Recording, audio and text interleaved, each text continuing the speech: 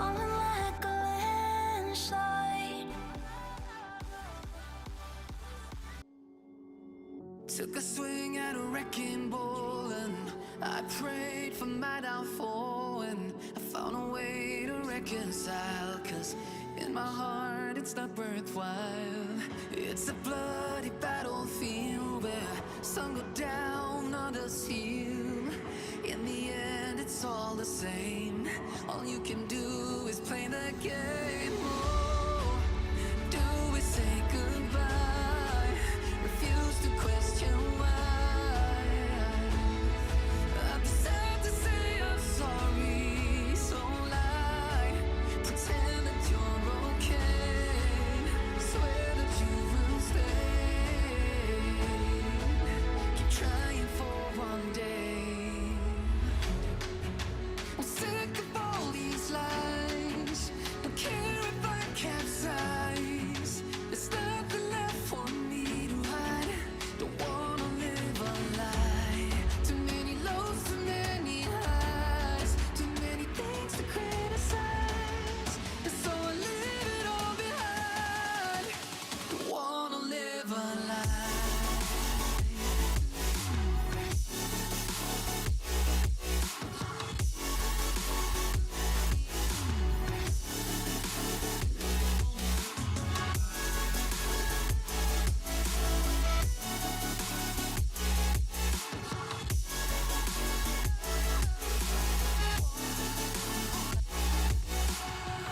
Life kept spitting at my feet and forced me down a dead-end street, when all I had went up in flames, burning only dark remains.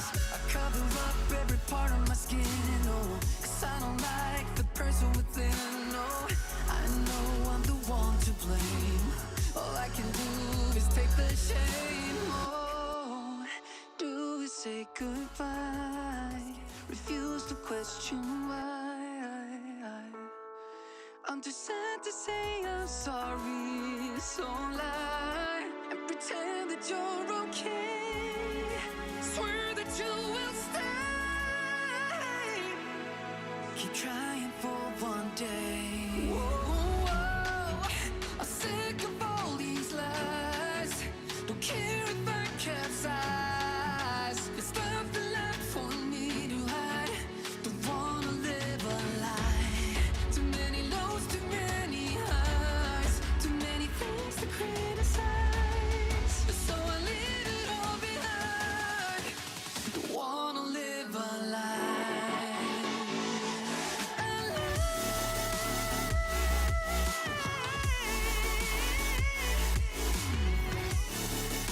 Don't wanna live a lie. Live a lie. Ooh, yeah. I'm sick of all these lies. Don't care if I capsize. Oh no. I'm sick of all these lies. Remember when you said it doesn't get better than this? Only a fool would've let you go. You got into my head. Am I about to lose myself? When will all of this fade away? 'Cause I see colors for the first time. I'm starting to realize nothing's ever black and white. And I'm caught up in the first night. Now it doesn't feel right. I'll just have to say goodbye one last time. I know that it's hopeless, but we'll both be fine. 'Cause nothing's ever black and white.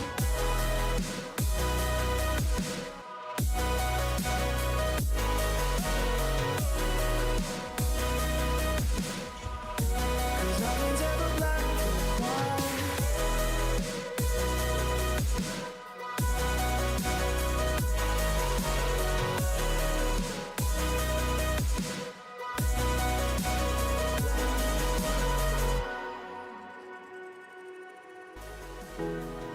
see the fire in your eyes, wondering what I've done wrong. Those words are kinda hard to find, so I just had to write this song. I don't wanna see you cry again, and no matter how the story ends, I'll always be there for you. Cause I see colors for the first time. I'm starting to realize nothing's ever black and white. And I'm caught up in the first night. Now it doesn't feel right. I'll just have to say goodbye one last time. I know that it's hopeless, but we'll be fine. Cause nothing's ever black and white.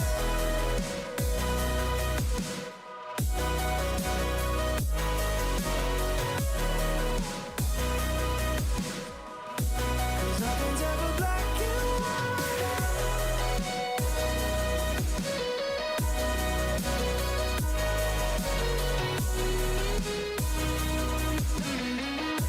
Nothing's ever black and white.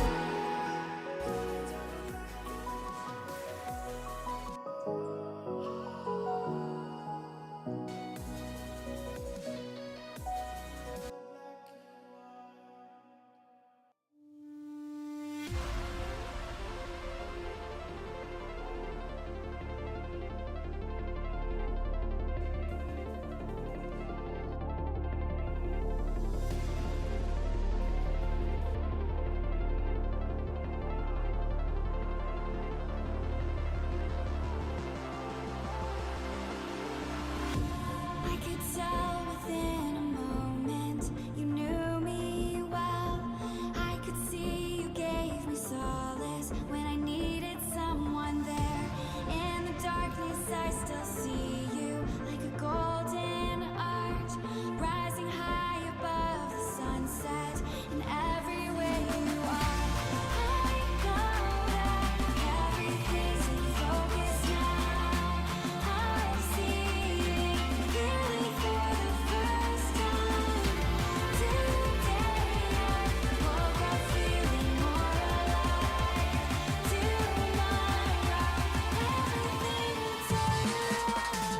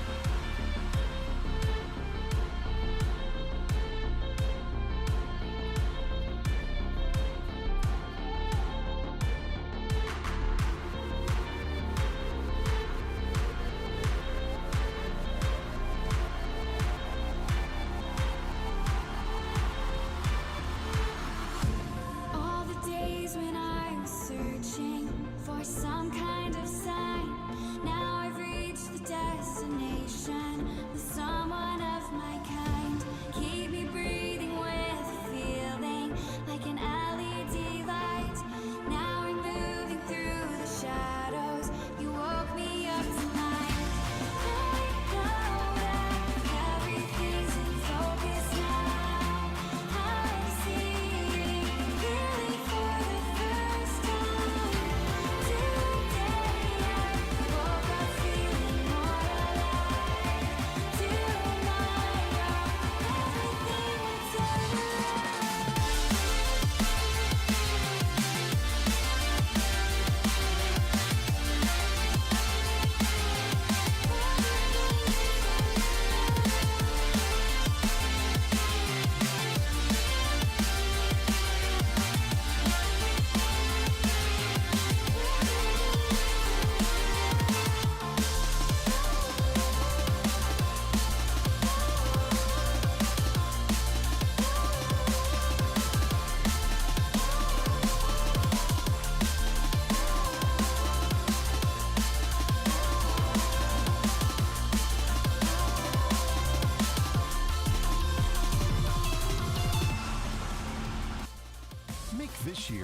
unforgettable during the 2024All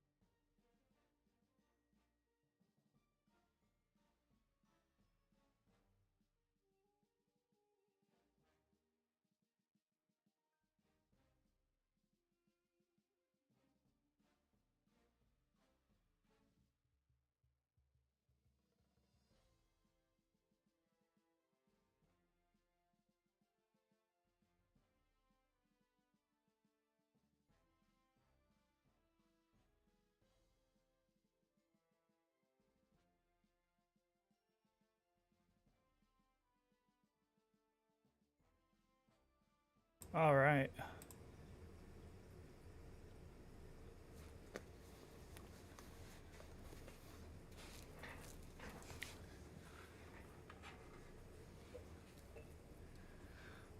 All right.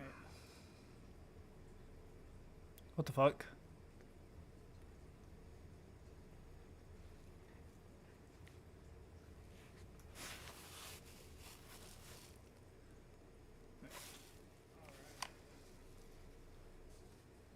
What the fuck? Kickoff event at Dave Smith Motors. Save today on a new 2023 Silverado 1500 LT Crew Cab 4x4. Now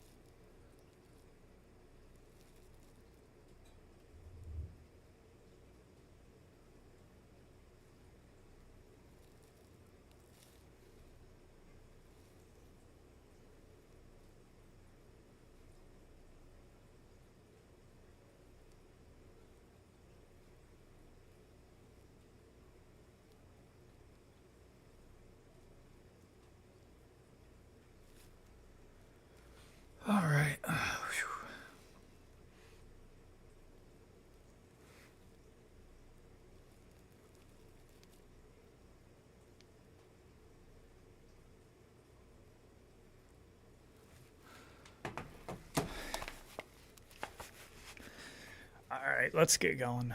Did you guys see the shit about the Jewish tunnels in New York?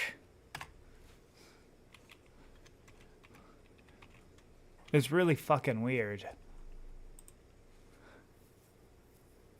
I don't know what's going on, but there's something weird going on with these Jewish tunnels.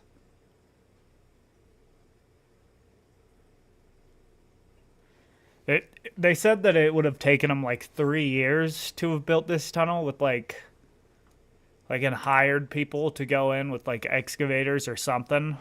I mean, I doubt excavators, but with something to go dig it. I haven't seen exactly what the tunnels look like because I've done excavation and shit. So, but let's look at this.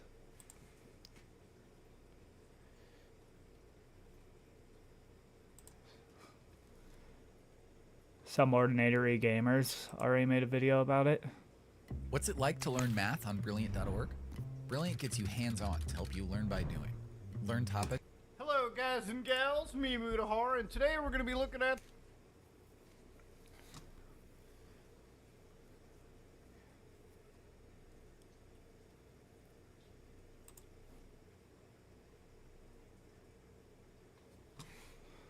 Fuck.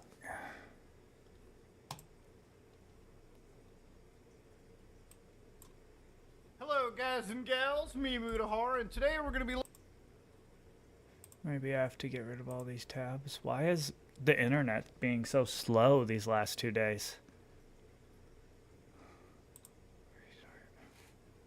Hello guys and gals, me Mutahar, and today we're going to be looking at Fuck. Let's try this. Let's open up a whole new Google Chrome.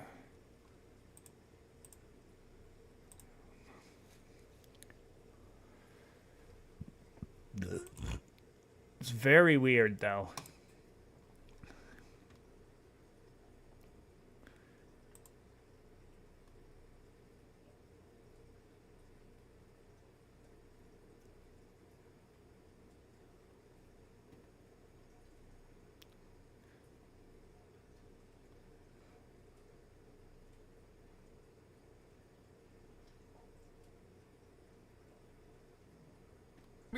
some Jewish tunnels today, ladies and gentlemen. That's a pretty wild thing to start the video off with. So just this video, or is it? A synagogue in the New York City erupted into chaos over the discovery of a... Okay, so that.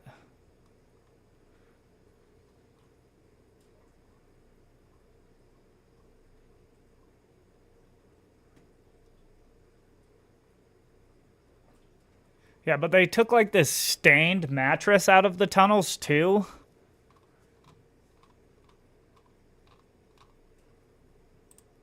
I want to watch this video that Some Ordinary Gamers did on it.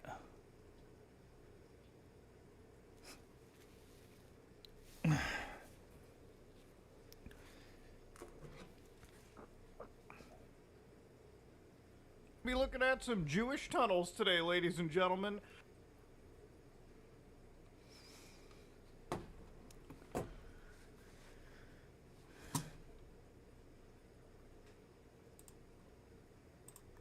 That's a pretty wild thing to start the video off with, but of course, as some of you may know, there's been a developing situation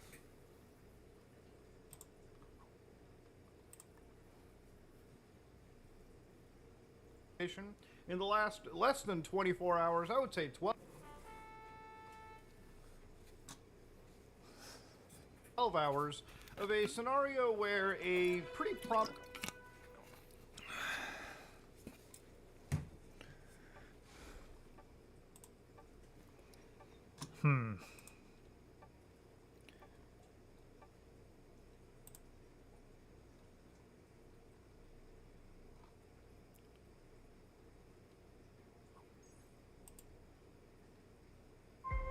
Why do you refuse to see the truth that's right? Fuck. I hate when the internet's like this. Which am I? Which am I? All right. Do we go into North America or go into? All right. Looks like he's trying to claim North America. He doesn't really have the best line for it, though.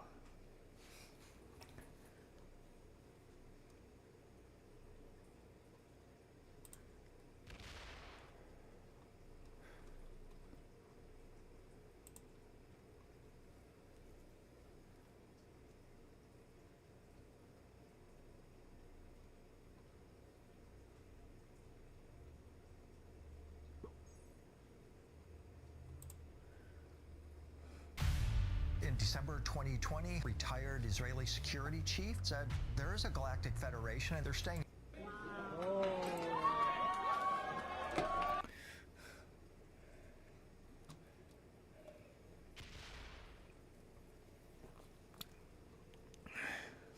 When Hasidic Jewish worshippers attempted to stop construction.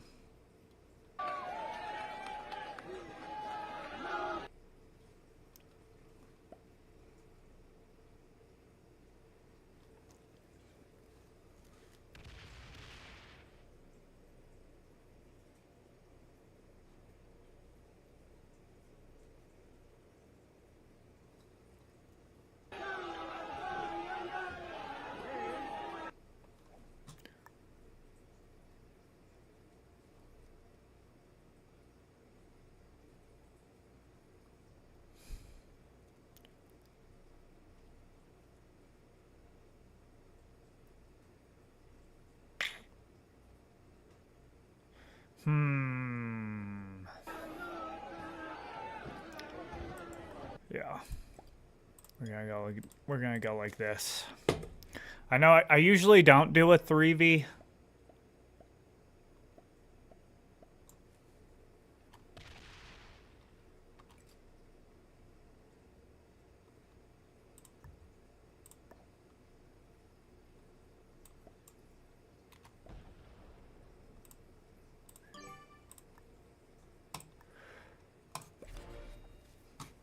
What the fuck? Fuck this internet, bro.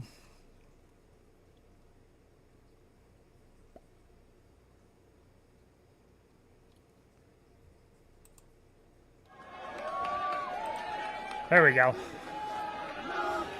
Yeah, look at this. This is so weird. They got in like a fight with the police. This video's weird as fuck. He's just popping out of a storm drain.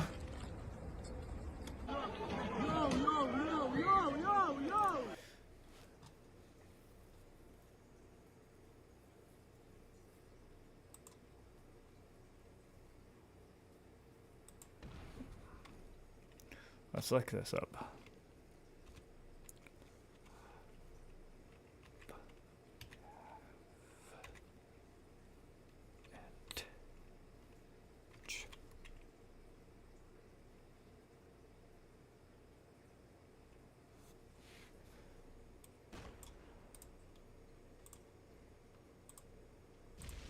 I didn't know how to spell that, so I...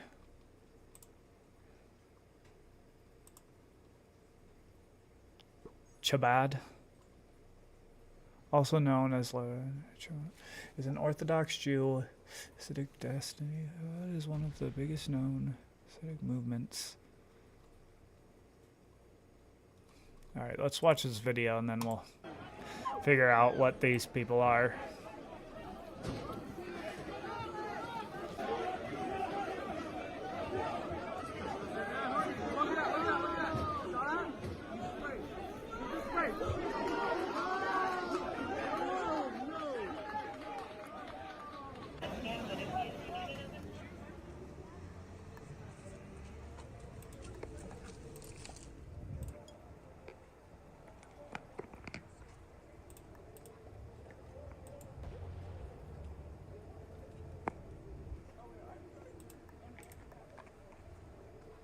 Yeah.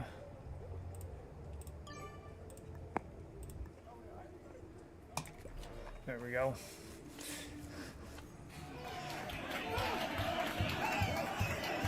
To link buildings to a nearby ritual bath and the tunnels aim to link buildings to a nearby ritual bath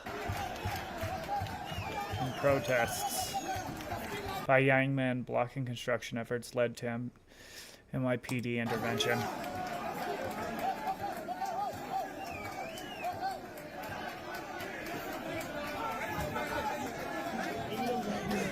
Bro, this is some goofy shit. Okay, but why was the bed in there if it was just construction to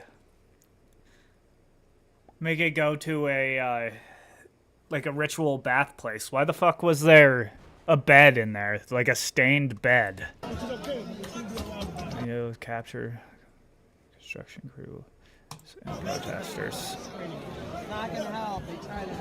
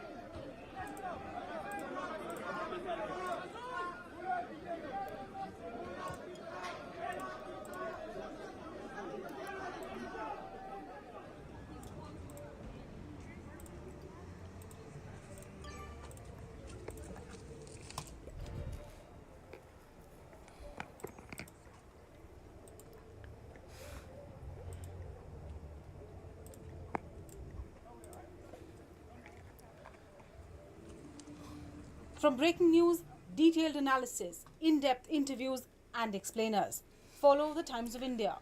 Subscribe to our YouTube channel.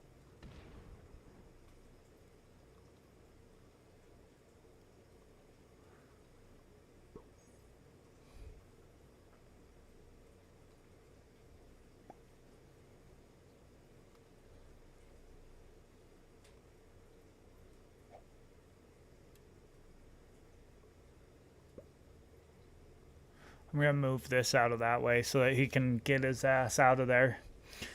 Because he can see that I'm way bigger than him.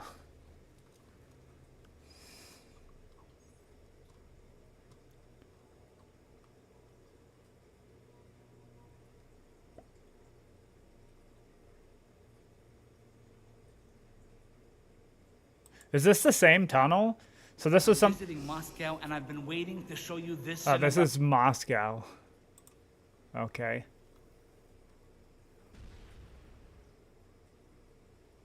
So, is there just like a thing about the Jews building tunnels under their fucking buildings? For my business because of its massive scope for functionality and.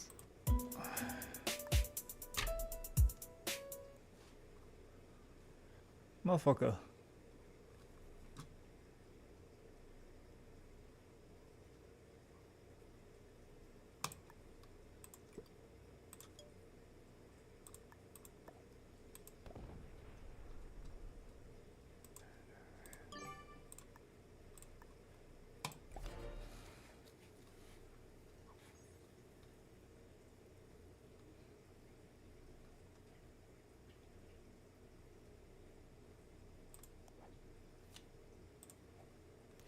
Why the fuck is the internet being so shit?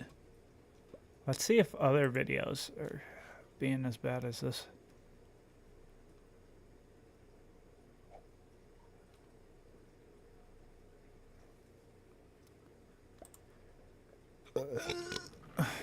Hello. It took a whole, a long time. But I really do feel like we're kind of back. But whatever, it's fun. It's fun. It's cheesy. It's corny. It's fun. It's stupid. Hello. I'm a propagandist. Well, no, For the record. I'm I'm a propagandist. What do I want? I don't want real people. I'm trying to become a streamer. Give me the most fake people and just put me right next to them. No, I'm just saying. I'm going to play you. I'm saying I am. Okay, well then I want to I'm saying I am. Wait. It's so laughable to me that you have a guy like him. It's the gaslighter strategy. Hold on. Wait. And not because I'm a propagandist. As far as me being a propagandist goes, everyone is a propagandist. I'm just honest about it. You're a propagandist. Just gonna give that back. Hold on, wait. Oh, you want to get rid of it? That's you. Bro, that's ridiculous. Yeah, that's all you, bro. Wait, what? Bro! Yeah, what the fuck? She was. I remember that she like made beer out of her yeast from her vagina or something fucking crazy. I'm a time traveler. That's why I'm a pedophile. It used to be illegal in my day and age. You look 16. The woman. What? I'm toxic. You understand that I'm toxic? I'm not the person you're supposed to look up to right now. No, wait. We love women. We love women. But not like the guy that I was like, I don't need to listen to my parents. I can listen to my f***ing streamer growing up. And now this guy's turning around saying everything I f***ing heard and I told my parents to f*** off about. And now I'm like, dude, I don't know. Maybe I hedged my bets in the wrong place. Do you guys have friends? I do it. I do my content completely different from every other YouTuber. Creativity, let's be real. What do you mean? But the truth is, most people don't do that on YouTube. Most people are more lazy. You don't do anything creative at this point. All the red pill people that I fight against, that I say like you shouldn't do this, is how you build a healthy. All of those things are things that I do, unironically, in the worst way. Oh, they are gonna love that one. Just curious, how many more friends are we shopping for? Friendly reminder, nothing is real that you see online. Okay. I recently stumbled on a clip from an Asmongold stream titled, "This is why people hate streamers." It shows XQC wasting a lot of money in a very short period of time, and it's what got me thinking about this project in the first place. So each ball is $3,000. These are all $3,000, guys. This is $3,000. $3,000. So 585,000 down to 432,000 in 1 minute. That's more than $150,000 in a minute, more than some doctors make in a year. It's important to note this likely isn't XQC's money, but rather a balanced gambling sites will allow him for promotion purposes. Either way, the point Asmongold is making is valid, that this extravagant overindulgence and materialism is off-putting to a lot of people. Although from where I see it, this is just a small part as to why people hate streamers. If at any point during this video— Bro, are the Jews trying to make it so that I can't get so I can't watch the tunnel video? Because why is it that I'm just fucking around, but like, what the fuck? Why can't any of those videos load, but this one will? It's not important, they're just names. Asmongold expands on this point of jealousy in an earlier clip. He's talking about the increase in popularity for streamers during the pandemic. In like, let's say 2020, streamers and like content creators, their popularity like skyrocketed. So I think that there's a lot of people who they see this and they thought that like, oh, this streamer was my friend. You know, these are like the jaded parasocial Andes that thought that they had a lot in common with the streamer, and then they realize this person's in the 1% making $1 million a year, and it's like, wait a second, this person isn't my friend. I don't make any money. I can't get a job at Walmart. While being a successful streamer who makes $1 million a year is an enviable position to many, what he's kind of skimming over here, and an important part of all of this, is how the pandemic played a big role in popularizing streamers. Whether they were aware of it or not, they wound up capitalizing on the biggest catalyst to the epidemic of loneliness and social ineptitude. No matter how you perceived the pandemic and the lockdowns, it was bound to affect your outlook directly, or at the very least the outlook of the people around you. There's just a small group of people who can claim they directly benefited from the pandemic, and streamers are in that group. The loneliness caused by the lockdowns led to the parasocial behavior that streamers benefited from. Parasocial referring to a connection between a person and someone they don't know personally. Even though parasocial behavior is something that's being brought up more and more, it is often used as a vague scapegoat in passing. The fact that parasocial behavior is now a two-way street is overlooked. I'm not trying to attack you. I'm gonna escalate after this. Creators. And oftentimes when I talked about parasocial relationships, I talked about how fans could be susceptible, maybe too attached to the creator. Most of the time, I've noticed over the past couple of years, it works in reverse. Creators, singers, artists are so susceptible and so obsessed with what their fans say. They look up indirects of what people are saying. They look at all their tags, all their mentions, all their DMs, and they form what they do in their life to heed, to a lot of the requests of the fans. Ludwig is one of the few people who is willing to talk about parasocial behavior at any length within the streaming community. Not very often, but still. His video, I Am Not Your Friend, kicked off this conversation, although it's hypocritical in some ways and has been sort of mocked into something less serious. More recently, he has pointed out the effect parasocial connections can have on streamers themselves. First, even though it's nice that Ludwig now points out this two-way dynamic, of course Ludwig, a streamer, is going to see the effect of parasocial relationships on his peers more than in the personal lives of his audience. Second, this two-way street must be viewed as a singular dynamic, not two separate issues for the sake of determining who is more influenced. The streamers influence the viewers, and the viewers influence the streamers. If the audience is overusing streams and social media as a crutch for their lack of socialization, that could impact the people they watch. If the streamer is going to pander to such an audience for the sake of maintaining their attention, they might dumb down the content to avoid the risk of offending them out of fear of backlash. This is a negative cyclical effect. It is socially detrimental to both the streamer and the audience. The prospect of attention, adoration, and fame often becomes more important to the streamer than any sense of artistry, which is why the same trends are rehashed over and over again. They want a sense of safety and security in the content they provide. The opinions they give all seem Twitter approved, and it's all becoming so tired and monotonous. This is the attitude much of the Poggers community has adopted, which has resulted in these high school What the fuck is the Poggers community? musical kind of antics, which would only work in this stale media environment. An organization like OTK gives off the vibes of being an irresponsible frat house full of children who can't control themselves. And considering some of the internal problems they've had over the last year or two, I'd say that's a rather accurate assessment. They are hardly the kind of people you'd want to have influence over the youth. The term influencer is a bit derogatory, and with good reason. Celebrities have been around for hundreds of years, but there were other words to describe their occupation. Athlete, Okay, then you actor, douche. musician, television host, news anchor, etc. Nowadays, we simply use the word influencer because advertisers and sponsors aren't concerned with their talents or skills, or lack thereof. They only recognize them for their ability to influence an audience well enough to be able to market to them. But surely some of these influencers are a genuinely positive impact on the youth, right? For many, Pokimane comes to mind when thinking of who may be a good role model in the streaming space. Pokimane has been involved with certain situations in a way that I personally don't like, calling out someone else's sponsors, Gideon being permanently banned off Twitch, copyright striking a YouTube channel for making content about her tweets, advocating for the legislation of trolling, trying to control people's perspective of XQC's $100 million kick deal, etc. But I'm not going to focus on those individual incidents here. I'm going to take a look at her overall demeanor and behavior as an influencer. It's a very common thing to hear from Pokimane's critics and peers alike that she is fake. I'm just so curious. She seems fake. Why did you call me the most corrupt person on Twitch? I just want to know. Yeah.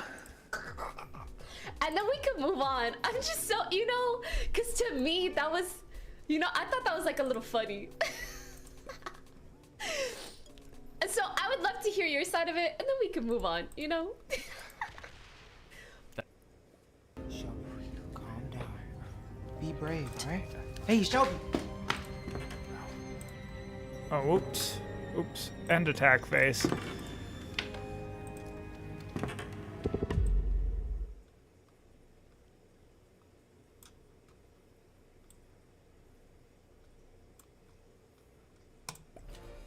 Hey, do you want to find your style? Let's go! You've heard it said that to be creative is to think outside the box. I think it's more about creating your own box, your own set of constraints. My name is Andy J. Pizza, and I am an illustrator, podcaster, and public speaker. Today's class is about finding your style. So what even is style? Red must not be a,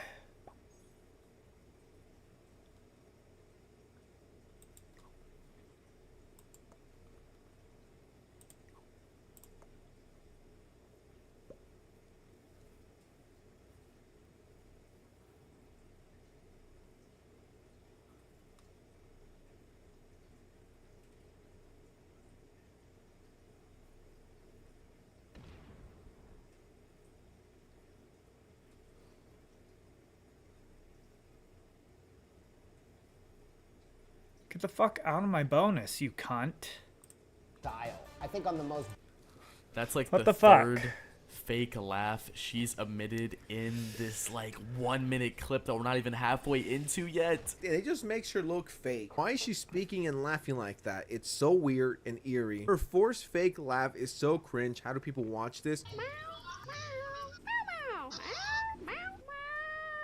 She wants to appear all cute and innocent in front of the camera, and if you attack her for acting this way, people are like, oh, well, she's just having fun. She's just being herself. Yeah, no, this is definitely a fake-ass persona. She portrays herself as a cute, bubbly girl so no one can talk shit about her content, because she's just so innocent. She's one of those girls that's fake and pretends to be nice to get ahead. Phony main acting uwu allows her to get away with things without being called out on it. And it might just be because I'm manic, but I also think that I'm not completely wrong. That Miz, Hassan, and now Pokey are fake bitches. She is so fake. It is infuriating. Is he gonna hit it?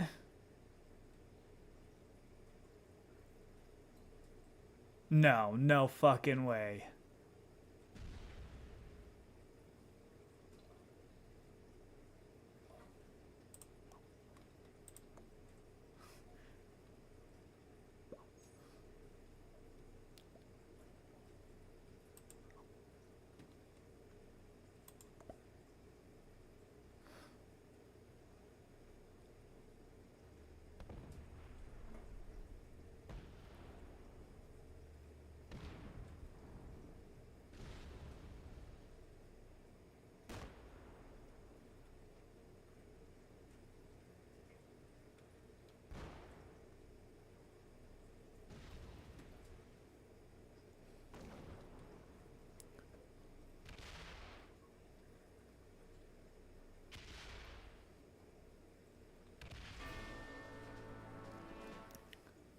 Now you let me be because you don't have enough.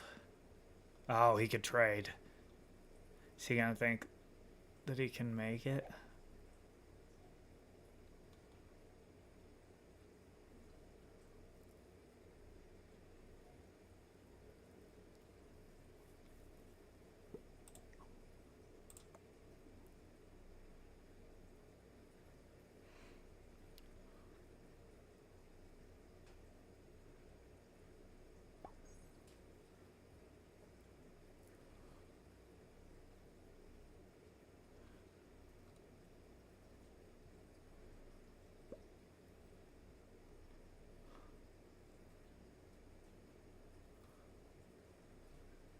After the two dudes extreme adamantly, while not only having a close one that does it, she's more of a friend with her than she is of us probably, right? And actively watching it, I think that's weird. I'm sorry. What do you want me to say about it, man? That's a problem. Pokimane is fake and two-faced. She'll say one thing around one person and a completely different thing around another person. I don't think this is true. I think the reason that she mentioned him was because she was trying to farm clout and relevancy Yes! in a era where she doesn't really have any at the moment. Like the Twitch space, you know? So yeah, a lot of people have pointed out Pokimane's fake attitude, but proving a character judgment without a shadow of a doubt is incredibly difficult, if not outright impossible. Pokimane and her defenders could always just say, no, that's really her personality, she's genuinely that positive. You just think that's a fake laugh because you don't have the advanced sense of humor that Pokimane does. And there's not really a scientific or concrete way to refute that. But this isn't a court of law, it's the court of public opinion, so I'll do what I can to make a compelling case anyway. A lot of people criticize Pokimane for having a PR voice, a disingenuous tone for the sake of her image. Here's a clip of Pokimane addressing that claim.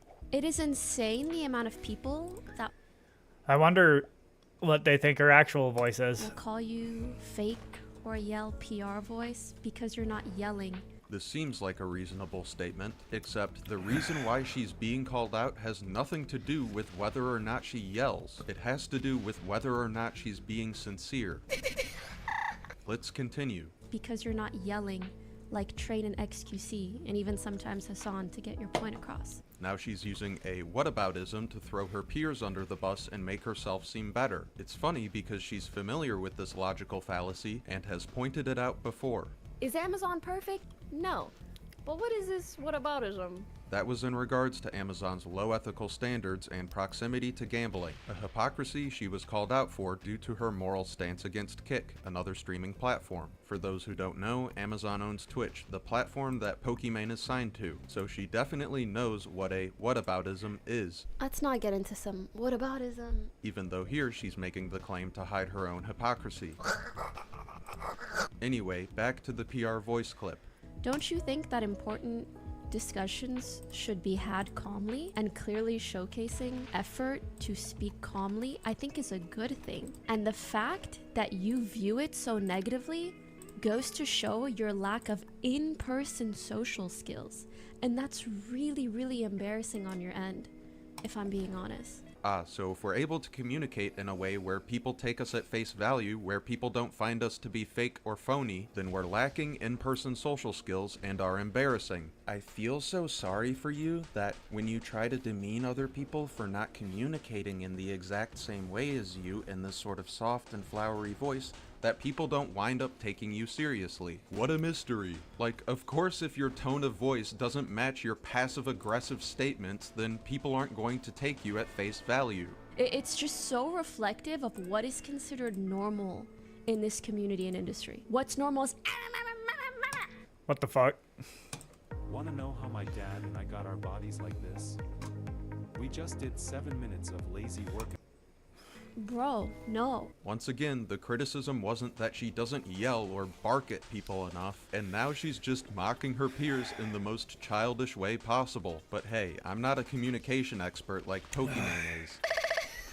Taking this whole clip into consideration and removing the kind tone, then rephrasing things a bit, she's basically saying, look how immature and embarrassing XQC and Hassan are. They're basically a bunch of wild animals. You people don't even know how to talk to each other. My mode of communication is so much better. I'm just a superior being. Oh my god, how stupid do you have to be to not be able to see that? Alright. Can be a hateful person. Oh, she just damn uses it. a fake sense of positivity to express it passive-aggressively. It's also particularly disgusting for her to call out people's social skills when the parasocial relationships she profits from are no good for people's social skills. If you weaponize your sense of virtue to attack and demean people who behave differently than you, you're not actually a positive person. She often takes this passive-aggressive and dismissive stance whenever confronted with criticism, saying things like, you lack social skills, do you even have friends? And the classic, you're just being misogynistic. Now, I'm not saying that misogyny doesn't exist online, but pointing to misogyny when there's a genuine criticism being levied against you is a misdirection. When the whole Twitch versus Kick drama was still in full effect, she says misogyny is the reason why people are upset with her, and that people not getting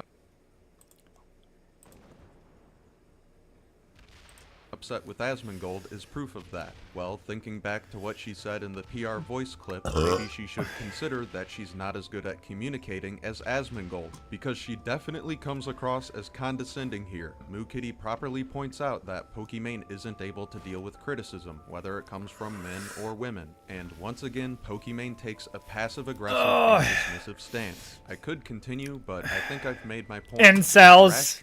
Yeah, that's based, bro.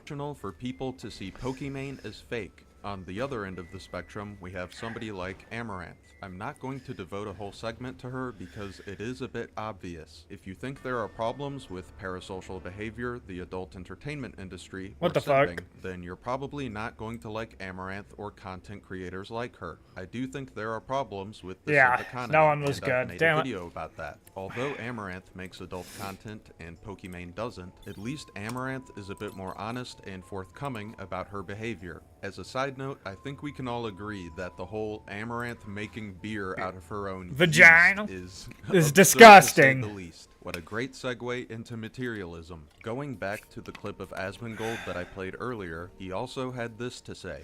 How many times do you see millionaires or some version of streamers' money being used as a pejorative whenever talking about them? Two people from Jordan. Weird. It's because people are jealous. Why wouldn't they be jealous? It makes sense. While it is common for people to use streamers' wealth as a pejorative or in a derogatory way, this can be said about most lucrative fields that people happen to have disdain for, but the accessibility and popularity of streaming make it a more common target. This isn't the only factor at play. Wait. Was that Amaranth Is she dating fucking...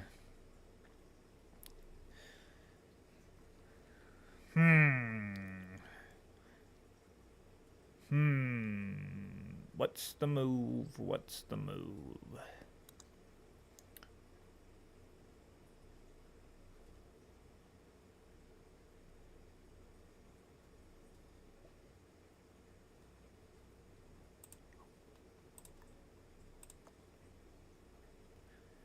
I'm gonna go like this. Place that right there. Next phase. Boom. Wait, no. Boom. Boom. Attack. No!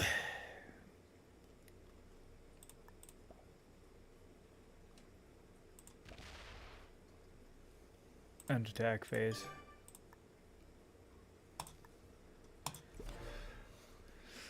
Damn it. That was stupid. When it comes to wealth being used as a pejorative against streamers, though, it is a very normal part of streaming culture for them to talk about each other's wealth, or to talk about money in general. XQC is so rich now. He'll pull out $100,000 like you pull out a dollar bill. That's the reaction he'll give. He was rich before, but like rich in the way I understand it. In the month of April, I made $500,000. And it's not because I got like $10 million. It's just because I'm good as I am. This is who I am? Can I tell them how much you have in your bank account? Because Sure. I know the number. Why would I compromise my morals and ethics for more money when I have money? Something about that is so cringe. After investing in Bitcoin, after buying all the shit on eBay, $7,000. Like, ew. They wanted $130,000. Today, I gave my chat 1 hour to buy anything they wanted on Amazon. Like, these people must think because I was like, sure, I can give you $400K for like 1 or 2 months, Ms. Kiff. They think I'm like secretly hoarding like $10 million or something. I've been paid $360 million for 16 months of gambling. Yeah. I could buy Hassan, Pokey, and Ludwig all together and sell them and buy them again. Flaunting What the wealth fuck? is incredibly common on social media in general. This normalizes the focus on finance, not only for the audience, but for the creators as well. For most of society, it's frowned upon to talk about how much money you make. It's taboo, it's gross. But in social media careers, it's not just normal, it's encouraged. This doesn't just influence the relationship between the audience and the streamer, but money becomes a defining characteristic of the relationships streamers have with one another. I'll look over 2 different clips to support this claim. This one is of Emaru after loaning another streamer, Mizkif, $400,000. So since the loan shark joke thing started, like 3 or 4 people have come to me to ask me for massive loans. And it's all people that it's like, I'm kind of friends with, so it kind of makes me sad. But oh my, this one person today, so they asked me for a loan half a week ago or something, right? And at first they were like asking for a small amount, and I already kind of didn't want to, but they were like, oh, haha, we can write up a contract, haha. And I was like, sure, whatever. But I wasn't like wanting to do it. They sent me the contract today. They wanted $130,000. This person wanted a loan of $130,000 and also to be able to pay it back within 20 years with 0 interest. That's the kind of money you would ask from an investor with a legitimate and promising business plan. And even then, it's not going to be a 20-year loan with 0% interest. 130 grand isn't casual walking around, hey, I accidentally left my wallet at home, can you spot me for a sandwich kind of money. 130 grand is like a fuckload of money.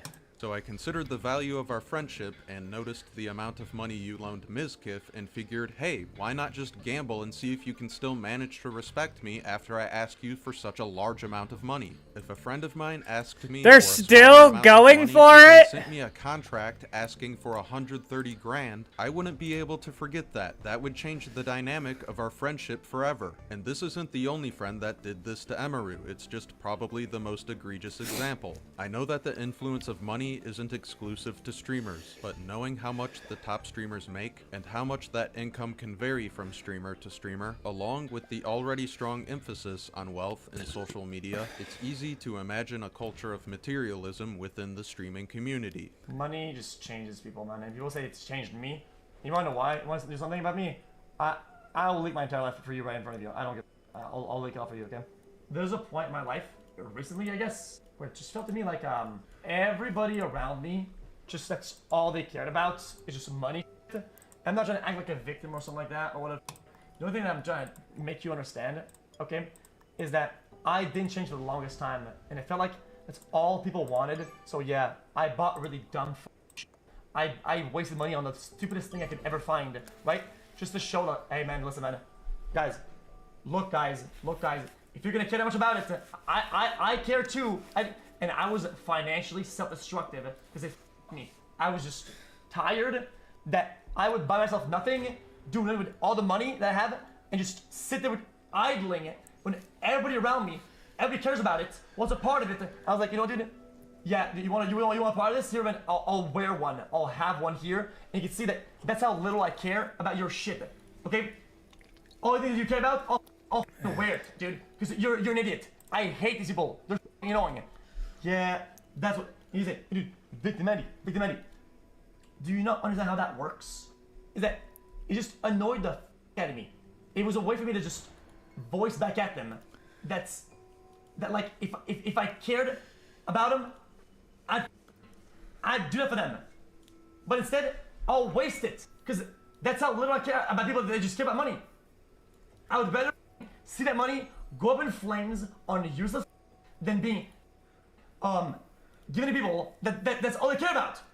Before I get into this, take this with a grain of salt. XQC was signed to Kick for $100 million, and I don't think there are very many people on this earth who wouldn't be changed at least a little bit by that amount of money. Also, it does seem like he has a gambling addiction, at least on some level. With that said, this clip could explain a lot. When XQC first got this lucrative deal, his peers, Pokimane and Hassan, put in a good deal of effort trying to debate him. This was under the guise of, we don't like gambling, we think gambling is immoral. There are problems with gambling, but tag teaming somebody for 2 to 3 hours in a debate to try to make Amazon seem like an ethically superior company has to do with pettiness and envy, not some strict moral code that Pokimane and Hassan abide by. It wouldn't matter where this $100 million came from. People like Pokimane would still treat him differently. The phrase crabs in a bucket comes to mind. If a crab at the top has the opportunity to escape, their peers will try to pull them back down. But in this clip, that's not necessarily what XQC is referring to. He's talking about the other end of the spectrum. The beggars, the ass kissers, the people who, after getting his deal, all of a sudden want to be extra friendly with XQC. His annoyance with both groups changing their attitude towards him is completely understandable, and with money no longer a concern to him, it would make sense that he starts to act irrationally out of spite. This would explain his more recent flippant and wasteful behavior. Don't get me wrong, I bet he enjoys spending that money too, but would he be as extravagant with things if it weren't for the materialistic culture amongst his peers? I'm not so sure. What we can say for sure is that XQC is a pretty lazy reactor. This lack of reaction during reaction content is only rivaled by Hassan's bathroom breaks. ATM, where'd you grow up? What neighborhood you from? Los Angeles, California. Oh, fuck. South Central. South Central. And tell me about your... Don't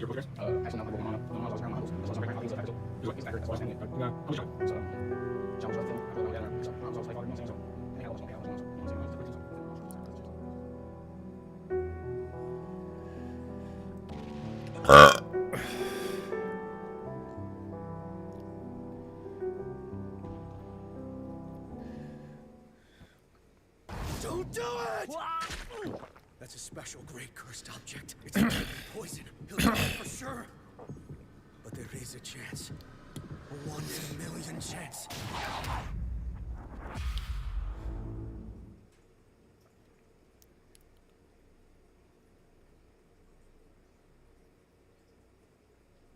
To be honest, I don't have a problem with React content in particular. For me, I like the potential exposure that reactions can provide, even if they're being critical of my video or hardly reacting to it at all. However, just because I don't like the idea of people striking down other people's reactions doesn't mean I automatically think all reactors are good content creators. If someone like Hassan misrepresents an argument in the video or leaves the room for several minutes as it plays, that's certainly fair grounds for criticism. Yeah. don't think sloppy reactions justify filing a copyright claim, but reactors, especially ones like Hassan, are often going to be, understandably, stuck with the reputation for being bottom feeders of content. What he does isn't some form of high art or a noble pursuit. If Hassan gave himself enough time to construct some sort of narrative, or at the very least occasionally gave himself some distance from social media, I think he'd be in a much better place to make content that's actually worth something. Normally, this dialogue around his rather careless approach to content could just start and end there. However, since Hassan is a politically influential figure, his carelessness has more far-reaching implications. It's interesting that you call me a propagandist, because I want to play you. This was your reaction to when the hospital got I'm bombed. a propagandist. Well, no, For the no, record. no, I'm not calling I'm a you that. propagandist. I'm just saying. I'm going to No, play you. I'm saying I am. Okay, well then I want to. I'm saying I am. I just before want to you put even it. play it, and not because I'm a propagandist. As far as me being a propagandist goes, everyone is a propagandist. I'm just honest about it. You're a propagandist. We have our I'm biases. curious who you think I'm a I am at least propagandist honest for. about my biases. Who do you think I'm a propagandist for? Who do I think you're a propagandist for? Whichever every media person is doing propaganda. Yeah, but who for?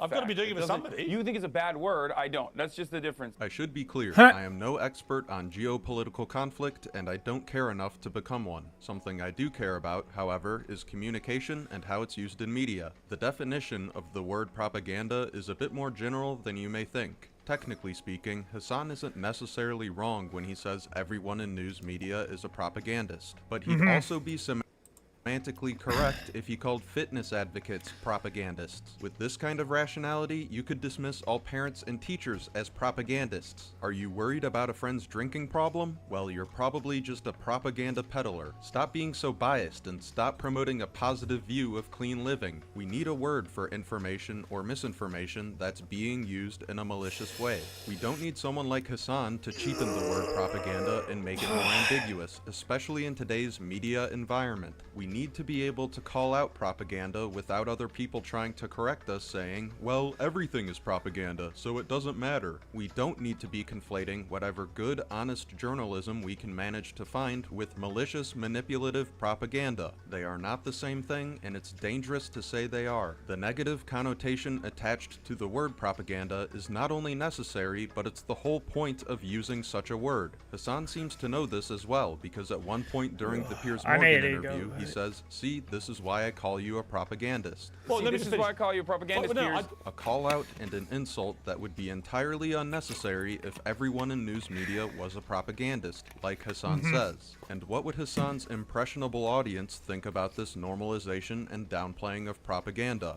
Oh wow, I never realized propaganda was so edgy, cool, and acceptable. I never knew propaganda was so based. Oh boy, I can't wait to tell my friends that.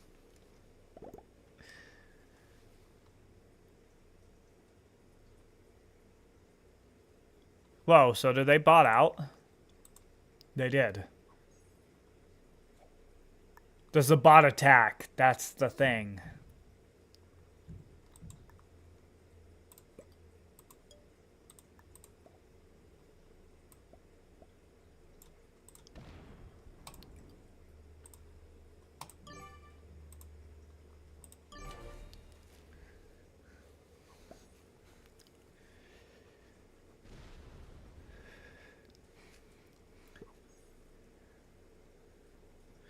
All right, I'm gonna go take a piss.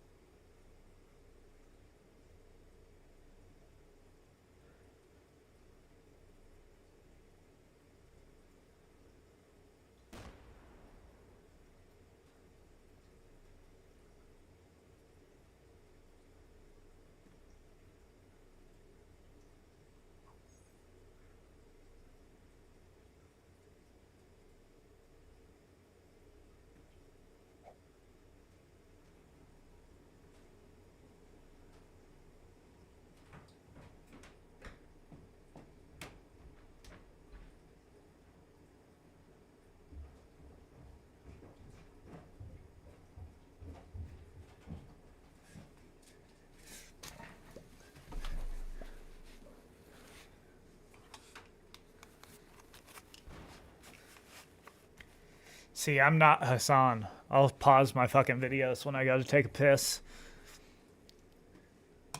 At school, how counterculture I've become. The 8th graders might even let me sit with them. That's right, I don't just watch the news, I consume propaganda from my favorite propagandist, Hassan Biker, who gives me the correct propaganda. In this interview, he also tries to claim he doesn't cover breaking news, which is just a straight-up lie. I usually have a policy of not covering breaking news, and sometimes that policy is violated, but ultimately I am not held up by the same journalistic standards, even though I think I do a much better job than most other news outlets in general. He covers whatever is, to quote Hassan, popping off on Twitter, which quite often includes breaking news. I'm just a dumb idiot. But let's get back to the main topic of this video. What are Hassan's thoughts on streamers being hated? I remember a time when like YouTuber was like a new concept. Everyone thought YouTubers were despicable, and then new kind of content came around, and then people started hating whoever, like they hated Viners. But right now it's streamers. I don't think this is that bad of a take. There are times when it's in fashion to hate certain things. It's far more complicated than that, but Hassan makes other points. I think people are currently just shitting on streamers because they hate everything that era of their lives remind them of. You know what I mean? Like they hated COVID, they hate all the bad feelings they had, feeling secluded, feeling alienated, feeling socially isolated, and they certainly hate having to be indoors and whatnot. And what did they do during that time? They watched a lot of Twitch streams. Once again, I don't think he's that far off the mark, but if watching streamers was a positive and healthy escape during that time, I don't think there would be this negative association with it. I think people started to realize these parasocial relationships aren't helping them with their loneliness at all, not just that it reminds them of a rough period of their life. Let's continue. There is not enough money in this space yet to make Twitch streamers look like real celebrities in the same way that like YouTubers are considered kind of closer to real celebrity status. So you just kind of, no matter what happens through social conditioning, you look at people in the entertainment sector and you perceive them as like valid and you perceive them as like deserving of their wealth, kind of. You know what I mean? But e-celeb is bull. You know, I am bull. I'm not like a real celebrity. I'm not. I would never think that. I don't think I'm like an actually famous person. Okay, now this part I have some more issues with. First of all, it's not the money that makes somebody a celebrity, it's the fame. If millions of people know who you are, you're famous, you're a celebrity. Just because there's not as much money in streaming as there is in Hollywood doesn't mean massively popular streamers aren't celebrities. Second, while people do see celebrities of old media and new media differently, Hassan is still rather famous. More importantly, he's influential to younger millennials and Gen Z, a demographic that's known for being difficult to market and appeal to. Someone like Brad Pitt is definitely more famous, but he doesn't have the kind of political influence over the youth like Hassan does. Downplaying this influence seems irresponsible yet convenient for him. He claims to be just a dumb Twitch streamer, but at the same time he is one of the most prominent political voices that younger people look to. This is more convenient for him because he can be more provocative and reckless without taking as much responsibility. Blurring the line between entertainer and political influencer is advantageous for people like Hassan, but only adds to the confusion of an already hostile and confounding political landscape. Hassan isn't the only streamer with this problem.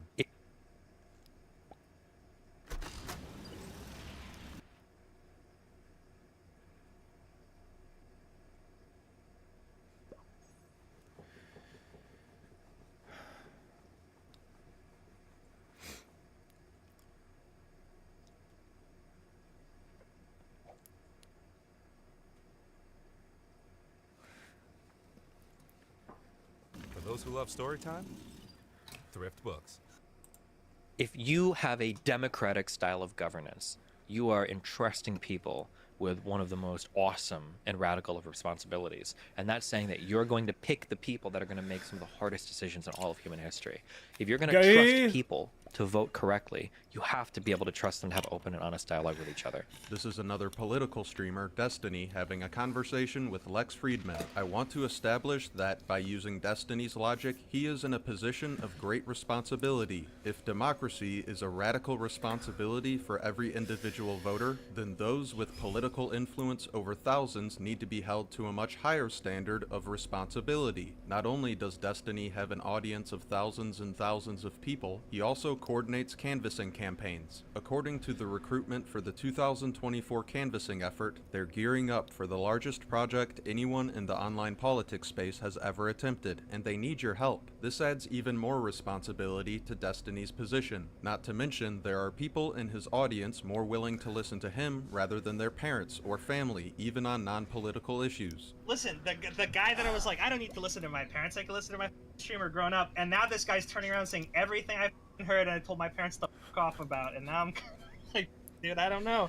Maybe I hedged my bets in the wrong place. In this clip, they're talking about psychiatrics and taking medication, a serious topic. Destiny does say during this conversation, "Don't listen to me, I'm being toxic," but he also says he's speaking from the heart. And then towards the end of the hour-long conversation, he urges his audience not to take any of it seriously, so then he can shirk the responsibility of having the discussion he just had in front of thousands of people. But then what about the people who were tuning in and out who wound up taking Destiny at face value when he was talking about cardio health and Adderall? Your heart is the main concern? It's not. I'm pretty sure my heart is going to be healthier on Adderall because I'm probably going to be going to the gym every single day because my sleep is going to be better regulated because I'm going to be awake when I need to be. My habits are going to be better regulated. I'm pretty sure the overall gains in health, even cardiovascular, would probably be superior on amphetamines than off amphetamines. No, that's wrong on every front. Not only can Adderall cause insomnia, but working out on it can potentially cause a heart attack or stroke. I guess we'll just chalk this one up to an oversight. This next clip is of Destiny commenting on something Hassan said about— Yeah, no, that was a dumbass take by fucking Destiny. Like, what the fuck?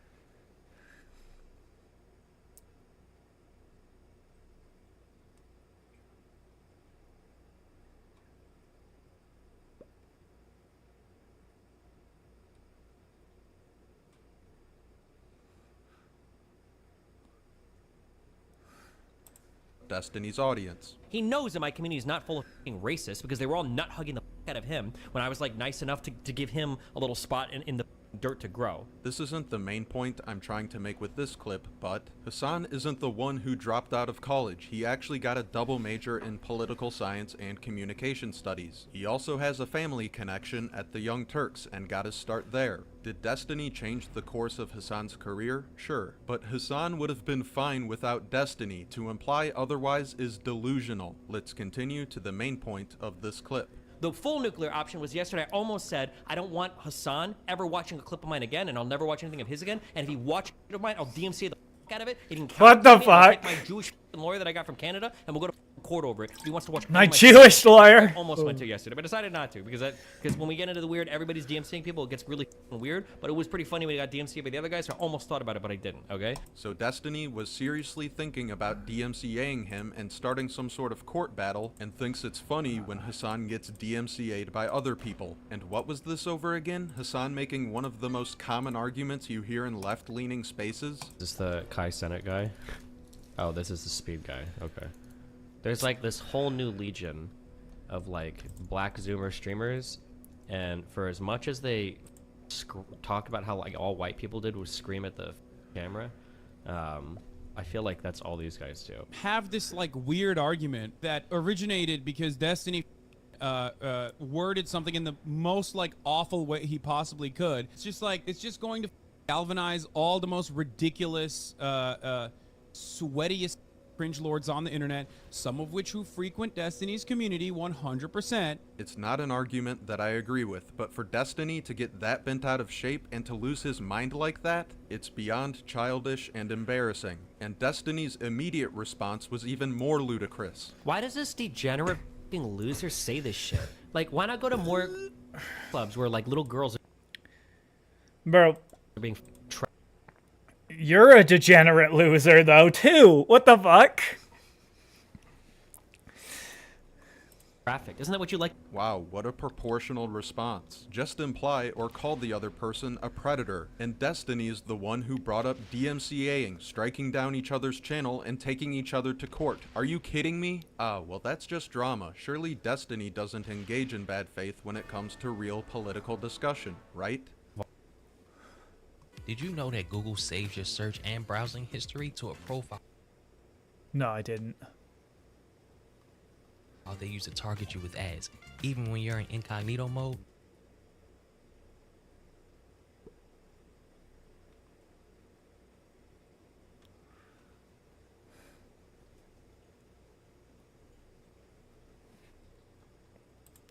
Vosh calls Destiny a sophist and says that he's the ultimate incarnation of the problem with online debate. Do you think he'll show a single clip or example of me when he says this, or do you think he's going to do the simulacrum thing again? Please, God. I already know he's not going to. So I'm being performative now when I say this. No, I'm not being performative. I do genuinely hope he does. I hope he gives one example.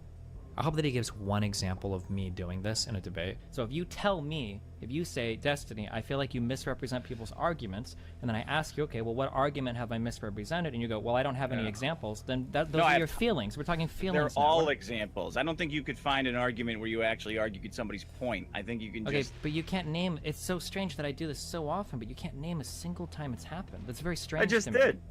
Okay, so we can talk specifically then about that, about me arguing with Mr. Medicare. If you're listening to me and you're a mutual fan of me and Vosh, or if you're some Vosh fan that stumbled into here because some Discord said that I was talking about him, you should, when you're watching content creators, and this doesn't just apply to me or Vosh, when you're watching content creators and they talk about other streamers, you should ask them for, wait, you said that streamer said that? Do you have a clip of that? Do you have a source of that? Is that true? Now, this is a reasonable request. Ask for evidence when somebody makes a claim. And somebody recently provided a clip on Twitter of Destiny arguing for, well, the kind of violence that's intended to wipe out a certain group. While I don't like that they tried to get YouTube involved, it does technically violate TOS. Now that there's a clip for Destiny to respond to, how does he react? There's a reason all of these leftists will only ever try to dig back weeks and weeks for one-off comments or jokes rather than actually engage with any of the arguments on the merits. Smiley face. Oh, so what? It's cringe now if somebody takes the time to find the evidence, which is what Destiny was begging for, and then he tries to dismiss it as a one-off comment or a joke. But then the people who watch him point out, no, this is your position. This is the position that you've been taking during this whole conflict. Destiny responds saying, actually that wasn't a one-off comment, that actually wasn't a joke, that really is my position, but you need a little bit more context to understand why it's so smart. Oh my god, you sound like a fascist. Why are you arguing like a fascist? I'm gonna try to dismiss you as a fascist now. Just to recap, Vosh and others have called out Destiny for being disingenuous. Destiny emphasizes the importance of evidence and clips to his audience when others make claims. A clip of him using violent rhetoric is brought to his attention. He makes fun of the effort of finding the clip in the first place and tries to write it off as a one-off comment, as a joke. His audience points out this is a lie. Destiny moves the goalpost once more and tries to gaslight the opposition. Like I said with Pokimane, it's very hard to prove a character judgment.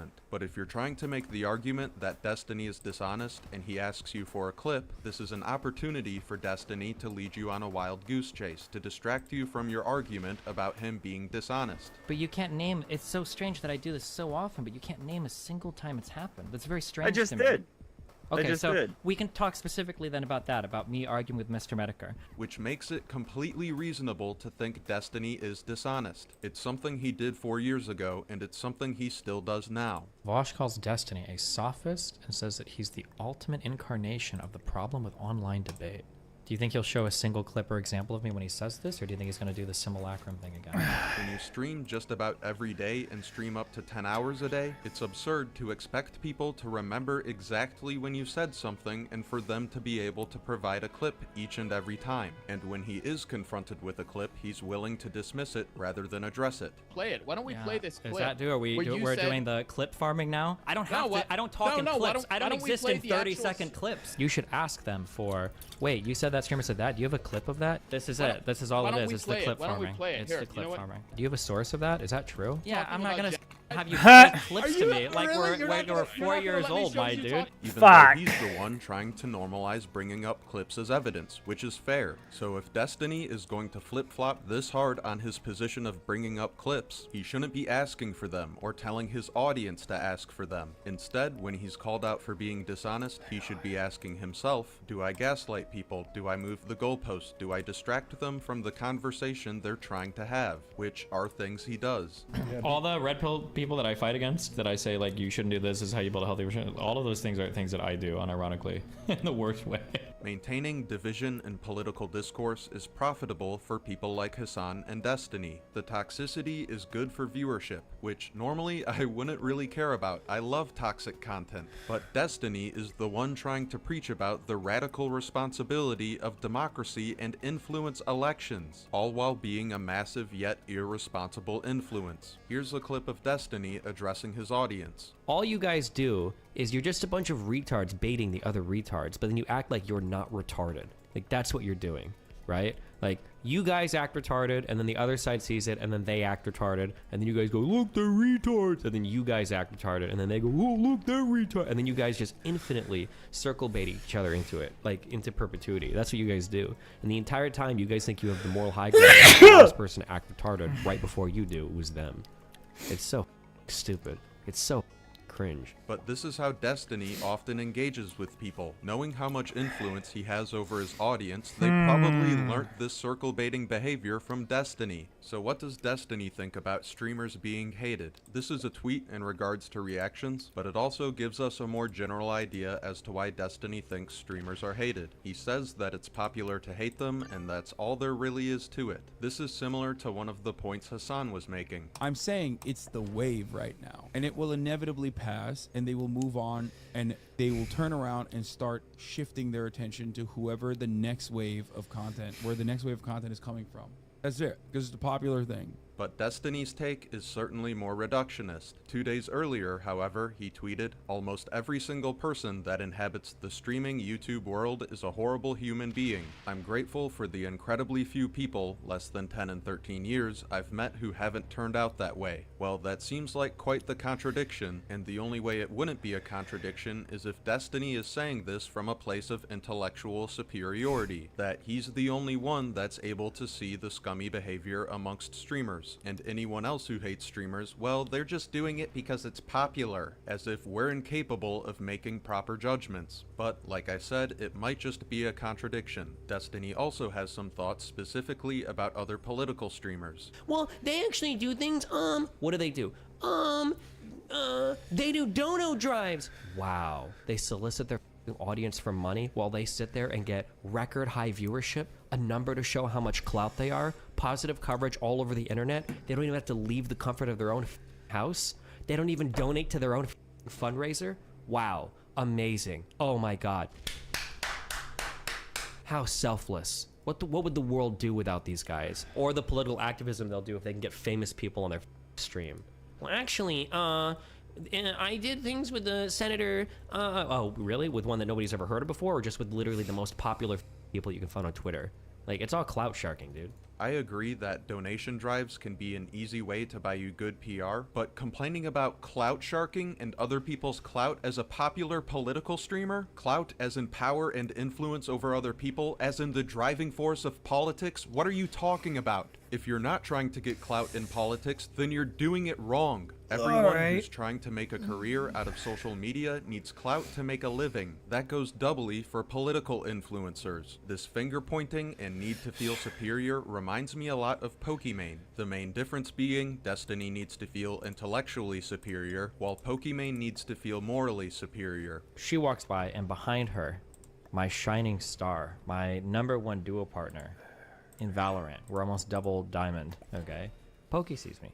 In the New York Times article, The Queen of Twitch Wonders What Turns Teenage Fans into Trolls, Pokimane talks about hate and misogyny. At first, seeing all the misogyny was a bit confusing and surprising. I was like, have young boys always been this way? But the accessibility and anonymity of the internet allows for these things to happen. While she's right about the accessibility of the internet allowing hate to flow more freely, she doesn't acknowledge how she feeds back into that cycle. Her consistently condescending and passive-aggressive approach to criticism is part of the negativity that comes from all directions online. Pokimane still expresses hate, just in a more nuanced and disguised manner, implying things like, "You're an embarrassment, you're friendless, you're pitiable, you're less than me," while maintaining an upbeat facade. She is a part of the problem she complains about. The root of this problem isn't misogyny, it's the desire to justify hateful behavior in one way or another. There's also something to be said about the age of her audience, who regularly grow out of her childish yet motherly shtick. Rather than trying to solve these issues, which she seems to have an understanding of, she instead chooses to exploit these problems to sustain her relevance. Her concern isn't addressing the problems with hate and volatility online. Her concern is how to utilize these existing problems to suit her wants and needs. If she really wanted to do something about the broken media landscape, she could be one of the most effective and prominent advocates out there, but instead she only mentions these issues in vague, general, and unproductive ways. I shouldn't have to dig up an article which documented an Instagram story which only stays up for 24 hours to find Pokimane's most in-depth yet still shallow take on the issues of social media, if it's something she truly cares about. The kind of sustainability she's looking for can only be kept up through insincere and toxic behavior, which isn't really all that sustainable. What separates lolcows from other online personalities is the audience being able to make more entertaining content about them than the content creator themselves, i.e. the milking of laughs and content. With many streamers today, their content isn't entertaining as much as it is engaging. They are far closer to becoming lolcows than they would like to think. Sometimes the only thing preventing a fan from turning into a hater is their unhealthy connection to the streamer. There are a lot of inflated and fragile egos in the world of streaming. Imagine if, say, Hassan's entire community turned on him for a single day. Not just average backlash, but absolutely no one in his chat or on Twitter showing him love or support for a full day. He would lose his mind. Even in his current position, Hassan gets into heated arguments with his chat all of the time. I think most people I've talked about in this video would break if they had to deal with the kind of hate Wings of Redemption or DSP have to deal with. The need for attention and validation in these communities is incredibly high. At the end of the day, they don't want to quit. They want attention at all costs. They want the viewers. If they really did care and it really bothered them, I mean, a lot of them have the wealth to off and do whatever they want and live a happy life. But that we have a disease, a lot of us, where we crave attention for the short span we have on Earth. And so if we were to lose that, that would be sad. So we succumb to things. Now, since we've looked at some of the individuals in the streaming world, it's time to talk about some key takeaways. One is a bit more clear and, to be honest, rather depressing. The other is a bit more abstract, but I find it to be more interesting and not quite as dark. I'll finish with that one so I'm not ending on such a dreary note. In a viral clip not long ago, the controversial streamer Sneako ran into some fans in public, which was either filmed or live streamed. I'm not sure if this was an actual meetup, but that's not important. The kids that came up to him couldn't have been older than 12 years old, and they were saying some pretty wild things, especially considering their age. The point I'm trying to make here isn't about Sneako in particular, although there's definitely an argument to be made there. What I'm focusing on is the age of live streaming audiences in general and how easy it can be to influence them. This is a 2018 research report about live streaming and children. Most of this data comes from a survey of 2,000 parents in the UK. Quote, although watching live-streamed content is not as common as watching vlogs, around 2 in 5 parents believe their children are watching them. The average amount of time spent watching live-stream videos per week is 1.5 hours. This doesn't sound like much, but taking into account other social media usage, and considering this was before the lockdowns, streamers have a good deal of reach among children. Quote, younger children in particular are felt to be easily led by what they are watching. Parents recognize a change in their child's behavior, which they claim correlates to what they have seen in vlogs and live streams. None of this is to say creators should be responsible for the influence they have on children unless they're intentionally targeting the youth as their demographic. What I'm arguing for here is parental awareness. Streaming is a powerful form of social media and should be treated as such. I understand that because the internet and smart devices are so prominent, it makes parents feel like their children are being left out if they don't give them access. However, giving into the trends of tech may introduce their kids to new social and developmental problems. Stating this suggestion probably won't have an effect, but I think it would be wise for parents to have group discussions about these issues. Beyond that, I'm not sure what else could realistically be done. There's a disconnect caused by the popularization of streaming. Streamers don't necessarily have to be interesting, skilled, or entertaining people. They merely need to convince an audience that they are attention-worthy through social media engagement and what the parasocial fuck? connection. Pokimane is not some paragon of positivity. She's just good at marketing herself as such. Hassan is not a sensible socialist icon. He's just good at marketing himself as such. That's why he gets so much hate for being a champagne socialist. It's a particularly obvious contradiction. Destiny is not a level-headed political thinker. He's just good at marketing himself as such. If he was truly exceptional at debate and politics, he would be better at changing the minds of the people he talks to instead of pushing them away for the sake of spectacle and ego. Sneeko is not a practiced philosopher. He's just good at marketing himself as such. Earlier in his career, he did make some more thoughtful content, but at some point, like for many, fame and influence became the primary focus. If at any point you find yourself wondering, who is this? Who are these people? It's not important, they're just names. With how marketing and media continue to evolve with the internet, a lot of people these days aren't focused on developing a meaningful skill or building something solid. They're focused on improving their ability to stack a house of cards. In traditional Japan, the 1600s, the merchants were often seen as greedy, as an occupation which ultimately did not produce or provide anything of value. While I believe this is an extreme view, there is a bit of sense to this. There is no creation involved with sales. If we think of more modern and advanced forms of this sort of fruitless quality, Wall Street and crypto exchanges come to mind. The concept of companies like FTX as well as brokers draw great deals of criticism and cynicism, especially after a financial fallout. It goes beyond basic marketing and salesmanship, the product in itself being nothing more than belief and speculation. More traditional entertainers are to merchants as streamers are to cryptocurrency. Entertainment in this form is no longer art for the sake of making an intriguing story or a culturally significant narrative. It is understanding the meta of parasocial media engagement. It is speculating the market of attention and influence. To draw another parallel, it's like how the video game industry went from, how can we make a fun and innovative game, to, how can we capitalize on current trends and make something that's as marketable to That'd be so sick if they didn't have a trade.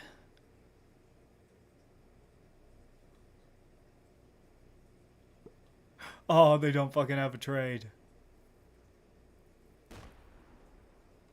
Beautiful. Now, if green doesn't see that...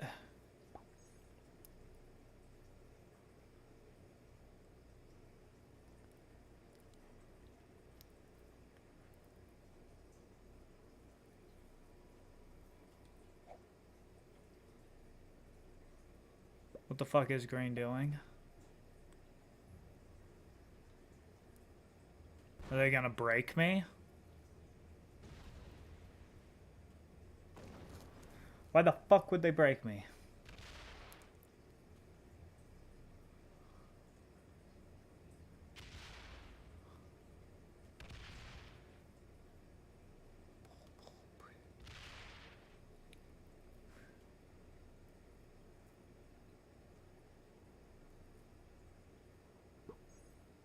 Four. Alright. Let's try this. Boom. Next phase.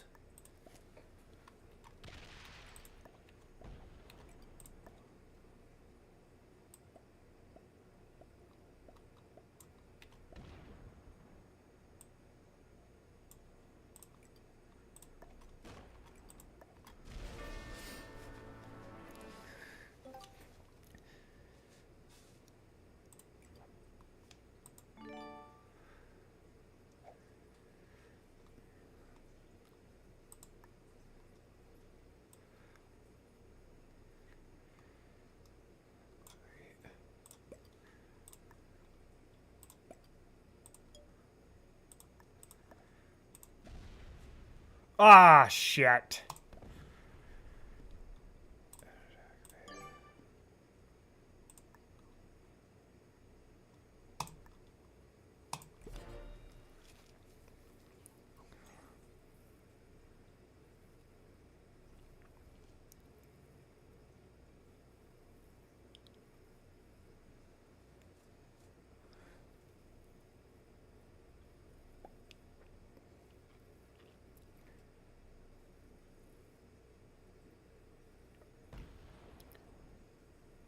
Do they break?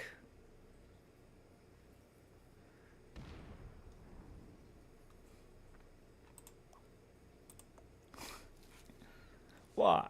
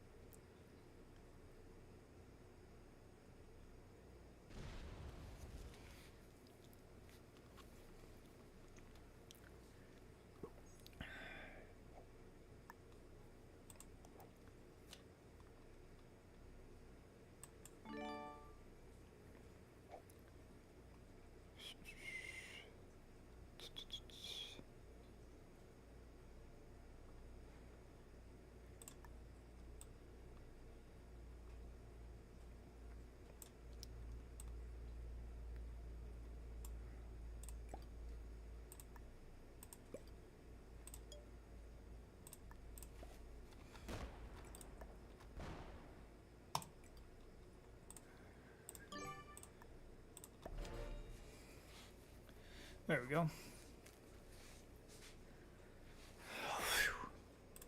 As many people possible. There's always been a degree of Why trend am I hopping not in getting the video any game fucking industry, one to but click? it's definitely gotten worse. Same with video media, especially streaming. There are some genuine and talented people in the streaming world. People who care more about their craft rather than being perceived as good at their craft. Still, the reputation of all streamers suffer from the other attention-hungry narcissists. As people get better at playing roles in media which they don't fit into, it will become more difficult to separate the genuine from the fake.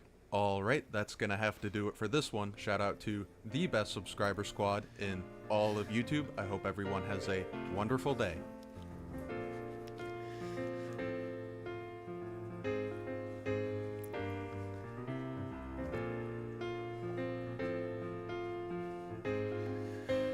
Motherfucker!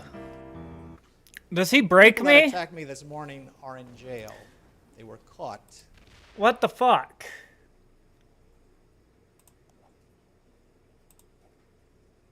Fuck you.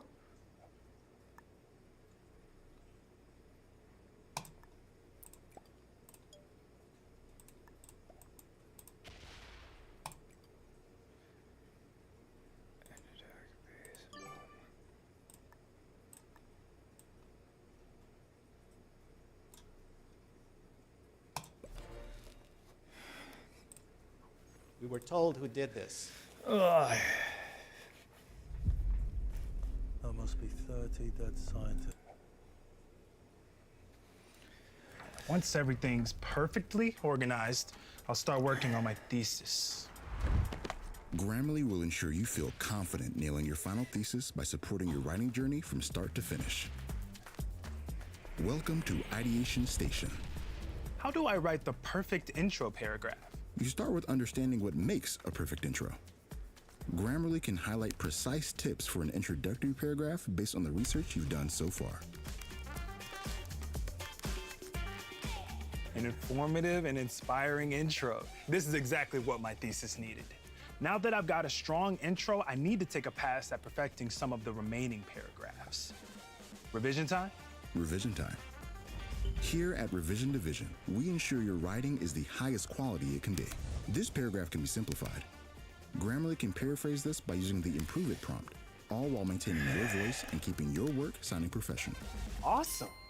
Let's wrap this thesis up with a neat and tidy works cited page. Grammarly can help with that. Writing citations has never been easier. You can now cite the AI prompts you used.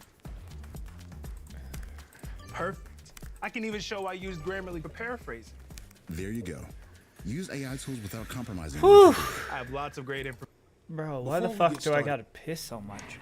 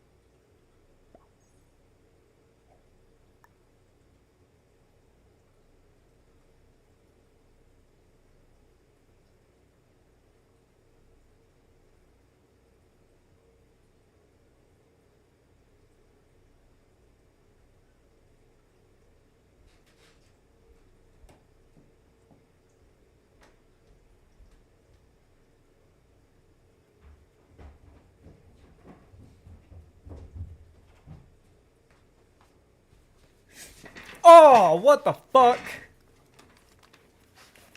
Okay. Fuck you.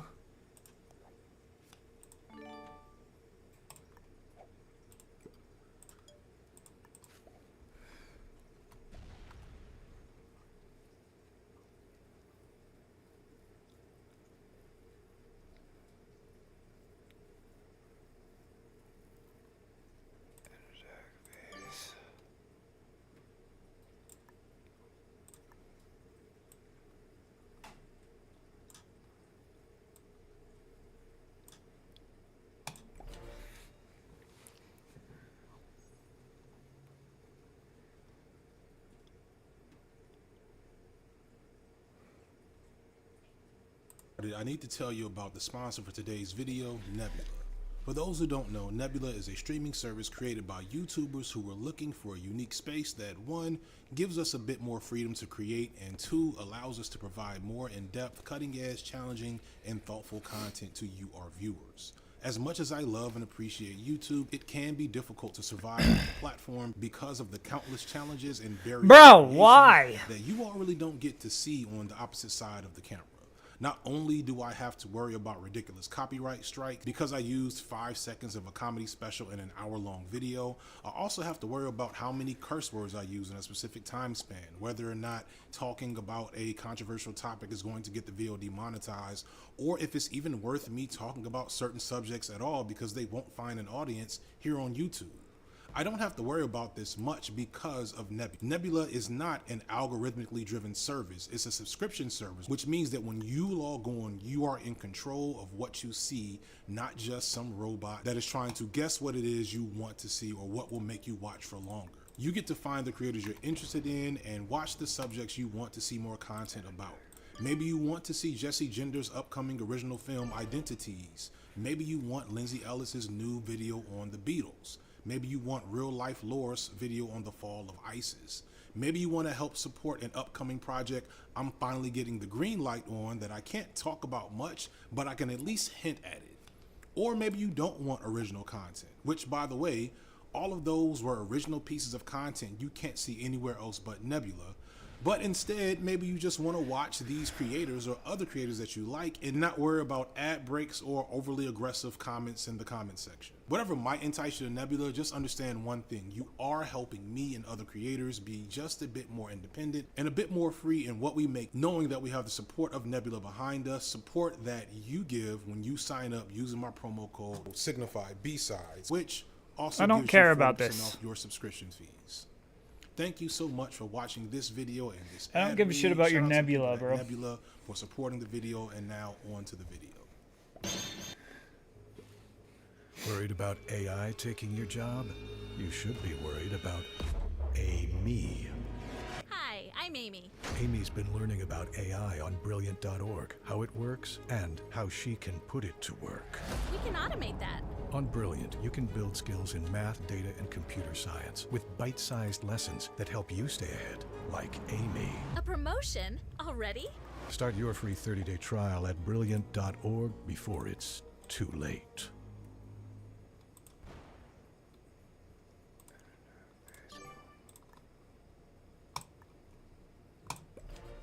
I'm Bass Reeves, Deputy U.S. Marshal.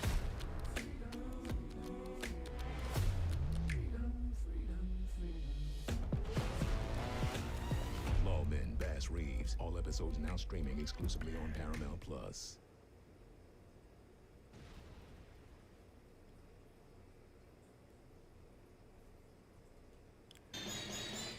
So, Dave Chappelle released his newest comedy special on Netflix this past weekend, and with it, I think it's time to I haven't watched it. I want to watch it, but I don't have Netflix anymore.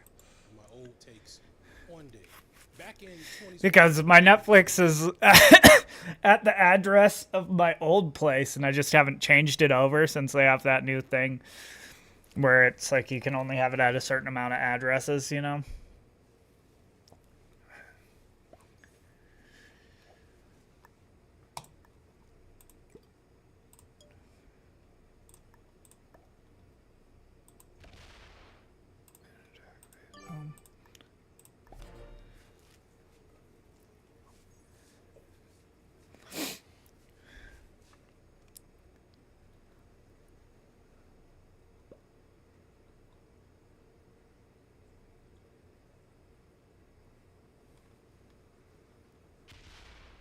video called Dave Chappelle Only Tells Half the Truth in response to his special, The Closer. And I made that video because I was really frustrated with the fact that a lot of people who I was in a community with, or at least was connected to, didn't seem to realize how harmful Dave was being in that special. People don't know trans people, don't know enough about the trans experience, and don't really understand Yeah, they're crazy. that Dave was kind of talking out of his ass. They kept on saying Dave is the truth for saying what he has to say, not realizing Dave didn't know what the fuck he was talking about. And I tried to be as nice as I could with it to, you know, illustrate the problems of what Dave was saying while not alienating people with the fact that they also don't know what the fuck they're talking about. And it's a pretty successful video. I have a ton of people that tell me that watching that video helped them see things differently. So I look at that as a legit win in my book, to know that I made something that helped people understand something that, you know, needed to be understood. And now, 2 or 3 years later, after watching his newest special, The Dreamer, I can say without a doubt that I was cooking when I made that shit. Like, I was basically looking into the future. Like, regardless of the response it had in the moment, I don't know if any video I've done has so perfectly stood the test of time. I give myself 6 out of 5 stars. Would recommend, because The Dreamer, Dave's newest special, it felt like Dave Chappelle watched my video and tried to find as many ways to prove that I was completely right in my analysis of him. So let's break this down. First, let's get some bullshit out the way. Whenever I challenge the status quo for some people around not being an asshole to the LGBTQ community, I always get some of the same responses. Number one, why are y'all trying to cancel him? First off, clearly, Dave cannot be canceled. 2 years ago, we had the same exact problem, and he barely skipped a beat. In fact, he signed on for more specials with Netflix in the middle of all the controversy. Rich people don't get canceled to the point where they lose their ability to continue being rich and famous. And for comedians in particular, it gives them this special edge that they're saying the thing that nobody wants them to say, which is, like, it doesn't make sense that nobody wants them to say those things when they keep literally getting paid to say those things. What's happening was people were critiquing Dave. They were telling him that his jokes were bad and he should stop making them. What you all are... I wish I would have watched the special first. I don't really give a shit if he was making fun of trans people, though. That's funny.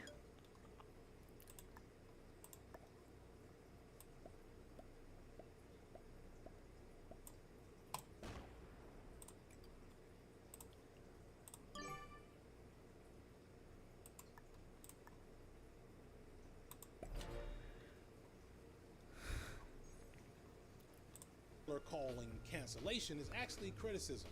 Stop being babies about it. Furthermore, if he could be canceled, good. If there were a comedian making fun of black people the way that Dave makes fun of trans people, we would be on their ass. We would have gotten them off the map as quickly as possible. There's only one comedian that dares joke about black people in a semi-negative way, and that's Bill Burr. And I've never heard any black people complain about him because unlike Dave, it's clear. Well, he's also married to a black chick, I'm pretty sure, isn't he? Familiarity with black folks to make jokes that aren't the equivalent of chicken and watermelon jokes. Well, you know what? I'll get to that later. Number 2. Why must he agree with their lifestyle? Why can't he have a difference of opinion? Y'all, no one is arguing about this. This is something that people do when they have a fundamental and viscerally negative response to an issue or an ideology that is now socially unacceptable to have a negative response to. AKA, you're bigoted, but you don't want to admit it, so you just say, well, it's his right to be bigoted. They never want to explain why their opinion or ideology is not wrong. They just want you to leave them alone while they share that opinion or ideology that is overtly harmful to millions of people, maybe in a comedy special. It's really obvious when you think about it. In fact, we can really stop the list at 2. Just cut that shit there. Because almost all the excuses that people are going to bring up in the comment section are going to have nothing to do with the actual material issue of Dave Chappelle's jokes and how they're transphobic or how they're punching down or how they do harm. It's only going to be about his right to be those things and why you shouldn't care, but it's not going to be anything explicitly explaining why there's not a wrong being done. And of course, Dave Chappelle has that right. But that doesn't change the consequences. It's freedom of speech, not freedom from consequences and criticism. So whatever other cope excuses you have, such as, it's just a joke, why do you care so much? Why must we all have the same opinion? People are too sensitive, etc. All that is bullshit, immaterial to the discussion at hand. We're moving on. Also want to point out that none of this means that you can't on some level enjoy Dave Chappelle, in my opinion. I don't take such stances on media for the most part. As I watched this special, I had a few good laughs. I laughed more at this than I did at the closer because parts of it, even some of the offensive parts, were genuinely clever and funny. I didn't find the trans jokes funny, and I'll explain why in a moment, but I did get in some good laughs. None of this means I can't critique it or point out its issues. The first Black Panther movie is one of my favorite movies of all time, and I made a 90-minute video on why it has a ton of problems. I did the same thing to Lauryn Hill, Donald Glover, etc. Please, if you take Black Panther sucked. video, if you're one of those head-ass people that's like, why you always gotta talk about the thing and analyze stuff? Just don't watch my shit and stop leaving these comments. Because if you leave that comment, it makes YouTube put my shit back in front of you. Stop running on the treadmill every single day if you're trying to lose weight, or I'm gonna jump in this pool.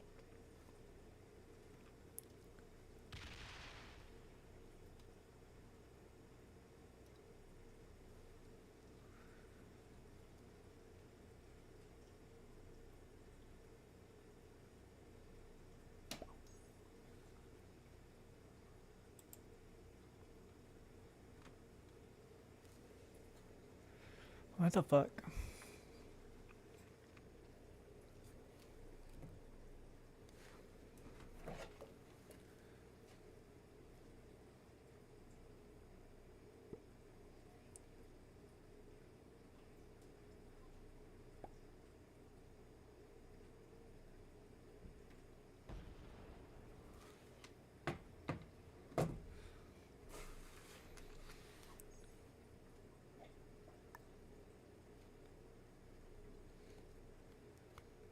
Boop-a-doo.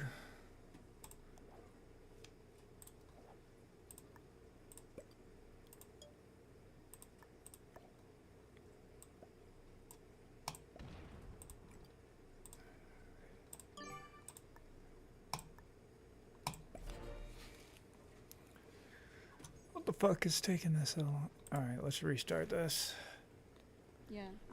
And so I think Okay, that there we for me go. was like OnlyFans. I was like, oh, I'll do this on the side. Like it'll just be extra money. A lot of girls in Scottsdale do it. Like it's kind of the norm out here in the West. I don't know how people can cope right now having teenage and young daughters.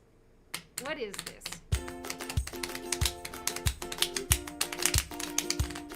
Hi, my name is Sydney. Welcome back to hell. And as per usual, before we launch in, today's video is sponsored by Foom. Now, hopefully, I have titled this video what I wanted to title it as of filming this, but if I have done that, it means that this video is in fact demonetized. So sad. And if that is in fact the case, then you should take yourselves over to my new news website called The Publica, read some of the articles that we've been working very hard on, stay tuned for the show that I have that'll be dropping there soon, and sign up as a member. You won't regret it. Or maybe you will. And if you do regret it, at least you'll know how all the OnlyFans girls feel these days. That was hard to say. But very smooth, and we're off to a rare and good start. So I've actually been lurking in the shadows of this topic for quite some time. I made a video a while back discussing the parasocial relationship between men who pay for OnlyFans and the women who produce the content. But I haven't ever really taken us down the road of exclusively looking at the women. At least not in the ways that they're used to. Now, over the last little while, a podcast called Whatever keeps showing up on all. Wait, so you looked at the women the way that they're used to? What? I have watched without fail has some young 20-something woman defending her OnlyFans account. In fact, one clip from about a month ago was particularly interesting to me. To begin, one of the girls explains that she's making a lot of money on OnlyFans. This may be a personal question, but were you affluent before OnlyFans? No. And so I think that for me was like OnlyFans. I was like, oh, I'll do this on the side. Like, it'll just be extra money. A lot of girls in Scottsdale do it. Like, it's kind of the norm out here in the West. Gross. And, you know, I come from, like, the middle of nowhere where that's not a thing. And so I just think since it's so normal, I just based it as like, oh, it's just a side hustle. And then it kind of turned in from a side hustle to like, okay, wow, I'm making a lot of money. Then another girl chimes in and adds that whether or not a woman's future children will be embarrassed by her OnlyFans images depends entirely upon where she lives. If you raise your kid in LA, like, there are so many sex workers here that I don't think that, you know, specifically one of ours necessarily is... Bro, you think that I'm gonna keep you? There's like so many plus years now going on between now and then. Then there is this odd part where the women assert it's easy to have not safe for work photos taken off the internet. So let me ask you a question. So if you're so against it, I'm just curious. Why wouldn't you delete your OnlyFans if you... I've already spoken about this. I was big enough to where my pornography is going to be out there. You can get it taken down very easily. You can't. Yes, you can. 100% you can. You can't. Yes, you can. I was just curious why. You can't. I was just curious. I know. know. Okay, You listen. can pay, trust You me. guys have been doing this for 6 months too. I also have lawyers that literally tell, like, you just pay for it and it gets taken. Ma'am, where do you think the phrase "the internet is forever" comes from? Ah, the internet generation don't even understand the internet. I just want to discriminate against Gen Z. This clip is only 6 minutes, but a lot is said, and there's a lot to unpack, which we will do. But this isn't the only thing I've seen recently in relation to this topic. I'm not letting you have that fucking... I'm not letting you have that fucking bonus, you dumb cunt. Then you win.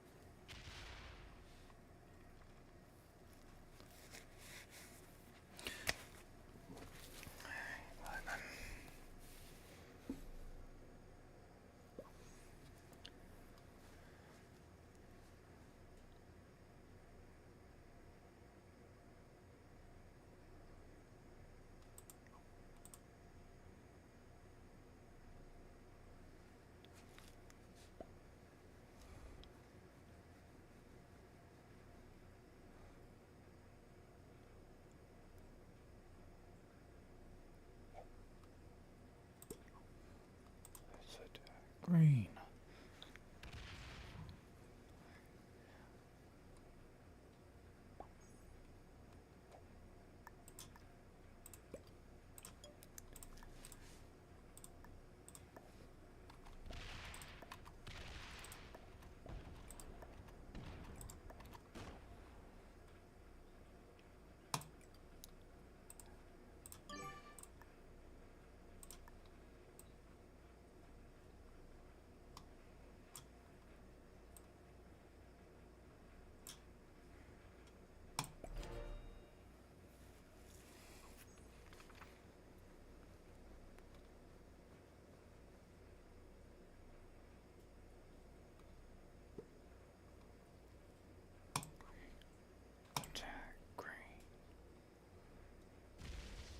Are you a fucking idiot? All right.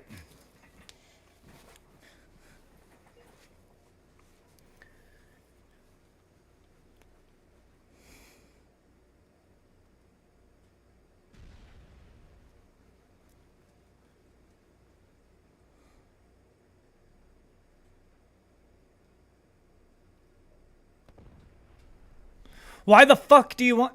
Oh my god. Models called Black China recently announced she had deleted her account, had removed her breast implants, taken out her fillers, and was embracing Christianity. It's okay if you don't know who that is.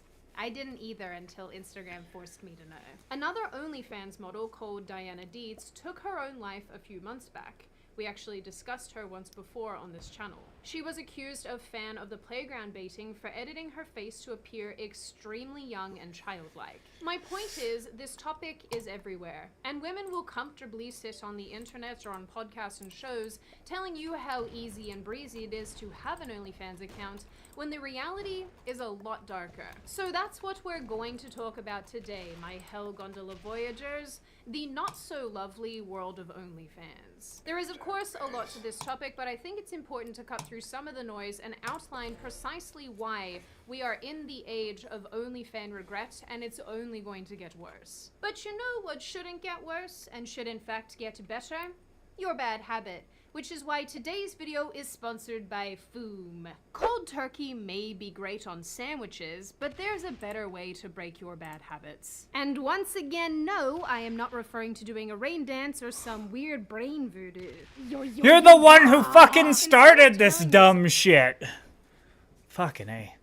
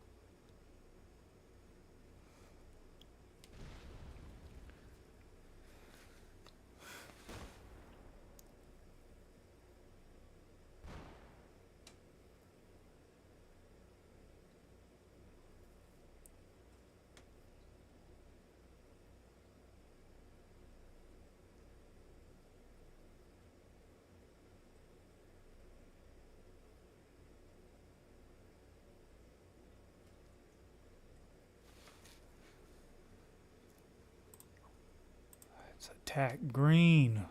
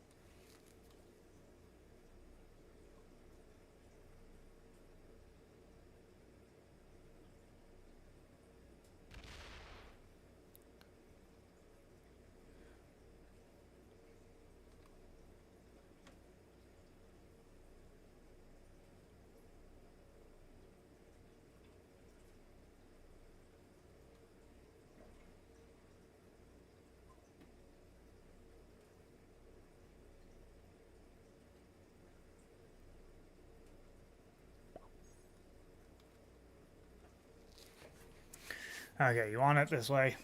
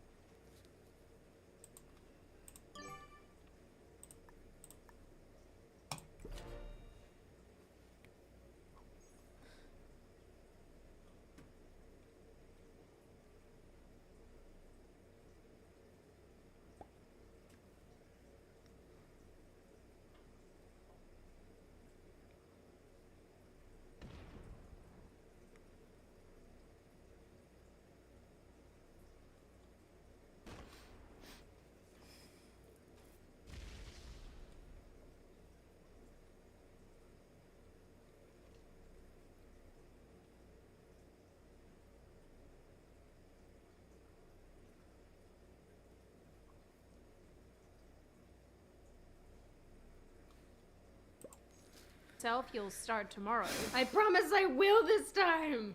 Or undergoing some drastic Bro, what the fuck?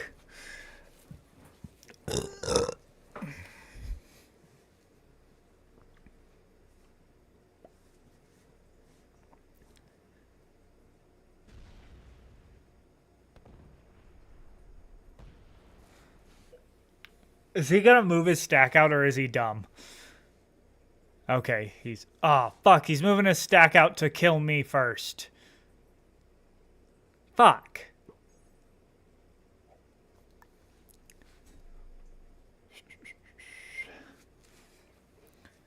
Okay.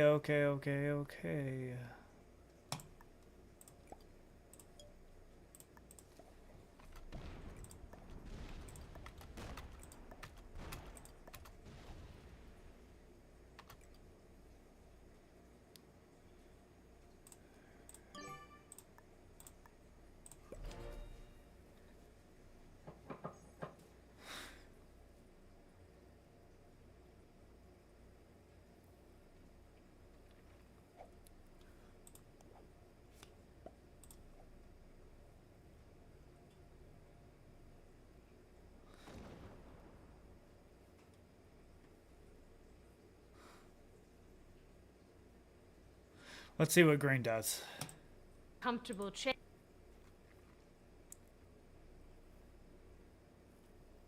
Do they kill me or kill...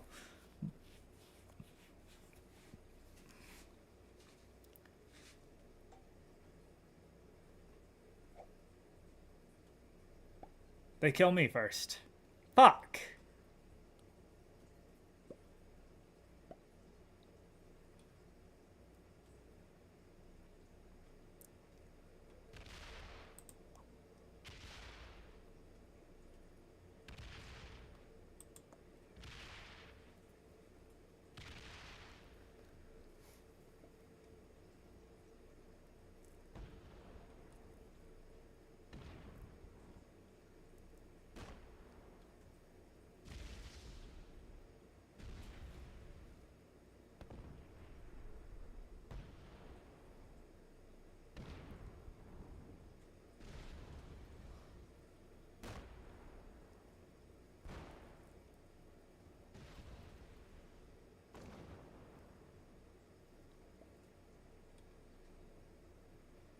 Fuck me.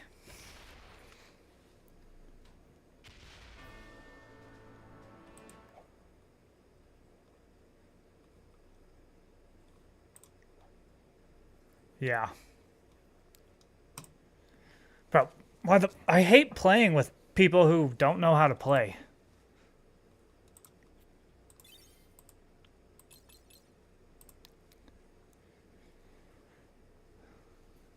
Because then they just make us both lose.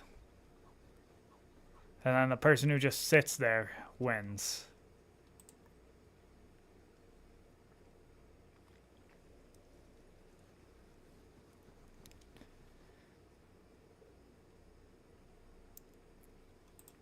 change, why not try Foom?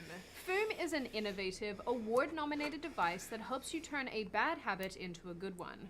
And because Foom is not a vape, you can consider it better for your insides.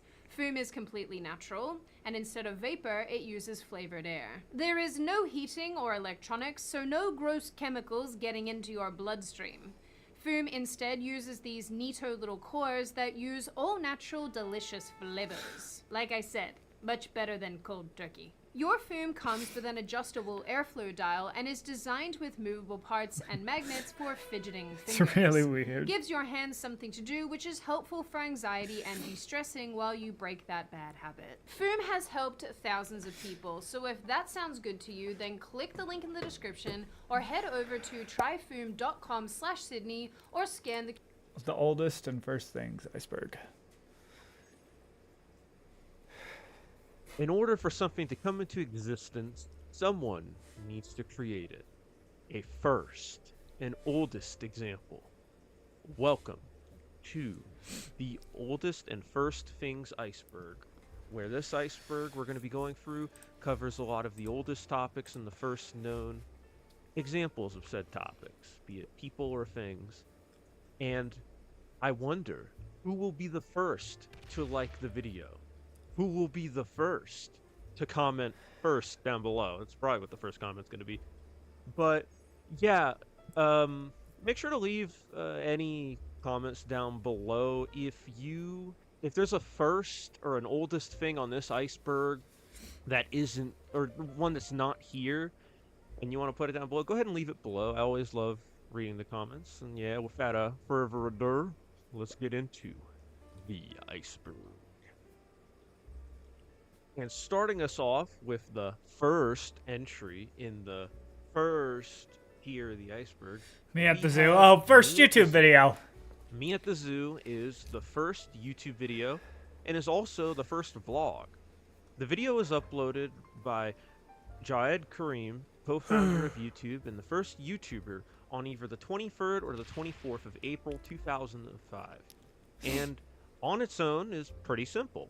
It's 19 seconds long and features Karim talking about how cool elephants' trunks are. However, the video would change the way media would be consumed. The video sent the message that anyone can upload videos on this new promising site. From family moments to educational or entertainment, you could put it on YouTube for the world to see. Now YouTube is a monolith in the internet landscape with no end in sight, with infinite videos, rabbit holes, music, and much more to dive into. And it's all thanks to Me at the Zoo and Karim's vision. The video has a staggering 298 million views and would be used by Karim to criticize missteps in YouTube's history. For example, he would change the description of his videos to express dislike for YouTube making Google Plus mandatory for commenting on videos in 2013. And again in 2021, to talk out against YouTube for disabling dislikes. And just a few days before doing research for this video, this is pretty weird. On December 17th of 2023, the thumbnail would be changed to resemble a clickbait style Mr. Beast kind of thumbnail, equipped with the red circle, the arrows, the Karim with lens flares in his eyes, pointing at an AI generated elephant stampede. It was kind of weird. The thumbnail will be changed the next day, but it's still pretty weird that happened. Now, as of recent, a video titled Welcome to YouTube has been discovered that predates Me at the Zoo by a few weeks. However, this video has many strange discrepancies. For example, the video predates the creation of the channel that it was uploaded to, and it was also a premiere, and premieres didn't exist until 2018. And also, it wouldn't really make sense because nobody even used YouTube at this time. It wasn't public. The video abused some kind of glitch to appear older than it actually was, and has since been brought back to its original upload date. The Tamil language is the oldest spoken language still around. Languages such as Sumerian, Akkadian, and Egyptian are older than Tamil. However, these are extinct languages, no longer used today. While Tamil is used by millions of people and is the official language of the Indian state of Tamil Nadu and also being spoken in other southern Indian states. Use of Tamil dates back to 300 to 696 BCE, with the language changing and evolving up till modern day. Tamil is part of a group of languages known as Dravidian languages, a family of languages created. Did you know DuckDuckGo isn't just a private search engine? It's also a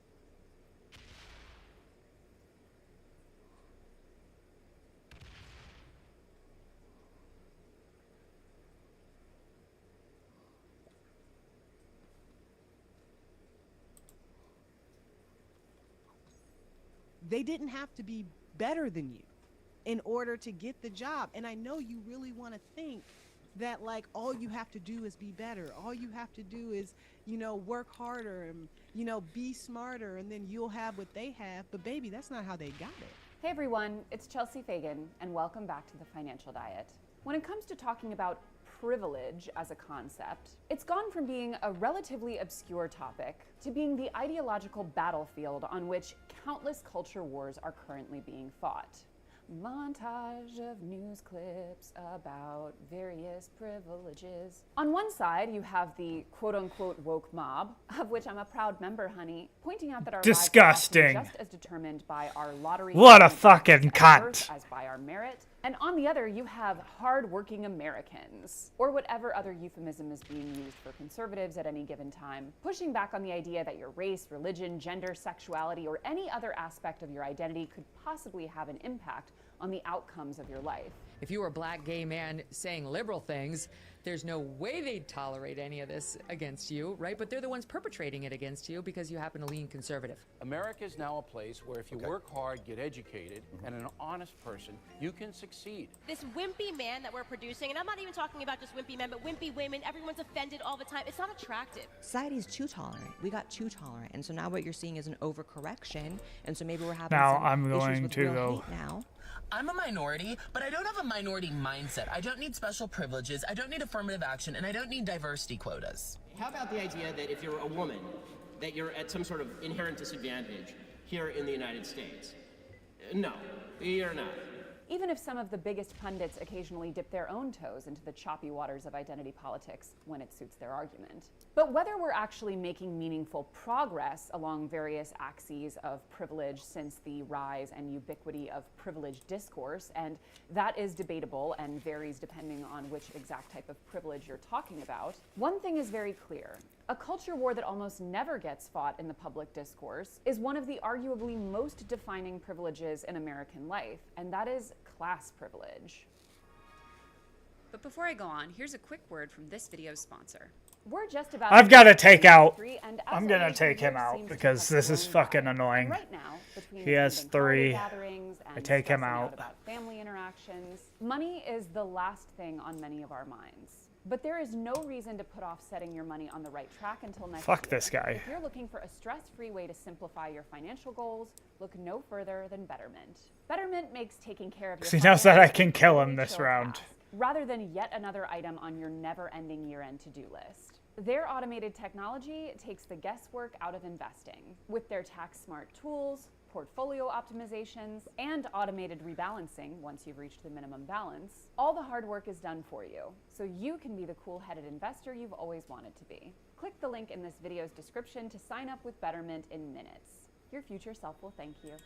There are a lot of reasons for this, and we will of course break them down, but perhaps one of the reasons that class privilege doesn't get discussed quite at the same level as other privileges is because from the earliest ages in this country, we are absolutely steeped in a culture of wealth envy, exposed to levels of consumer and material accumulation that basically were only ever enjoyed by kings prior to this generation. That famous quote about Americans always thinking of themselves as temporarily embarrassed millionaires rarely feels more true than when you're consuming media and pop culture. Because put simply, if you were just to look around our media landscape in America, you would think that we live in a capitalist utopia.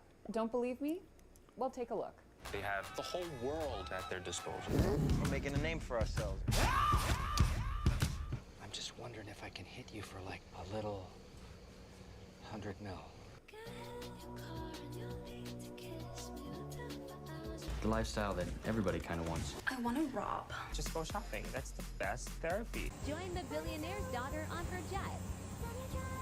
I'm just curious what the price range is. 52, 53 million. This is like the main area. It's huge. Huge retractable TV. Oh wow, okay. Whoa, this is crazy. You should have started that spa for poor women with that girl from Maui.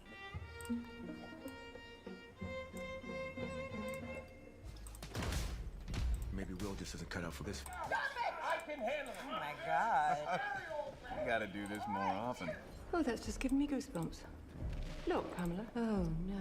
And our obsession with wealth and success, and our subtle feeling that we are meant to be one of those people, makes total sense in the context of our first chapter, The Myth of the American Dream.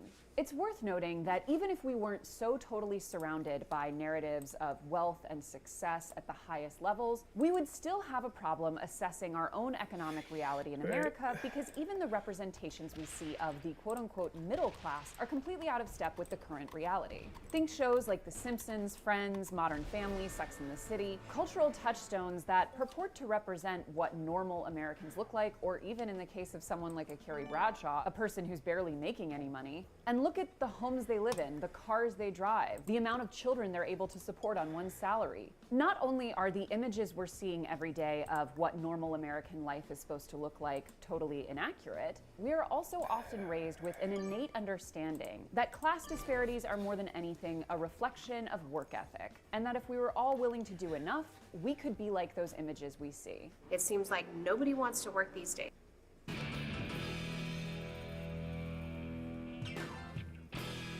Merch has been this thing that has turned into this monster for me, right? I didn't know any better when I made my first little piece of merch. And that subtle idea that you might at any time be able to change your class keeps us from really seeing class as the identity category that it is. For most liberals and progressives, it's easy to accept other identities as being privileged or underprivileged because, among other things, they're usually things that can't be changed, like someone's race, gender identity, sexual orientation, etc. But even among those who lean left politically, poverty is often seen as an individual issue rather than a systemic one. and the same can be said for ultra wealth. But Has when he you look tried at the to raw kill me? numbers compared to most developed countries, for as much as the American dream centers on the idea that we're able to change our financial standing with unusual Nope. ease, we're actually way Sick. behind. We tend to fall behind almost all other developed countries in terms of class mobility, and studies show that even by our own standards, mobility has... I just wanted to get those two kill, the one guy, and then I was like, oh, I might as well get that other fucking kill. Because, fuck it.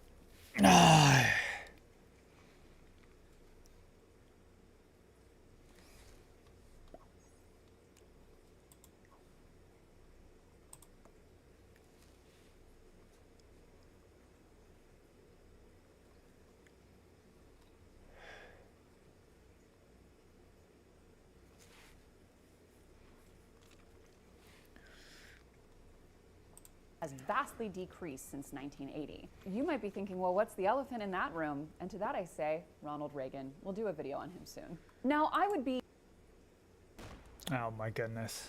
What a fucking bitch. dishonest here not to speak on my own personal experience as one of the relatively few Americans who did change her social class. I grew up low income and am now, even by New York City standards, upper middle class. I won't totally discount the fact that I have worked hard throughout my life, but it's worth noting that many people, including many people in my own personal life, work just as hard or harder than I do and still remain lower income. For example, my mother, but also many other women in my family, are or were public school teachers, and few people would doubt that that is a profession that demands an enormous amount of not just actual work hours, but compassion, emotional labor, and personal dedication to the job. And yet, in many states, they're so severely underpaid that they can't even keep teachers employed. Fuck. In some states, you'd literally be better off working at a gas station. Oh, there we go. Never mind. And when you look at the particulars of my situation, I have no college degree, I'm a woman, and we typically earn less. I am self-employed and started my own small business, the vast majority of which fail. And I moved to a high cost of living area. By demographic standards, I should not have changed class. And as you saw in the cold open, I didn't just want to talk about my own experience here. I also sat down with my personal What are friend they and friend doing? of TFD, Ashley C. Ford, who not only, like me, grew up low income, but had even more layers of demographic hurdles to overcome. She's first of all a black woman, but also had one of two parents incarcerated for the majority of her life. She now, against all odds, finds herself wealthy today and has a lot of incredible insights on the subject. I was born poor. Pretty poor. All right, this sucks. This video sucks. It's just someone bitching about.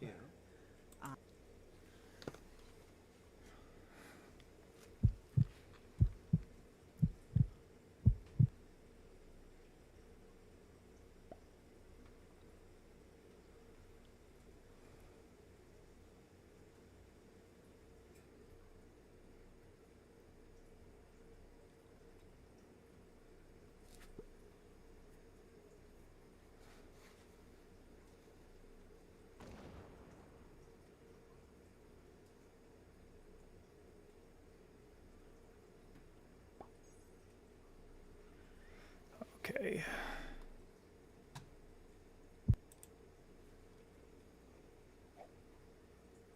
All over the earth, God is raising up a new breed of wealth builders who will use their money to shape the course of world history without building a golden calf.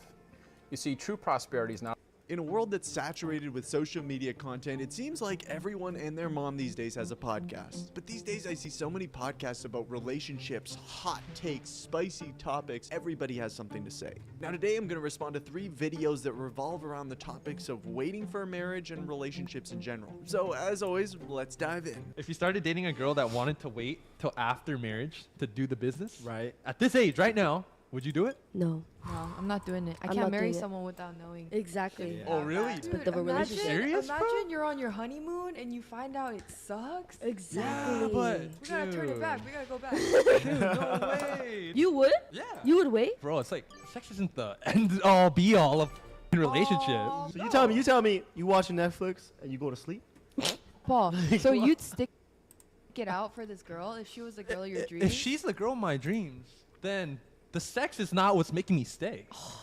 Paul's a good- Based. This is a dumb myth. Now, I'm not married, but I have learned a lot from married couples that I know and I have watched online. The idea that you need to figure out if you're sexually compatible before you get married is only relevant if you approach relationships with the mindset of what I can get. But if you approach sexuality in your marriage selflessly, thinking of your spouse's desires before your own, there's no such thing as sexual incompatibility. You don't need to try before you buy. The truth is, it's really just an excuse to get in the sheets with somebody that you're not fully committed to in the covenant of marriage. To be blunt, based on what I've heard, it's awkward, yeah, and it can be bad, sure, yeah, but what happened to growing together? What happened to like, oh, okay, like we'll figure this out together, as opposed to like some sort of performance where you need to perfectly meet the expectations of your partner, otherwise out the door on the streets for you. It's like, what is this? That's such a toxic way around sexuality and those expectations. Now, for you guys, if your boyfriend or girlfriend or the person you're talking to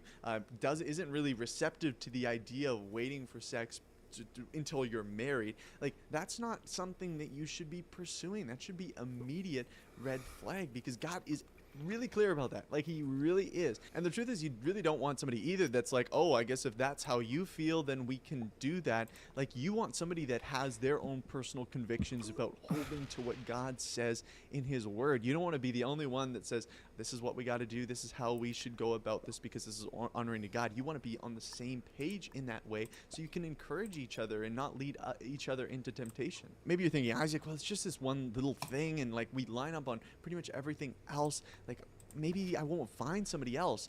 In that context, you're being led by fear and worry, and that's not a good way to approach a relationship, thinking that you need to cling on to this because you feel like there's nobody else that will ever love you or will ever accept you. Like, that's just a lie. Ultimately, it's not about finding a perfect person, but you want to make sure that you're on the same page of these core fundamental areas, and make sure you're shored up in this stuff too. Like, where's your foundation? Are you really wanting to stick to the word of God? Is that something that God has placed on your heart to hold as a conviction, or are you still kind of straying and wobbling around? Because it's going to be hard to go in a relationship with somebody that's also kind of wobbly on what they believe when you're not really shored up in what you believe.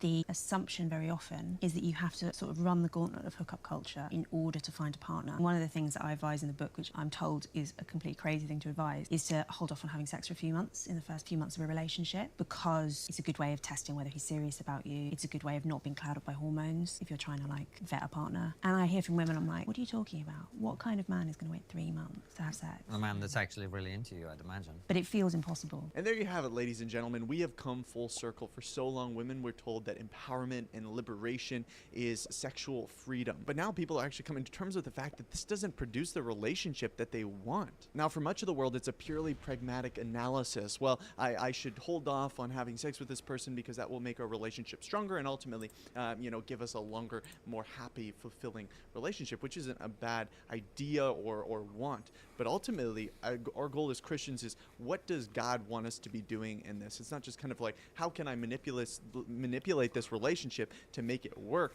but truly, what has God commanded of me and what does God desire for me? And so when we look at this idea of trying to like, okay, let's hold off for 3 months so then it can be a little bit better, it won't ultimately mitigate the problem of a lack of commitment or man.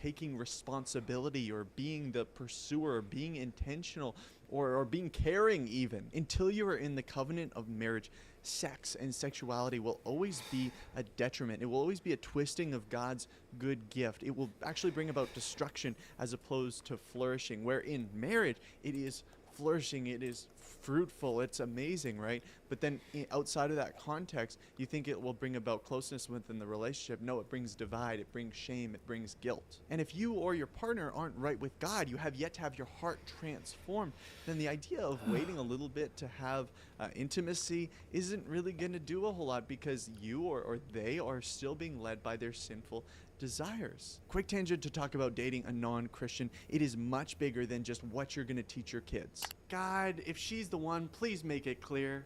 Bro, she's not a Christian. Yeah, I know. I'm just trying to see if it's God's will for me to date her or not. Okay, but the Bible already says we shouldn't be unequally yoked with unbelievers, and that's especially true for romantic relationships. Okay, I get it. I'm just trying to see if there's an exception here. Like, I'm just trying to get a word from God. Man, don't try to sidestep God's word, what he's already made clear. I know it can be a tough pill to swallow sometimes, but you need to know it's ultimately for your good. Now, when I talked about this on Instagram, I got significant pushback because people were saying, hey, my mom and my dad, they met, and my mom was a Christian and my dad wasn't, but ultimately he became a Christian, and now we have a Christian family, and isn't that amazing? So your idea, your belief that you shouldn't date a non-Christian doesn't recognize the reality of that, you know, good things can come from this, and God can use this. Look, I have similar stories in my life and with people that I know, but ultimately we need to be asking ourselves the question, does the fact that God used an unwise decision to bring about something great justify our constant making of those unwise decisions? Like, are we in the back of our mind saying,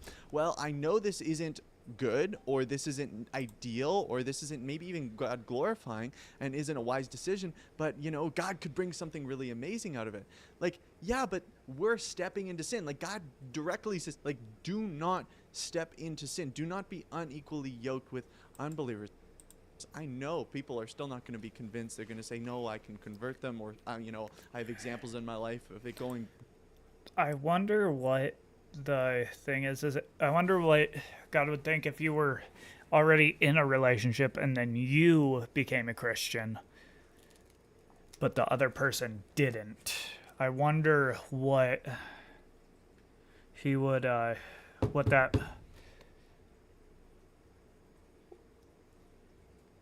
how that would end up, you know? Like, are you supposed to divorce that person then?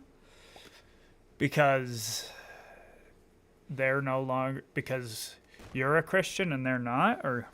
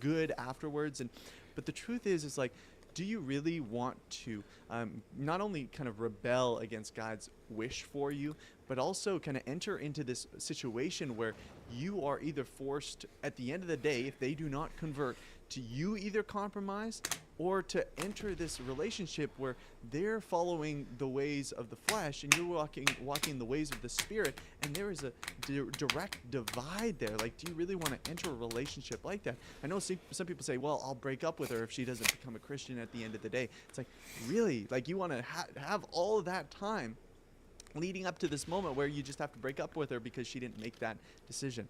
I know people think it's a great opportunity to be a witness and be, you know, I can be a good example, but you don't want to bring that into a relationship. You can do that as a friend. You can be a witness as a friend, and yeah, you can help people grow within a relationship, but if they don't have that core fundamental foundation of a relationship with Jesus, it is going to be extremely challenging. And that's part of the reason why God doesn't want us to enter into those relationships. I know some of you aren't convinced. That's fine. This is my perspective. This is what I believe God is teaching in his word. But I would just caution you to not just say, oh, well, God can bring something good out of this. Like, you're immediately justifying the fact that you know it's not the wisest decision. Yeah. It feels like if you go out there on the dating market and you have that restriction applied, you can't compete. Well, you can't compete. You're not going to get as many dates, but the point of dating isn't to get a date. I don't know what the studies show, but I would argue that this isn't good for men either, and it doesn't make men happy either, because actually men also feel disgust about hookup culture and sex. It might be like a bit of a status boost and a temporary fleeting moment of joy or whatever, but actually I don't think in the long run that makes men happy either. I totally agree. Your goal isn't just to find a date or go out with somebody. Your goal is to find someone that you could see yourself marrying, spending the rest of your life with. And obviously that's a high expectation, and you don't kind of push that in on a first date. But ultimately it's like, hey, yeah, that's the purpose. It's not just to go out with random people. It's to say, can I see myself, spending my life with them and also serving God with them? I think we're often caught up in the mentality of what feels good in the moment, and we're not really so concerned with the vision of this relationship. Can you build with this person? Can you grow with this person? Outside of their physical characteristics, what do you admire about them? All important questions. I want to know from you, what are some questions that you would add to that you should be asking yourself as you're evaluating, is this somebody that I want to spend my life with, or even just date or go out with? Put those in the comments down below. I just want to pop in here real quick and tell you a little bit about Patreon. Patreon is a way that people support me on a monthly basis so I can continue to make content that equips people to follow Jesus daily. Thank you to everyone that's already signed up, and if you haven't and you're interested, we do video calls, we have exclusive videos, there's an exclusive Discord. I'd be so grateful if you signed up and supported what I'm doing. Click the link in my description. Now, onto the video. What do you guys think is the worst thing about being in a relationship? The worst thing. I have an answer in my head, but I'm about to get canceled for this. I'm not Cancelled. Get cancelled. Yeah, get canceled. No. I'll get cancelled with you. You say what you want to say, and I'll say like I agree. Yeah, right. I mean, because it's only beautiful things to be in a relationship, but I'll say the bad thing is well, you don't have options anymore. There's something I have to tell you. I can't hold it any.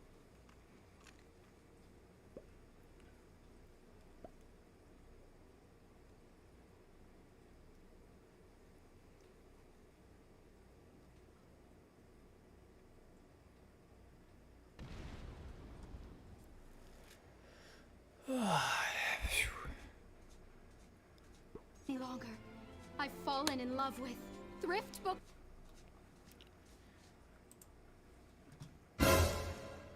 I don't agree. What do you mean you don't have options? I mean, I get what he's saying, but I think that that's also beautiful. You don't have to be...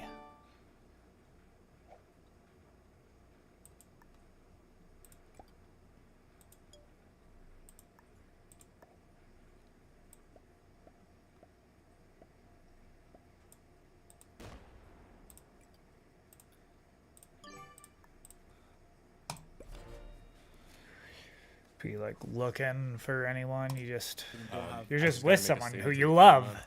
To my wifey, I don't agree with that. I'm super happy with just one option. I think a lot of men and women can resonate with this sentiment, but I think it's in large part due to like the Tinder movement and not necessarily online dating, but that we are so connected on social media, sliding into somebody's DMs. There are so many options for so many folks. I know some people you don't feel that way, and maybe that's because your standards are that much more high, and that's a good thing. Whoa! Take that as a badge of honor. My fucking but screen for a lot just of folks in the world, it feels like, hey man, like there's so many people, there's so many options, knocked out. and then you just get into comparison mode. You're looking and you're saying, well, all these things line up, but maybe I could find somebody just a little bit better, or just a little bit more attractive. I think generally in culture, the idea of settling down can be seen as like a burden to those who are just really in it for themselves. They're looking out for their long-term personal pleasure. And so the idea of settling down with one person, man, that's a risk. What if they don't give me what I need for the rest of my life? At the end of the day, it comes down to what you believe a relationship is for. Yeah, it's about companionship. Yeah, it's about finding that romantic connection. I think being I with somebody win. that you love, and like all of that is great, what I personally need, or my personal satisfaction, or my personal fulfillment is at the core kind of primary striving or pursuit. I believe ultimately God created relationships to image him and bring him glory. So God is at the center, not our own personal needs. That doesn't mean that we push what we want out of a relationship at the door. That doesn't mean we just settle or we push away our own personal preferences, but it means at the core of it, this is about God. And so that we can be at peace, that when we've kind of been through all the stages of seeing, okay, is there red flags here? Are there yellow flags? What are the issues here? Do we line up on the core beliefs and lifestyle and stuff like that? Like, once you've been through that, then you don't need to worry about, okay, like, what if we get into this relationship and we maybe even get married and 20 years down the way, like, I'm not getting what I need. What is it? You don't What need is he to have doing? that be a primary concern, because ultimately it's not about you getting exactly Is he what you need breaking all the me? time. It's about this kind of area of sacrifice. It is a sacrifice because you're looking at the Interesting. needs of somebody else, not just yourself. I think in general, people have been fed this lie that long-term relationships in marriage are just by nature burdensome Interesting. and onerous, Okay. and they get stale and dry as Now we go time like goes this. by. And maybe you've seen examples of that kind of marriage in your own life, and it scares you off from, oh, do I really want to be committed to this person for my whole life? Because maybe we'll end up like that. And I've had those same thoughts too as somebody that's not married. Some of the couples that I know paint a very different picture of growing together, of loving one another, of Right. stretching one another to be more like Jesus. That kind of companionship that moves beyond just the passion of the beginning, but enters into this long lifetime stable and sacrificial love. That is the kind of relationship that I want to strive towards. Thanks so much for watching, guys. I hope you enjoyed it, and if you did, subscribe, because I'm putting out new videos like this all the time. God bless, and I'll see you next time. Hey, welcome to the barbershop. We'll be with you shortly. Take your pants off. I started this place with a lawnmower 5.0 Ultra and a dream that guys could have smooth sacks with fewer risks of cuts. So what are we doing today? I have number 5. Good choice. The Screaming Eagle. So sit back and relax. You're in good hands with Enrico. The Lil Nas X Christian era drama gets deeper. Lil Nas X seems to be confusing the masses, with his start as a semi-country music artist to then pivoting into full-on twerk dancing on the devil over trap beats, and lately going into a Christian direction. You may remember this X post where Lil Nas X posted, "Y'all mind if I enter my Christian He era opened while up my singing what stack. seems to be a Weird. Christian song, yet dressing rather effeminately." Shout out to Forever 21. I guess he for had that to nice open up my denim skirt stack. he has on. The backlash to this caused him to lash out and claim that people were gatekeeping Christianity because the fans thought he was rightfully trolling. But since this post a few weeks ago, there's been a lot more messages from him about the industry and his label not allowing him to go mainstream with this album, so he had to go independent, to his own cryptic, subtle messages about how he's going to expose it all when he releases his new single. Now, about this new single, listen, here's the thing. It probably is going to trigger a lot of Christians, and we'll get to that in a moment. But first, we have to cover this topic because, let's be honest, Lil Nas X wants me to talk about this topic. And because Lil Nas X, who's a cultural icon, wants to enter his Christian era, we have to address it on this channel, which exists to encourage, empower, and inspire people to live a life that blesses God. My name is Ruslan. We're on the verge of cracking 500,000 subscribers, so if you're not new here, or if you are new here, please hit that subscribe button, as I'd love to celebrate that with you. And speaking of celebrating, here's Lil Nas X's TikTok, where he celebrates returning to God after the industry tried to make him satanic. He then goes on a TikTok posting frenzy. This one reads, "Me knowing I'm about to expose the industry next Friday and realizing I need to watch my back for the next 7 days." This next one takes a turn as he I now think claims that he he's is mocking because his God, label will honestly. not allow him to release gospel music. And is this him becoming a Christian TikToker?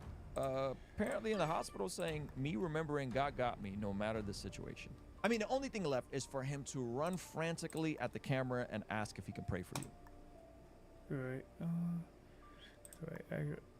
And here's Lil Nas X being dramatic about being pressed by the Illuminati, the music industry, from a movie in 2024. This one is him explaining to fans that the media stopped promoting him immediately after he started promoting, celebrating God. And this is him saying that he's on the level of a Tekashi 6ix9ine, needing police security 24/7 a day before he exposes the entire music industry. I think it's interesting that Lil Nas X is playing into the online conspiratorial angle of the industry and the Illuminati as a way to promote a single while simultaneously trolling to promote a single. I think this is where he kind of shines in terms of the marketing mind. Now, I want you guys to decide on if this is trolling or not. Two things that I noticed. One is that he deleted all of his satanic posts and really all his posts from his Instagram. Oh, I didn't know that. Well, maybe until he posted the promo for his latest single. So here's his Instagram, completely scrubbed. Yeah, that seems a little imagery satanic. or The post in general. And here is his promo for the new single he's putting out of him in a cross like Jesus being pulled by people. My new single is dedicated to the man who had the greatest comeback of all time, Jay Christ, January 12th. Be there. And here it is with him on a cross, Yeah. transforming into a transforming angel. Lil Nas X, you cannot appropriate Christians and Transformers without talking to Tyrese. Looks like someone's seen our interview. These Transformers has finally met the most powerful Transformer ever. Come on. The Lord Jesus Christ. Y'all caught up in the robot. That's good. I'm caught up in the ultimate Transformer. The man who has literally transformed my life. The man who has literally exposed me to all of these levels of darkness and places that I could have been and could have been sucked into. It's important to note a few things about Lil Nas X. Outside of him being accused of being a troll by all types of people, he's also been accused of potentially faking his LGTV lifestyle by everyone from Whoa Vicky to IShowSpeed on stream. Now, there are some people who would say Lil Nas X perhaps was faking or embellishing his own preferences in the area that we all know to be. And this was evidenced by him potentially all right, forgetting. I need to go to the bathroom.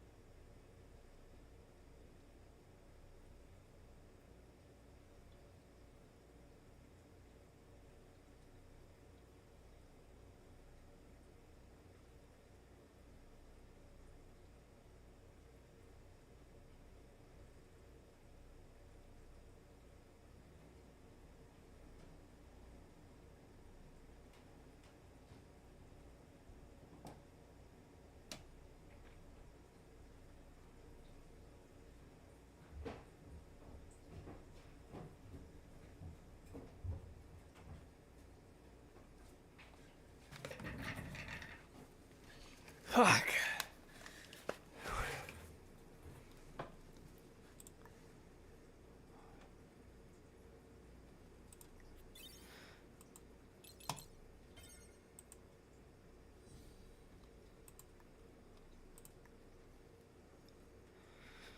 Play one more game. That he was into these sorts of things in a stream with IShowSpeed. Like, how your life been in London, bro?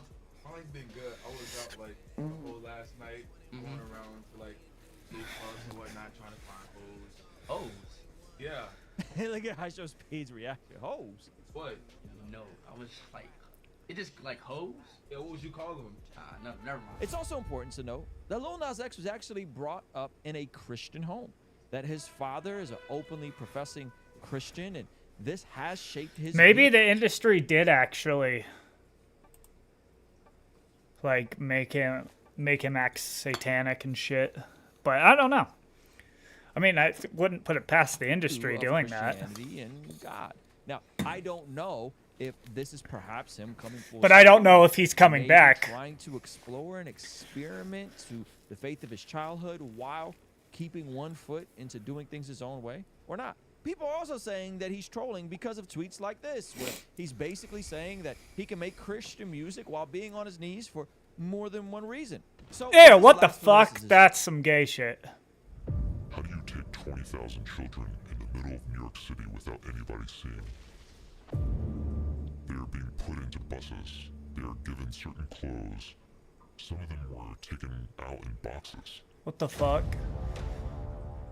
You can call them crates. You can call them caskets of dead people, although they were live children in there. I mean, we could talk about tunnels all we want. The non-believers will say, where's the proof? When I go into the tunnels, I can't take my phone, and if you're going to do it, the psychopaths will eliminate you. So some pictures I saw that are real, and I was surprised to see them. But there are many children down there. Yes. But they're not in the main rooms. They're in the hidden rooms within the walls of the tunnels. Do you have an idea of the number of children that we're talking about? It's huge. It's numbers you can't comprehend.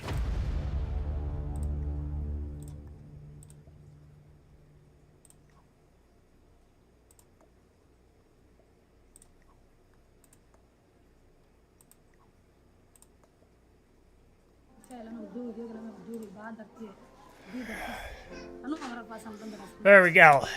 Alright, now we got... Basically everyone is a...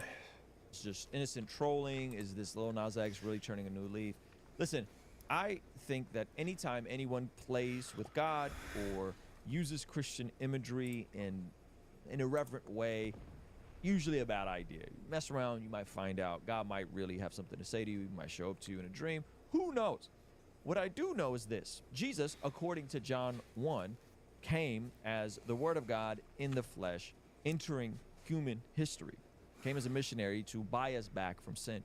And in John 1, it actually says that Jesus came full of grace and truth. And I think sometimes as Christians, we can divert to one or the other. Listen, the truth is, that Lil Nas X is probably not going to become a Christian artist, and he knows exactly what he's doing, and he's poking, and he's prodding, and he's trolling, and he's doing things to get people talking.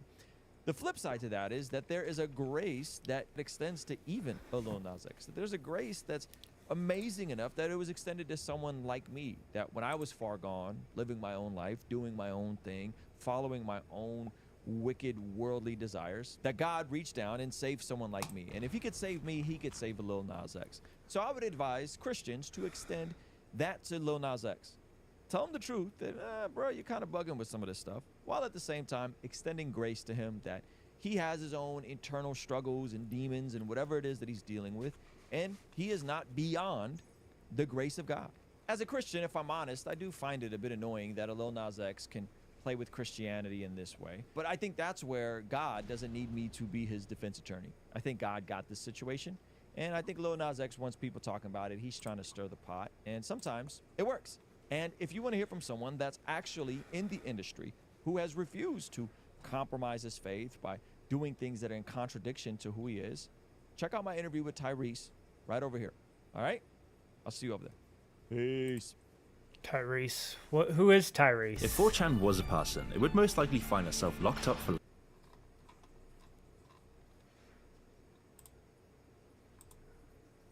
The Lil Nas X Christian era drama gets deeper. Lil Nas X seems to be confusing the masses, with his start as a semi-country music artist to then pivoting into full-on twerk dancing on the devil over trap beats, and lately going into a Christian direction.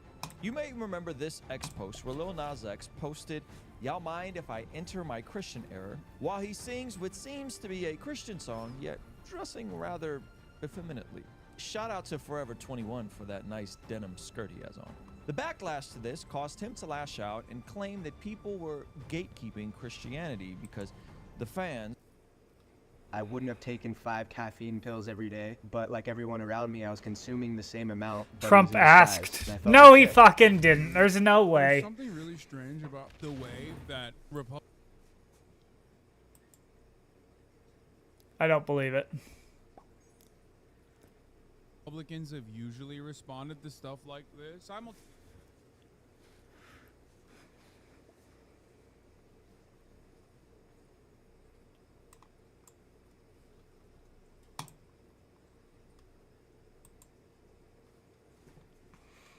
There's something really strange about the way that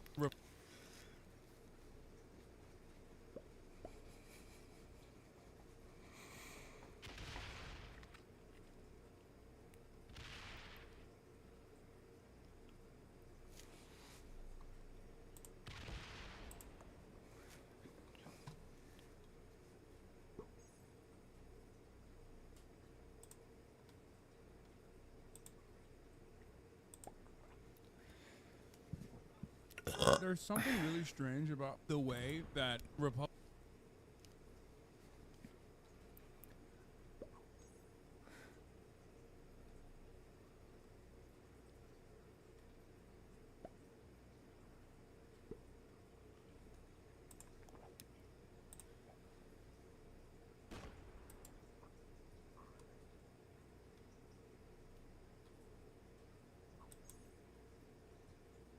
the more leveled up you are in religion, the more you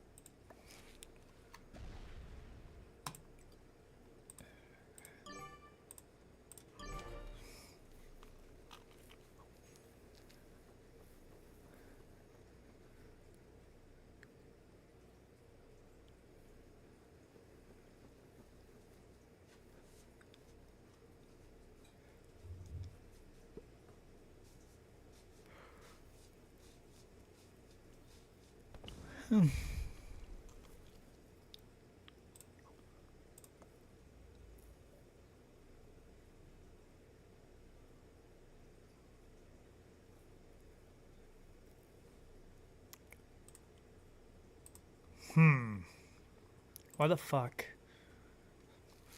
The night country. It takes us one by one. the more leveled up you are in religion, the more there's something really strange about the way that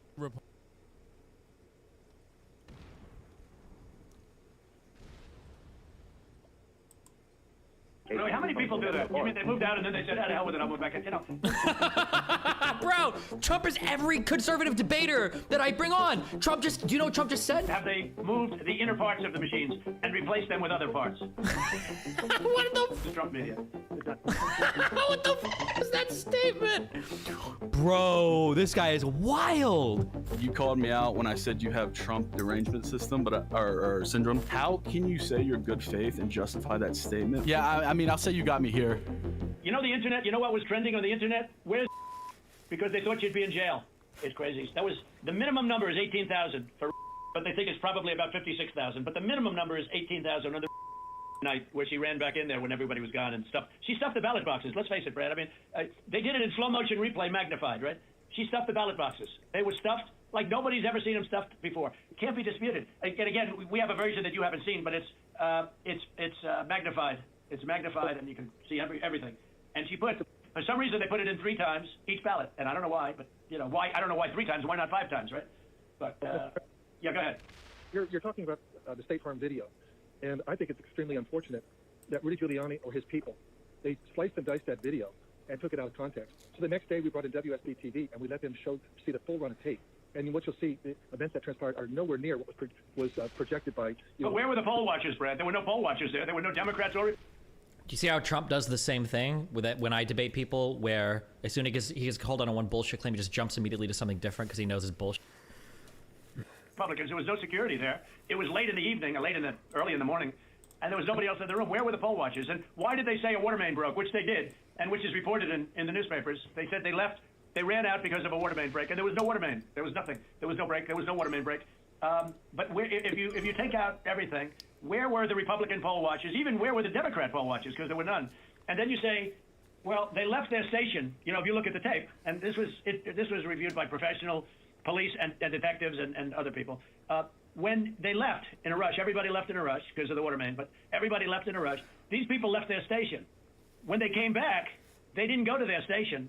They went to the apron wrapped around the table under which were thousands and thousands of ballots in a box that was not an official or a sealed box. And then they took those and they went back to a different station. So if they would have come back, they would have walked to their station and they would have continued to work. But they couldn't do even that because that's illegal because they had no Republican poll watchers.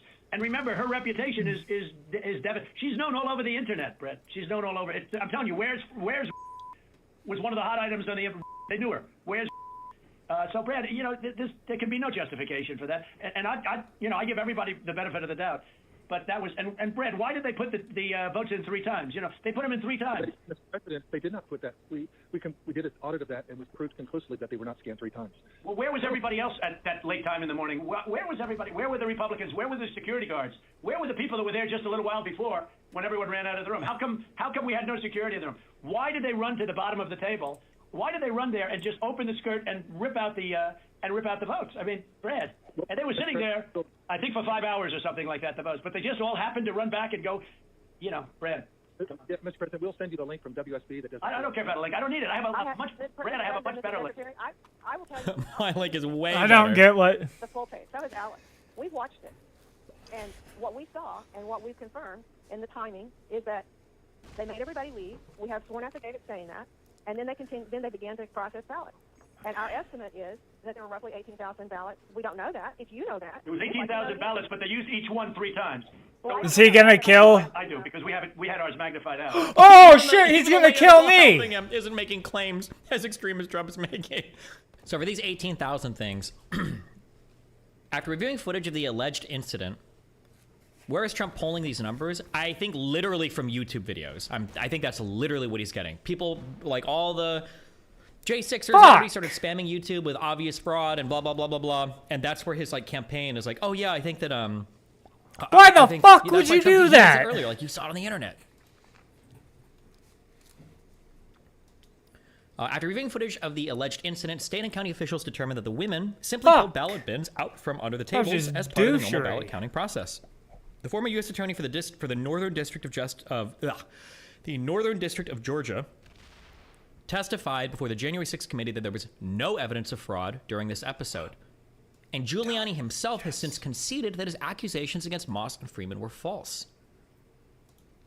Let's see. Giuliani not contesting making false statements about Georgia election workers. Rudy Giuliani, who served as a lawyer for former President Donald Trump, is no longer contesting as a legal matter that he made false and defamatory statements about 2 former Georgia election workers, but argues in a new court filing that what amounted to false claims about vote rigging in the 2020 presidential elections was constitutionally protected speech and did not damage the workers.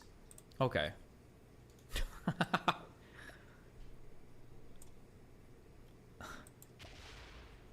Okay.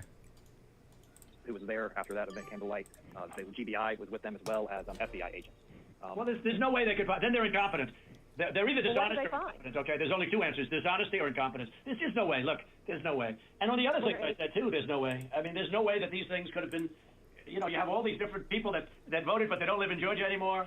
What was that number, Toledo? That was a pretty good number too. Yeah. Well, the number who had registered out of state after they moved from Georgia, and so they had a day. When they moved from Georgia, they registered to vote out of state, and then it was like 4,500. I don't have that right. And then they came back in and they voted. And voted. Yeah. No, that was a large number, though. It was in the 20s. And, you know, the point is... going through each of those as well, and those numbers that we got... Oh, so fucked. Mitchell was just saying, they're not accurate. Everyone we've been through are people that lived in Georgia, moved to a different state, but then moved back to Georgia legitimately. And in many cases... Really? How many people do that? I mean, they moved out and then they said, the hell with it, I'll move back in, you know. Bro, Trump is every conservative debater that I bring on. Do you know what Trump just said? Wait, does anybody know what Trump just said? Does anybody have it? You just heard it. What? He used the classic debate strategy. The classic debate strategy of... Who has it? The classic debate strategy of, isn't it weird though? Isn't that kind of strange? Doesn't it make you wonder? Don't you have questions about that? Like the classic debate pedophile strategy. Is he gonna try to kill me? Does that really happen though? Like, how likely is that? Like, well, I don't know. In a state of Georgia population, in a state of 10.8 million people, how many people might move and then come back within a year? I don't know, Donald Trump. How many? You tell me what's an ordinary number. Holy Christ. Though it was in the 20s. And, the point is going through each of those as well, and those numbers that we got, that Ms. Mitchell was just saying, they're not accurate. Everyone we've been through are people that lived in Georgia, moved to a different state, but then moved back to Georgia legitimately. And in many cases... Really, how many people do that? You mean they moved out and then they said, "Ah, the hell with it, I'll move back in"? It doesn't sound like a very normal... You mean they moved out, and what, they missed it so much that they wanted to move back in? It's like... Wait, what is he shitting on Georgia? What is that? Was that his inner New York coming out? Like, come on. Who the f escapes Georgia and wants to f***ing go back? Jesus. Moved to a different state, but then moved back to Georgia legitimately. And in many cases... Really, how many people do that? You mean they moved out and then they said, "Ah, the hell with it, I'll move back in"? It doesn't sound like a very normal... You mean they moved out, and what, they missed it so much that they wanted to move back in? It's like... It's crazy. Well, and they moved back in years ago. This was not like something just before the election. So there's something about that data. It's just not accurate. Well, I don't know. All I know is that it is certified, and they moved out of Georgia, and they voted. It didn't say they moved back in, Clayton, did it? No, but I mean, we're looking at the voter register. Again, if you have additional records, we've been asking for that. But you haven't shared any of that with us. You just keep saying you've been... A lot of it you don't need to be shared. Why the f would they give it to you? You can't why would you call a state and expect them, oh yeah, we'll just unload all this... Why the f would you ever expect that? I imagine there's probably a secretary of whatever the fuck the election council bullshit is. I don't even know what the fuck the commission would be. You probably submit the request to them to go through it. And if you think they're doing something false, well, then you go to court. You charge them with a crime, you subpoena, you get the information to discovery or whatever, right? Like, why would you imagine? Or I mean, I say that to be fair. Maybe that is normal. Maybe campaigns do go to states and say, "Hey, can you dump all this information on us?" I don't know. Maybe there is precedence for that. I've never heard it before, but I wouldn't necessarily have heard it before. So maybe there's precedence. I doubt it, but. I mean, to be honest, they should share it. They should share it because you want to get to an honest election. I won this election by hundreds of thousands of votes. There's no way I lost Georgia. There's no way. We won by hundreds of thousands of votes. I'm just going by small numbers. When you add them up, they're many times the 11,000. But I won that state by hundreds of thousands of votes. Now, do you think it's possible that they shredded ballots in Fulton County? Because that's what the rumor is. And also that Dominion took out machines. That Dominion is really moving fast to get rid of their machinery. Do you know anything about that? Fuck. Do I get killed here? No, Dominion has not moved any machines. No, I don't. No, but have they moved? Have they moved the inner parts of the machines and replaced them with other parts? What the f are you talking about, bro? Trump has literally a list of every retarded f***ing tweet that he's... If you listen long enough, judging by my kicking YouTube chatters, if you guys listen long, you might hear one of your tweets come up. I haven't listened to this full phone call. One of your tweets might be here, guys, okay? They might be here. Listen closely. You sure, Ryan? I'm sure, Mr. President. And what about the ballots, the shredding of the ballots? Have they been shredding ballots? No, the only investigation that we have into that, they have not been shredding any ballots. There was an issue in Cobb County where they were doing normal, office shredding, getting rid of old stuff, and we investigated that. But this is stuff from past elections. No, I don't know. And that's what it doesn't pass the smell test, though, because we hear they're shredding thousands and thousands of ballots, and now what they're saying, oh, we're just cleaning up the office. I don't think that plays. We hear. It's said. I've heard on the internet. We hear. It's been said to us. Someone told us. Mr. President, the problem you have with social media, people can say anything. No, this isn't social media. This is Trump media. Well, now he loses. What the f was that statement? Bro, this guy is wild. I want to spectate this. What the fuck? Isn't social media. This is Trump media. It's not social media. What a fucking really idiot. Not. It's not social media. I don't care about social media. I couldn't care less. Social media is big tech. Big tech is on your side, I don't even know why you have a side, because you should want to have an accurate election. And you're a Republican. We believe that we do have an accurate election. No, I know you don't. No, you don't. You don't have. Not even close. You're off by hundreds of thousands of votes, and just on the small numbers, you're off on these numbers. And these numbers can't be judged. Well, why won't... Okay, so you send us into Cobb County for signature verification, right? You send us into Cobb County, which we didn't want to go into. And you said it would be open to the public, and we could have our... So we had our experts there. They weren't allowed into the room. That was but so we didn't want fucking Cobb gay. County. We wanted Fulton County. and you wouldn't give it to us. I got now, why fucked aren't we that doing round. signature? And why can't it be open to the public? And why can't we have professionals do it instead of rank amateurs that will never find anything and don't want to? Jesus, bro, he's shitting all over the Georgia election staff. Bro, you realize these are the people that are literally running the fucking elections, right? Like, who would be more qualified than them to do it? Are there like expert crack team, like Navy SEAL election administrators out there? Like, yeah, these guys go to the Gaza Strip and they run elections. Like, these guys have seen some shit. Like, who would even be the experts that you would be sending in here? Find anything. They don't want to find. You know they don't want to find anything. Someday you'll tell me the reason why, because I don't understand your reasoning. But someday you'll tell me the reason why. But why don't you want to find? Cobb County. Why don't you want to find? County. What? Sorry, go ahead. Yeah. Okay. So why did you do Cobb County? We didn't even request. We requested Fulton County, not Cobb County. Well, that's right. We We chose have our Cobb election County. contest. Yeah. Go ahead, please. Go ahead. We chose Cobb County because that was the only county where there's been any evidence submitted that the signature verification was not properly done. Well, no, but I told you, but we're not saying that. We are the agreed party. Fulton County. Look, Stacey, in my opinion, Stacey is as dishonest as they come.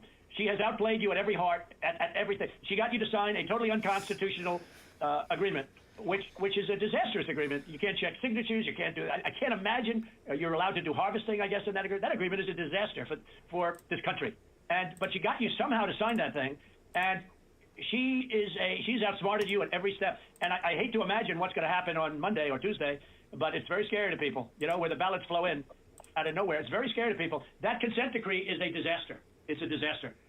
A very good lawyer. Didn't Abrams, and she lost her election. She invented some new way to fucking scam and steal, and she couldn't even use it for her own shit. Like, who examined it said they've never seen anything like it. And harvesting is still illegal in the state of Georgia, and that settlement agreement did not change that. Well, it's not a settlement agreement. It's a consent decree. It even says consent decree on it, doesn't it? It uses the term consent decree. It doesn't say settlement agreement. It's a consent decree. It's a disaster. It's a settlement agreement. What's written on top of it? Ryan? I don't have it in front of me, but it was not entered by the court. It's not a court order. No, it's called. But Ryan, it's called a consent decree. Is that right on the paper? Is that right? I don't believe so. But I don't have it in front of me. Okay. Whatever. It's a disaster. It's a disaster. Look, here's the problem. We can go through signature verification, and we'll find hundreds of thousands of signatures if you let us do it. And the only way you can do it, as you know, is to go to the past. But you didn't do that in Cobb County. You just looked at one page compared to another. The only way you can do a signature verification is go from the one that signed it on November, whatever, recently, and compare it to 2 years ago, 4 years ago, 6 years ago, you know, or even one. And you'll find that you have many different signatures. But in Fulton, where they dumped ballots, you will find that you have many that aren't even signed, and you have many that are forgeries. Okay? You know that. You know that. You have no doubt about that. And you will be at 11,779 within minutes, because Fulton County is totally corrupt, and so is she totally corrupt. And they're going around playing you and laughing at you behind your back, Brad. Behind your back. They're laughing at you. And you've taken a state that's a Republican state, and you've made it almost impossible for a Republican to win because of cheating, because they cheated like nobody's ever cheated before. And I don't care how long it takes me. You know, we can have other states coming forward pretty good, but I won't. This sounds like a person who actually thinks that they cheated. So, This is never given. We have some incredible talent. Said they've never seen anything. Now the problem is they need more time for the big numbers. But this is like the bonus chapter in like the art of the deal, I guess, is how to get an election. They are very substantial numbers. And I think you're going to find that they, by the way, a little information. I think you're going to find that they are shredding ballots because they have to get rid of the ballots because the ballots are unsigned. The ballots are corrupt. And they're brand new, and they don't have seals, and there's a whole thing with the ballots, but the ballots are corrupt, and you're going to find that they are, and which is totally illegal. It's more illegal for you than it is for them, because you know what they did, and you're not reporting it. That's a criminal offense, and you can't let that happen. That's a big risk to you and to Ryan, your lawyer. That's a big risk. But they are shredding ballots, in my opinion, based on what I've heard, and they are removing machinery, and they're moving it as fast as they can. Both of which are criminal fines, and you can't let it happen, and you are letting it happen. I'm notifying you that you're letting it happen. So, look, all I want to do is this. I just want to find 11,780 votes, which is one more than we have, because we won the state, and flipping the state is a great testament to our country, because, it's a testament that they can admit to a mistake, or whatever you want to call it, if it was a mistake. I don't know. A lot of people think it wasn't a mistake. It was much more criminal than that. But it's a big problem in Georgia, and it's not a problem that's going away. I mean, it's not a problem that's going away. And we got President, this is Ryan. We're looking into every one of those things that you mentioned. Okay, Our good. investigators, But if you find them, you got to say it, Ryan. Look, if they're, let me ask you, Ryan, if they're throwing Let me ballots. tell you what we are seeing. Go ahead. Go ahead. What we're saying is not at all what you're describing. Okay. And these are investigators from our office. These are investigators from GBI, and they're looking and they're good. And that's not what they're seeing. And we'll keep looking. We'll keep looking at all these things. Well, you better check on the ballots because they are shredding ballots, Ryan. I'm just telling you, Ryan. They are shredding ballots, Ryan. And you should look at that very carefully because that's so illegal. You may not even believe it because it's so bad, but they're shredding ballots because they think we're going to eventually get there because we'll eventually get into Fulton. It's in my opinion, it's never too late. So, little double sound deck. So that's the story, folks. Look, we need only 11,000 votes. We have far more than that as it stands now. We'll have more and more. And do you have provisional ballots at all, Brad? Provisional ballots? Provisional ballots are allowed, by state law. Sure, but do you have them? I mean, are they counted, or did you just hold them back because they, in other words, how many provisional ballots do you have? It's really weird. We'll get you that number. Because most of them are made out to the name Trump, because these are people that were scammed when they came in, and we have thousands of people that have testified or that want to testify. When they came in, they were proudly going to vote on November 3rd, and they were told, I'm sorry, you've already been voted for, you've already voted. The women, men started screaming, no, I proudly voted till November 3rd. They said, I'm sorry, but you already been voted for, and you have a ballot. And these people are beside themselves. So they went out and they filled in a provisional ballot, putting the name Trump on it. And what about that batch of military ballots that came in? And even though I won the military by a lot, it was 100% Trump. 100% Biden. Do you know about that? A large group of ballots came in. I think it was to Fulton County, and they just happened to be 100% for Trump, for Biden. Even though Trump won the military by a lot, a tremendous amount. But these ballots were 100% for Biden. And you know about that? A very substantial number came in, all for Biden. Does anybody know about it? I know about it, but we were never. Okay, Toledo, wait. I'm not asking you, Toledo, honestly. I'm not asking it. Based, just shut down the woman, bro. Just shut her down. Like, not talking to you. Not asking you. Shut up, woman. Men are talking right now. Based. This guy is a clown, bro. Imagine you want this guy to run your country. Imagine you want to put your political party in Trump's hands. This is like this is such an unreal call. Can you imagine? Look at fucking Bush, Biden, Obama, Reagan, like any president having a conversation like this is like. He sounds. I guarantee a ton of them have had a conversation like this. Like this is such a wild call. This is such a wild call. Where was Trump getting his info for these numbers from? Just the internet. Just like people alleging random conspiracies on the internet and Twitter. That's it. I'm asking Brad. Do you know about the military ballots that we have confirmed now? Do you know about the military ballots that came in that were 100%? I mean, 100% for Biden. Do you know about that? I don't know about that. I do know that we have, when military ballots come in, it's not just military. It's also military and overseas citizens. The military part of that does generally go Republican. The overseas citizen part of it generally goes very Democrat. No, but this was yeah, that's okay. But I got like 78% in the military. These ballots were all for this. They didn't tell me overseas. Could be overseas too, but I get votes overseas too, Ryan. In all fairness. No, they came in. A large batch came in, and it was quote 100% for Biden, and that is criminal. That's criminal. Okay, that's another criminal. That's another of the many criminal events. Many criminal events here. I don't know. Look, Brad, I have to find 12,000 votes, and I have them times a lot, and therefore I won the state. That's before we go to the next step, which is in the process of right now, And I watched you this morning, and you said, well, there was no criminality, but I mean, all of this stuff is very dangerous stuff. When you talk about no criminality, I think it's very dangerous for you to say that. I just don't know why you don't want to have the votes counted as they are. Like even you, when you went and did that check, and I was surprised because, I didn't get the check, and we found a few thousand votes that were against me. I was actually surprised because the way that check was done, all you're doing is recertifying existing votes. And, you were given votes and you just counted them up. And you still found 3,000 that were bad. That was sort of surprising. That came down to 3 or 5. I don't know. There's still a lot of votes. But you have to go back to check from past years with respect to signatures. And if you check with Fulton County, you'll have hundreds of thousands because they dumped ballots into Fulton County and the other county next to it. So what are we going to do here, folks? I only need 11,000 votes. Fellas, I need 11,000 votes. Give me a break. We have that in spades already, or we can keep it going. But that's. You need a quick example to showcase the intentionality of the documents case. If a spy mails top secret documents to Russia, should you charge the USPS for mishandling state secrets? Oh, maybe. Although that's sealed, they wouldn't know. I think that might be a little different, but I understand what you're getting at.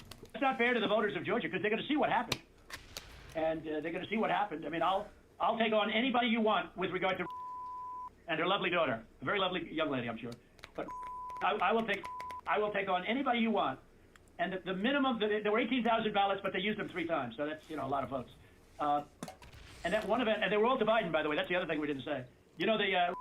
One thing I forgot to say, which was the most important. You know that every single ballot she did went to Biden. You know that, right? You know that, by the way, Brett?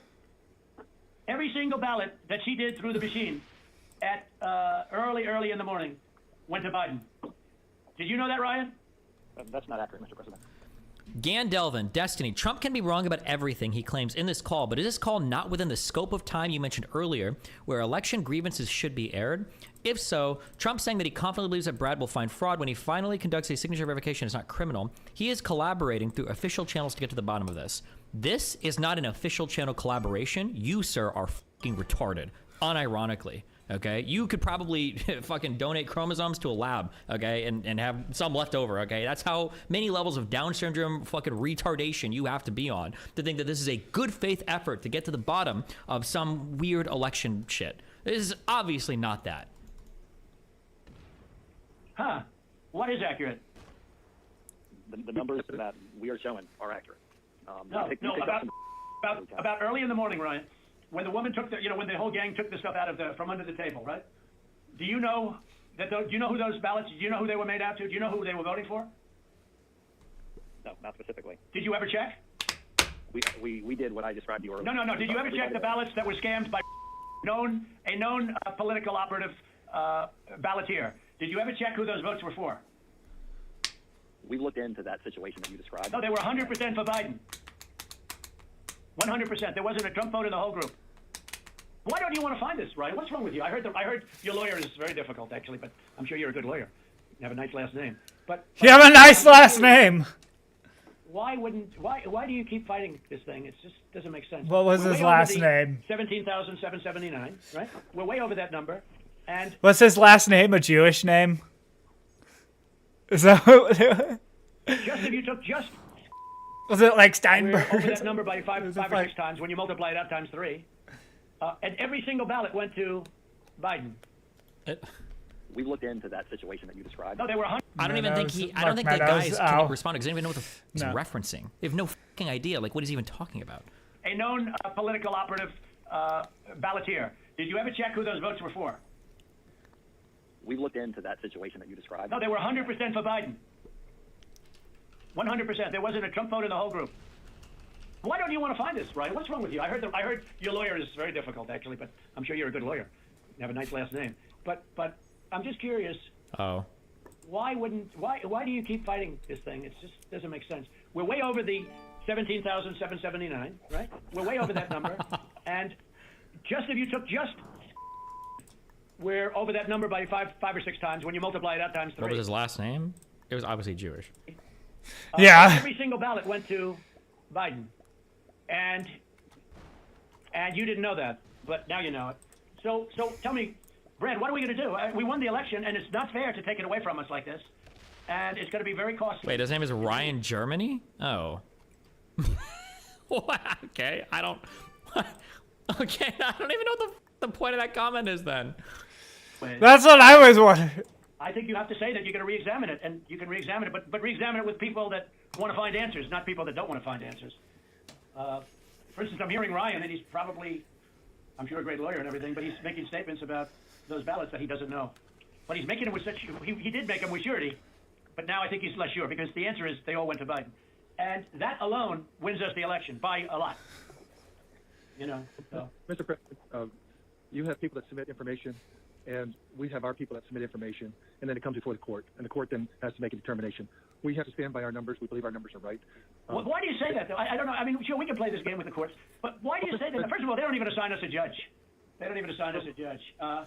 But why wouldn't you, hey, Brad, why wouldn't you want to check out And why wouldn't you want to say, hey, if in fact President Trump is right about that, then he wins the state of Georgia. Just that one incident alone, without going through hundreds of thousands of drop ballots. You just say you stick by. I mean, I've been watching you for. You know, you don't care about anything. Your numbers are right, but your numbers aren't right. They're really wrong, and they're really wrong, Brad. And I know this phone call's going nowhere other than ultimately, you know, ultimately to evidence. Ultimately, I win. Okay, because Mr. Secretary, you guys are so Well, wrong. no, they. This is definitely.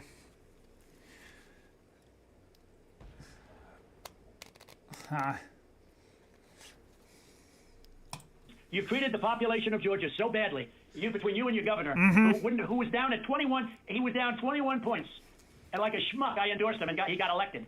But I will tell you, he's. I wonder what. And he'll never. I can't imagine. The people are so angry in Georgia. I can't imagine he's ever getting elected again. I'll tell you that much right now. But why wouldn't you want to find the right answer, Brad, instead of keep saying that the numbers are right?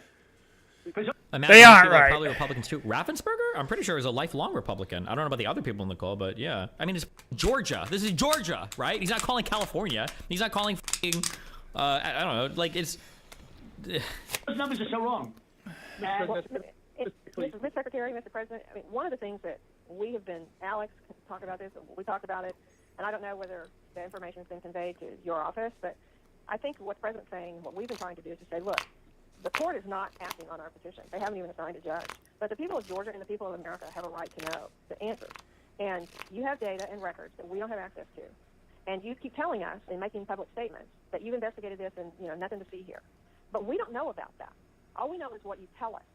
What I don't understand is why wouldn't it be in everyone's best interest to try to get to the bottom, compare the numbers, you know, if you say, because to try to be able to get to the truth.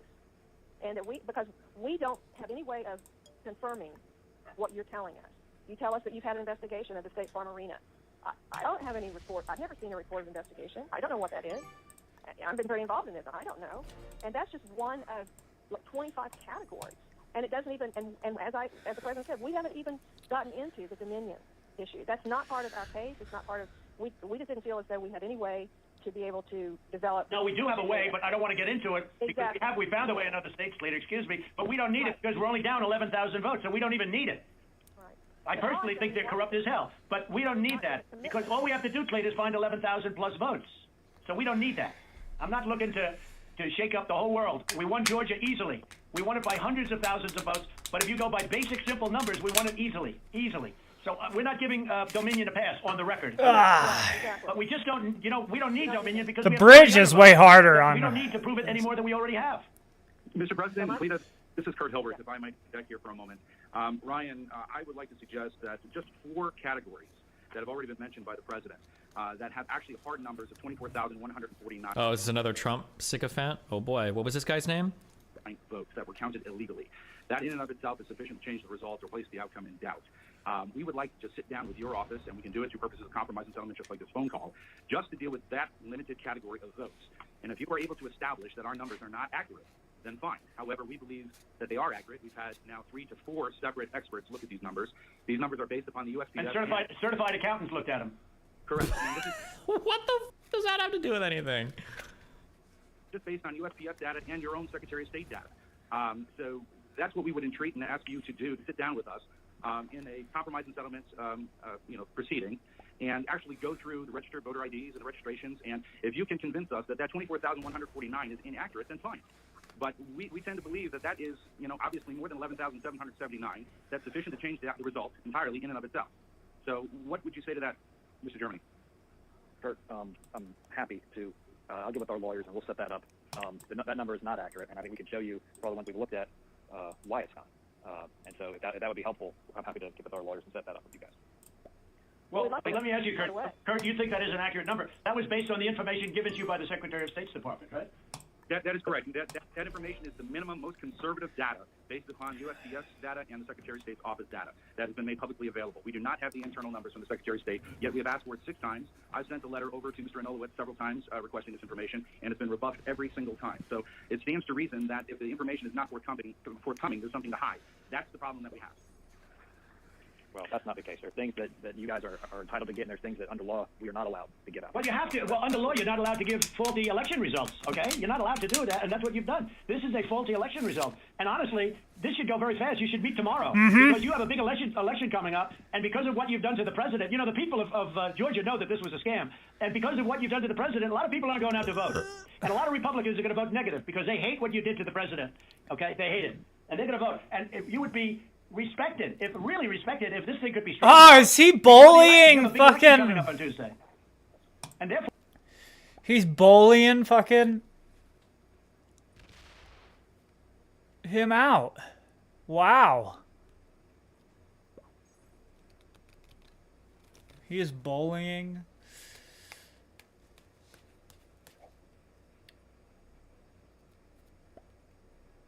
Out white. Wow. That's crazy. If I was white, I would not take that. You meet tomorrow and work out on these numbers, because I know, Brad, that if you think we're right, I think you're going to say, and I'm not looking to blame anybody. I'm just saying that under new counts and under new. That's why I lose sometimes, though. Results, we won the election. It's very simple. We won the election. As the governor of major states and the surrounding states said, there is no way you lost Georgia. As the Georgia. So, do you think any other calls like this happen with any of the other states? Like, do you think there was a call like this to Arizona or anything? Politicians say there is no way you lost Georgia. Nobody, everyone knows I won it by hundreds of thousands of votes. But I'll tell you, it's going to have a big impact on Tuesday if you guys don't get this thing straightened out fast. Well, Mr. President, this is Mark. Let me just. It sounds like we've got two different sides agreeing that we can look at those areas, and I assume that we can do that within the next 24 to 48 hours to go ahead and get that reconciled, so that we can look at the two claims and making sure that we get the access to the Secretary of State's data to either validate or invalidate the claims that have been made. Is that correct? So that's not what I said. I'm happy to sit down with, or have our lawyers sit down with Kurt and the lawyers on that side and explain to him, hey, here's, based on what we've looked at so far, here's how we know this is wrong, this is wrong, this is wrong, this is wrong, this is wrong. And so what you're saying, Ryan, hold on, let me make sure. So what you're saying is you really don't want to give access to the data. You just want to make another case on why the lawsuit is wrong? I don't think we can give access to data that's protected by law. But we can sit down with them and say, but hey, you're allowed to have a phony election? You're allowed to have a phony election? Dude, this is every Trump I debate on fucking Discord. I swear to God. Election, right? No, sir. When are you going to do the signature counts on that? When are you going to do signature verification on Fulton County? Which you said you were going to do, and now all of a sudden you're not doing it. When are you doing that? Mr. President, to get to this issue of the personal information and privacy issue, is it possible that the Secretary of State could deputize the lawyers for the president so that we could access that information, that private information, without you having any kind of violation? Deputize the lawyers to give them access to privileged voter information. What the fuck is this request? What? Yes, there are other calls. The most recent one to come out was in Michigan with the Republican National Committee chairwoman. Well, I don't want to know who it is. You guys can do it very confidentially. You can sign a confidentiality agreement. That's okay. I don't need to know names. All right, but we got the information on this stuff that we're talking about. We got all that information from the Secretary of State. Yeah, so let me recommend, Ryan, if you and Kurt will get together, when we get off of this phone call, if you could get together and work out a plan to address some of what we've got with your attorneys, where we can actually look at the data. For example, Mr. Secretary, I can tell you, you said there was only 2 dead people that would vote. I can promise you there are more than that, and that may be what your investigation shows, but I can promise you there are more than that. But at the same time, I think it's important that we go ahead and move expeditiously to try to do this and resolve it as quickly as we possibly can. And if that's the good next step, hopefully we can finish this phone call and go ahead and agree that the 2 of you will get together immediately. Well, why don't my lawyers show you where you got the information? It'll show the Secretary of State, and you don't even have to look at any names. We don't want names. We don't care. But we got that information from you. And Stacey Abrams is laughing about, she's going around saying these guys are dumber than a rock. What she's done to this party is unbelievable, I tell you. And I only ran against her once, and that was with a guy named Brian Kemp, and I beat her. And if I didn't run, Brian wouldn't have had even a shot, either in the general or in the primary. He was dead as a doornail. He never thought he had a shot at either one of them. What a schmuck I was. But that's the way it is. That's the way it is. I would like you to, for the attorneys on my side, I'd like you to perhaps meet with Ryan, ideally tomorrow, because I think we should come to a resolution of this before the election. Otherwise, you're gonna have people just not voting. They don't want to vote. They hate the state. They hate the governor, and they hate the Secretary of State. I will tell you that right now. And the only people that like you are people that will never vote for you. You know that, Brad, right? They like you. They like you. They can't believe what they found. They want more people like you. So look, can you get together tomorrow? And Brad, we just want the truth. It's simple, and everyone's going to look very good if the truth comes out. It's okay. It takes a little while, but let the truth come out. And the real truth is I won by 400,000 votes at least. That's the real truth. But we don't need 400,000 votes. We need less than 2,000 votes.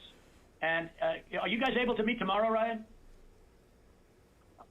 I'll get with Chris, the lawyer who's representing us in the case, and see when he can get together with Kurt. All right. Brian will be in touch with the other attorney on this call, Mr. Meadows. Thank you, President Trump, for your time. Okay, thank you, Brad. Thank you, Ryan. Thank you. Thank you, everybody. Thank you. Thank you very much. Bye. Jesus Christ. On January 3rd, Trump said on Twitter that he'd spoken to Raffensperger and that Raffensperger was unwilling or unable to answer questions about alleged election fraud and that he has no clue. Later that day, the recording of the conversation was released to the Washington Post and other media outlets. A local television station said they had obtained it from a government source. Raffensperger said that he had not initially intended to release the tape, but felt compelled to respond after Trump misrepresented the call on Twitter. That's a DGGer, boys. Listen, say what you want about me, just don't say I'm a liar. If you say I'm a liar, maybe I do record our calls, and maybe we are going to go ahead and do a little leaking.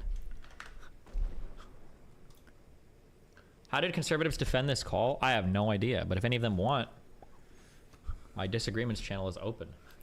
I don't see what was really the matter with the call. He thought that there was at Trump National Golf Club in Bedminster. Even if there wasn't, he thought that there was during an audio recorded election meeting with a writer, interference a publisher, going on and two in members of his staff, none of whom possessed a security clearance. Trump showed and described a plan of attack that Trump said was prepared for him by the Department of Defense and a senior military official. Trump told the individuals that the plan was highly confidential and secret. Trump also said, as president, I could have declassified it, and now I can't, but this is still a secret. Isn't it amazing? I have a big pile of papers. This thing just came up. Look. This was him. They presented me this. This is off the record, but they presented me this. This was him. This was the Defense Department and him. We looked at him. This was him. This wasn't done by me. This was him. All sorts of stuff. It's pages long. Look. Wait a minute. Let's see here. Look at that.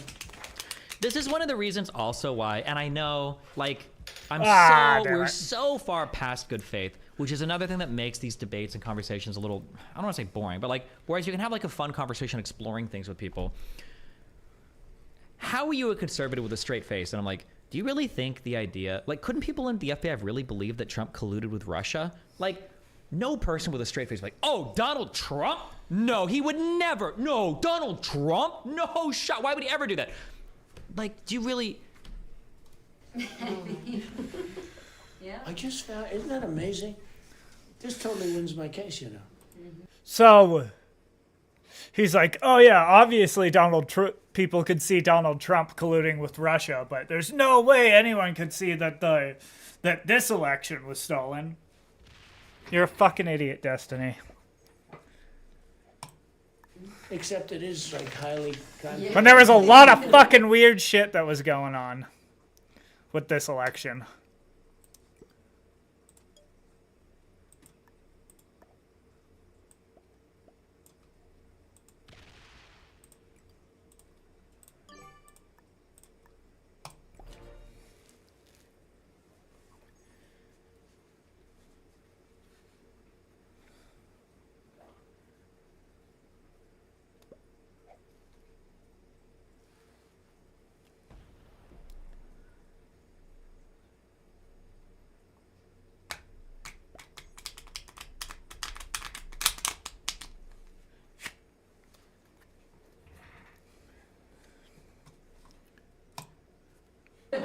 This is secret information. But look at this. You attack, and Hillary would print that out all the time. she'd send it, she'd send it to Anthony Weiner, Yeah. the pervert. By the way, isn't that incredible? Yeah. I was just saying, because we were talking about it, and he said he wanted to attack Iran and what? These are the papers. This was done by the military, given to me. I think we can probably, right? I don't know. We'll have to see. Yeah, we'll have to try to Declassified. figure out yeah. See, as president, I could have declassified it. Now I can't, but this is classified. Now we have a problem. Isn't that interesting? Yeah. It's so cool. I mean, it's so. Look, we here and I have. Oh, that. Now that might be. I don't know who he was showing that to.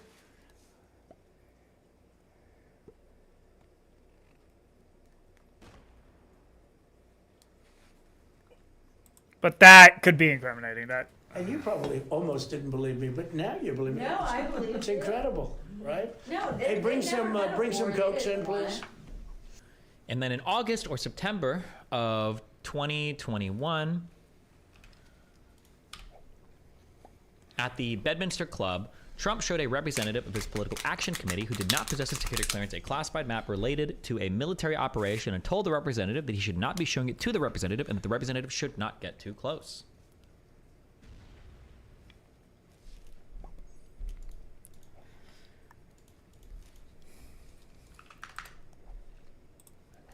On March 30th of 2022, the Federal Bureau of Investigation opened a criminal investigation into the unlawful retention of classified documents at the Mar-a-Lago Club. A federal grand jury investigation began the next month. The grand jury issued a subpoena requiring Trump to turn over all documents with classification markings. Trump endeavored to obstruct the FBI and grand jury investigations and conceal his continued retention of classified documents by, among other things, the grand jury issued a subpoena requiring Trump to turn over all documents with classification markings. Trump endeavored to obstruct the FBI and grand jury investigations and conceal his continued retention of classified documents by, among other things. Okay, he suggested that his attorney falsely represented the FBI and grand jury that Trump did not have documents called for by the grand jury subpoena. So he suggested to his attorney to lie about having the documents. Directing defendant Waltine Nauta to move boxes of documents to conceal them from Trump's attorney, the FBI, and the grand jury, providing to the FBI and grand jury just some of the documents called for by the grand jury subpoena while claiming that he was fully cooperating. Defendant Nauta was a member of the United States Navy stationed as a valet in the White House during Trump's presidency. Beginning in August of 2021, Nauta White's became an getting executive pissed assistant in the now, office of so Donald that's J. good. Trump and served as Trump's personal aide or body man. Nauta reported to Trump, worked closely with Trump, and traveled with Trump. Beginning in January of 2022, defendant Carlos de Oliveira was employed as the property manager at the Mar-a-Lago Club. Prior to holding the position of property manager, de Oliveira was employed as a valet at the Mar-a-Lago Club. Oh, damn, look at that. Is he gonna go What an upgrade in boom? position. The Mar-a-Lago Club. The Mar-a-Lago Club was located on South Ocean Boulevard in Palm Beach, Florida, and included Trump's residence, more than 25 guest rooms, 2 ballrooms, a spa, a gift store, exercise facilities, office space, and an outdoor pool and patio. As of January 2021, the Mar-a-Lago Club had hundreds of members and was staffed by more than 150 full-time, part-time, and temporary employees. Between January 2021 and August 2022, the Mar-a-Lago Club hosted more than 150 social events, including weddings, movie premieres, and fundraisers that together drew tens of thousands of guests. The United States Secret Service provided protection services to Trump and his family after he left office, including at the Mar-a-Lago Club, but it was not responsible for the protection of Trump's boxes or their contents. Trump did not inform the Secret Service that he was storing boxes containing classified information at the Mar-a-Lago Club. Trump's public statements on classified information. As a candidate for President of the United States, Trump made the following public statements, among others, about classified information. Oof. Uh-oh. Trump's public statements as candidate for President of the United States. On August 18th, 2016, what was through all these here? Yikes. Trump stated, "In my administration, I'm going to enforce all laws concerning the protection of classified information. No one will be above the law." On September 6th, 2016, Trump stated, "We also need to fight this battle by collecting intelligence and then protecting our classified secrets. We can't have someone in the Oval Office who doesn't understand the meaning of the word confidential or classified." On September 7th, Trump stated, "One of the first things we must do is enforce all classification rules and to enforce all laws relating to the handling of classified information."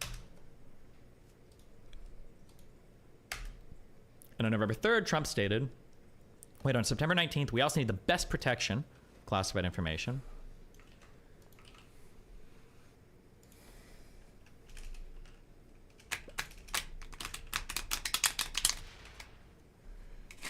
On November 3rd, Trump stated, "Service members here in North Carolina have risked their lives to acquire classified intelligence to protect our country."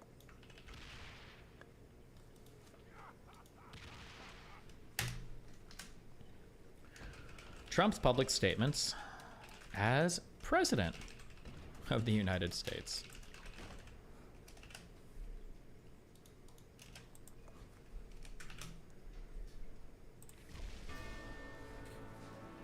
When reading the indictment, has Destiny sourced the claims and tried to read prior context before and after these sourced quotes like he does for many other claims?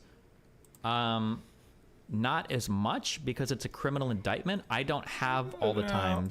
I'm not going to have the underlying sourced material because some of it's going to be part of like the ongoing criminal matter. They're not going to release all of it. If I feel like something is being misquoted or taken out of context, I'll try to find additional context. I'm sorry, are you implying that I should be looking for more context around here? Like, I was alive for this election. I listened to Trump say these things. Like, Trump had a pretty strong stance on classified information coming in as a candidate. Like, I don't think any of these were taken out of context. But as president of the United States, on July 26, 2018, Trump issued the following statement about classified information. That was dumb as fuck for Pink to do.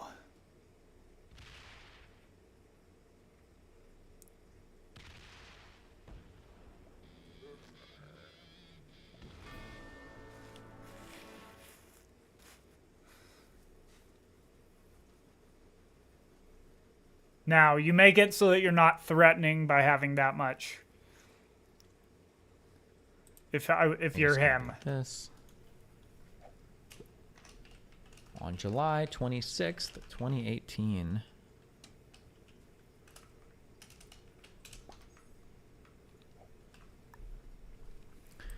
As the head of the executive branch commander-in-chief, I have a unique constitutional responsibility to protect the nation's classified information, including by controlling access to it. More broadly, the issue of a former executive branch official's... More broadly, the issue of a former executive branch official's security clearance raises larger questions about the practice of former officials maintaining access to our nation's most sensitive secrets long after their time in government has ended. Such access is particularly inappropriate when former officials have transitioned into highly partisan positions, like running for re-election, and seek to use real or perceived access to sensitive information to validate their political attacks, like talking about how Milley was the reason why an attack plan against Iran was drafted up while talking to somebody doing a political interview for your re-election campaign. Oh, Jesus Christ. Any access granted to our nation's secrets should be furtherance of national, not personal interest. God damn. Okay. Okay, let me do this and then, all right, we'll drag in a duder. He was pre-watching. Trump's retention of classified documents after his presidency. In January of 2021, as he was preparing to leave the White House, Trump and his White House staff, including Nauta, packed items, including some of Trump's boxes. Trump was personally involved in this process. Trump caused his boxes containing hundreds of classified documents to be transported from the White House to the Mar-a-Lago Club. From January through March 15, 2021, some of Trump's boxes were stored in the Mar-a-Lago Club's white and gold ballroom in which events and gatherings took place. Trump's boxes were for a time stacked on the ballroom stage as depicted in the photograph below. Trump's documents were for a time stored publicly in the Mar-a-Lago Club's white and gold ballroom where events and gatherings took place. In March of 2021, Nauta and others moved some of Trump's boxes from the white and gold ballroom to the business center at the Mar-a-Lago Club. On April 5th, 2021, an employee of the office of Donald J. Trump, Trump Employee 1, texted another employee of that office, Trump Employee 2, to ask whether Trump's boxes could be moved out of the business center to make room for staff to use it in an office. Trump Employee 2 replied, "Whoa! Okay, so POTUS specifically asked Walt for those boxes to be in the business center because they're his papers." Later that day, Trump Employee 1 and Trump Employee 2 exchanged the following text messages. "We can definitely make it work if we move his papers into the lake room. There is still a little room in the shower where his other stuff is. Is it only his papers he cares about? There's some other stuff in there that are not papers. Could that go to storage, or does he want everything in there on property?" Yes, anything that's not the beautiful mined paper boxes can definitely go to storage. Want to take a look at the place and start moving tomorrow AM. After the text exchange between Trump Employee 1 and Trump Employee 2, in April of 2021, some of Trump's boxes were moved from the business center to a bathroom and shower in the Mar-a-Lago Club's lake room, as depicted in the photograph below. Jesus Christ. In May of 2021, Trump directed that a storage room on the ground floor of the Mar-a-Lago Club, the storage room, be cleaned out so that it could be used to store his boxes. The hallway leading to the storage room could be reached from multiple outside entrances, including one accessible from the Mar-a-Lago Club pool patio through a doorway that was often kept open. The storage room was near the liquor supply closet, linen room, lock shop, and various other rooms. On June 24th, Trump's boxes that were in the lake room were moved to the storage room. After the move, there were more than 80 boxes in the storage room, as depicted in the photographs below. On December 7th, 2021, NADA found several of Trump's boxes fallen and their contents spilled onto the floor of the storage room, including a document marked secret/REL2 USA FVEY, which denoted that the information in the document was releasable only to the Five Eyes Intelligence Alliance, consisting of Australia, Canada, New Zealand, the United Kingdom, and the United States. NADA texted Trump employee 2, "I opened the door and found this." NADA also attached 2 photographs he took of the spill. Trump employee 2 replied, oh no, and I'm sorry, POTUS had my phone. One of the photographs NADA texted to Trump employee 2 is depicted below with the visible classified information redacted. Trump's unlawful retention of this document is charged in count 8 of this superseding indictment. Photographs were taken of boxes toppled over in the storage room with classified information both available for view and texted back and forth between employees and legal counsel, foreign lawyers and attorneys.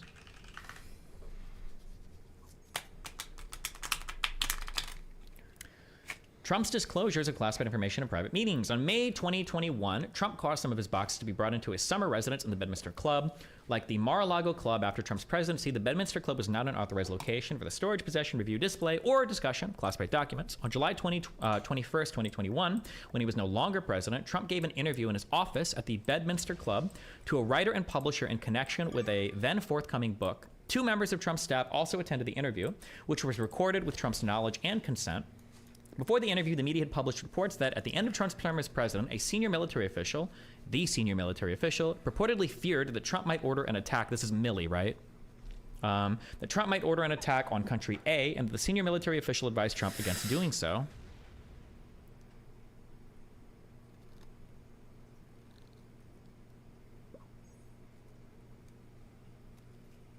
Wait, Jesus, wait, what is this for? Hold on, I'm sorry, 1 second.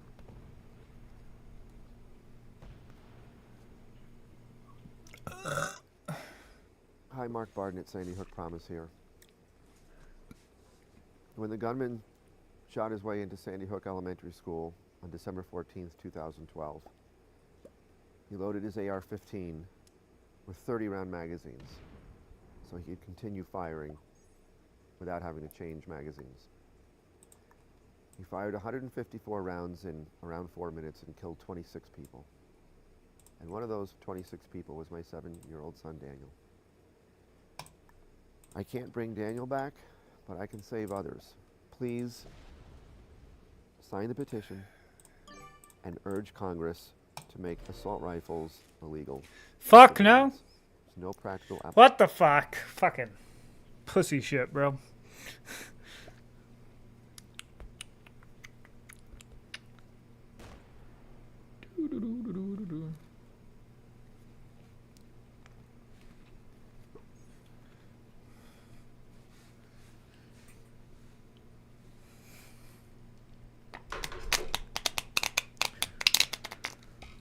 On July 21st, 2021, when he was no longer president, Trump gave an interview in his office. Okay, we already did this.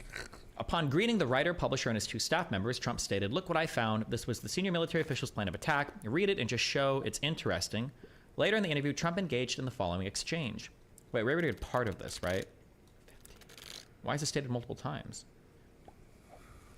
Well, I think this is Milley, right? This must be Milley, right?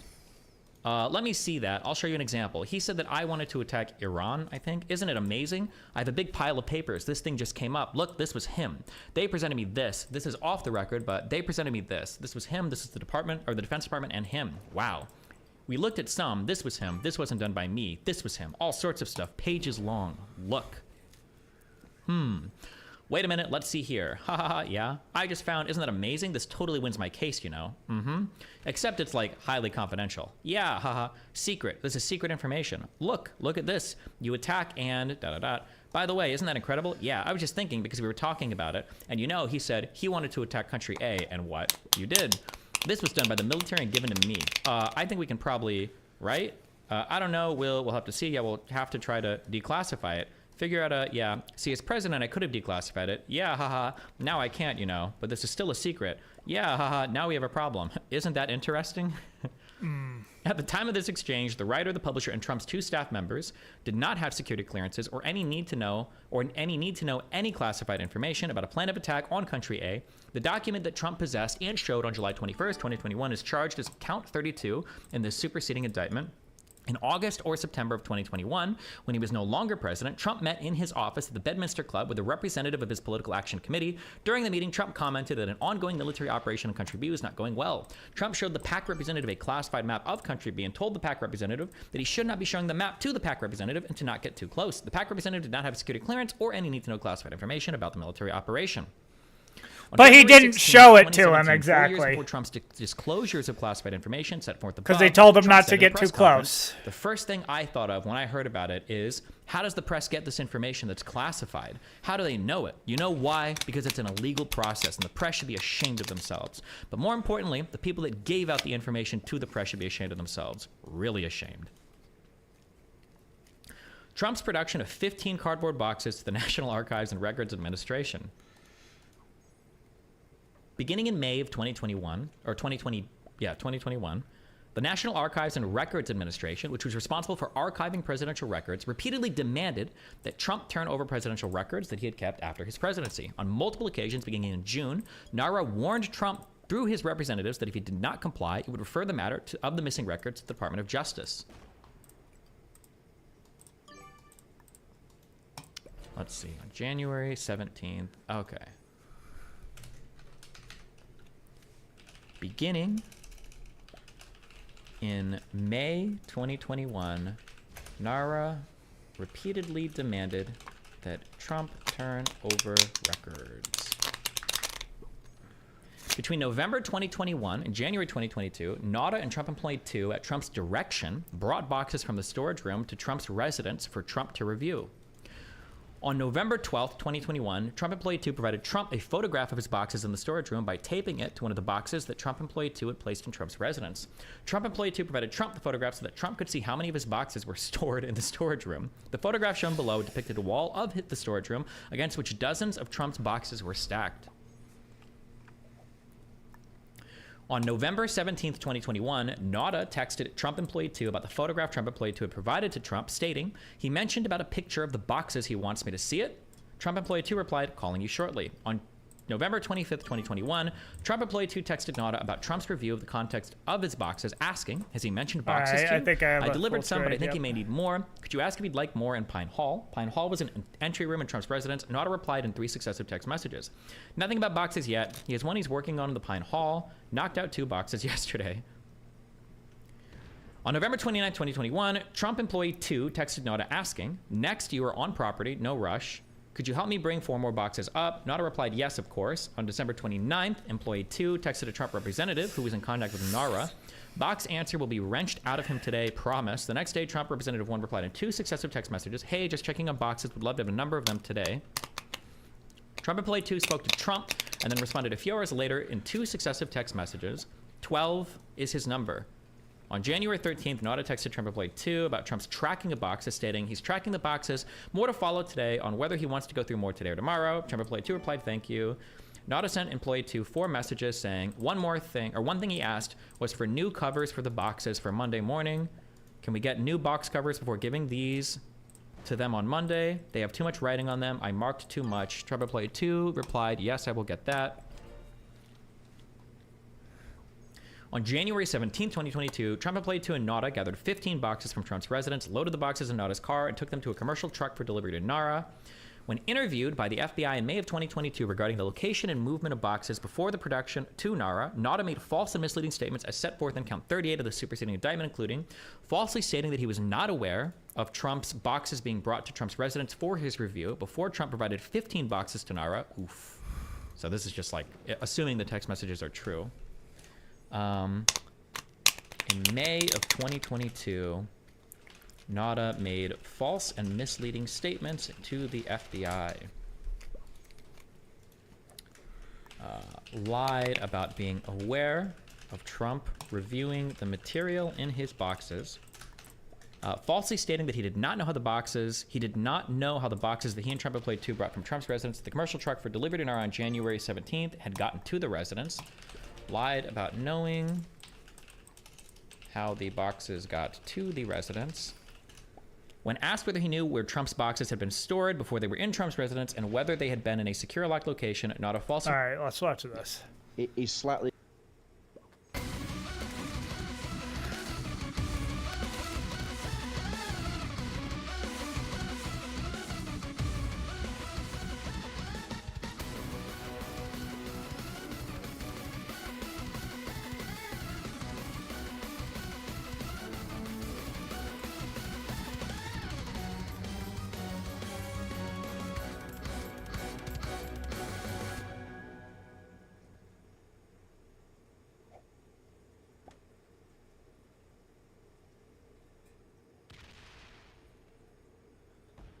incorrect, because at the time Pence did have the authority to do what he says. Pence did not have the authority to unilaterally toss out states in the Senate. No, he did. No, he didn't. What it was is afterwards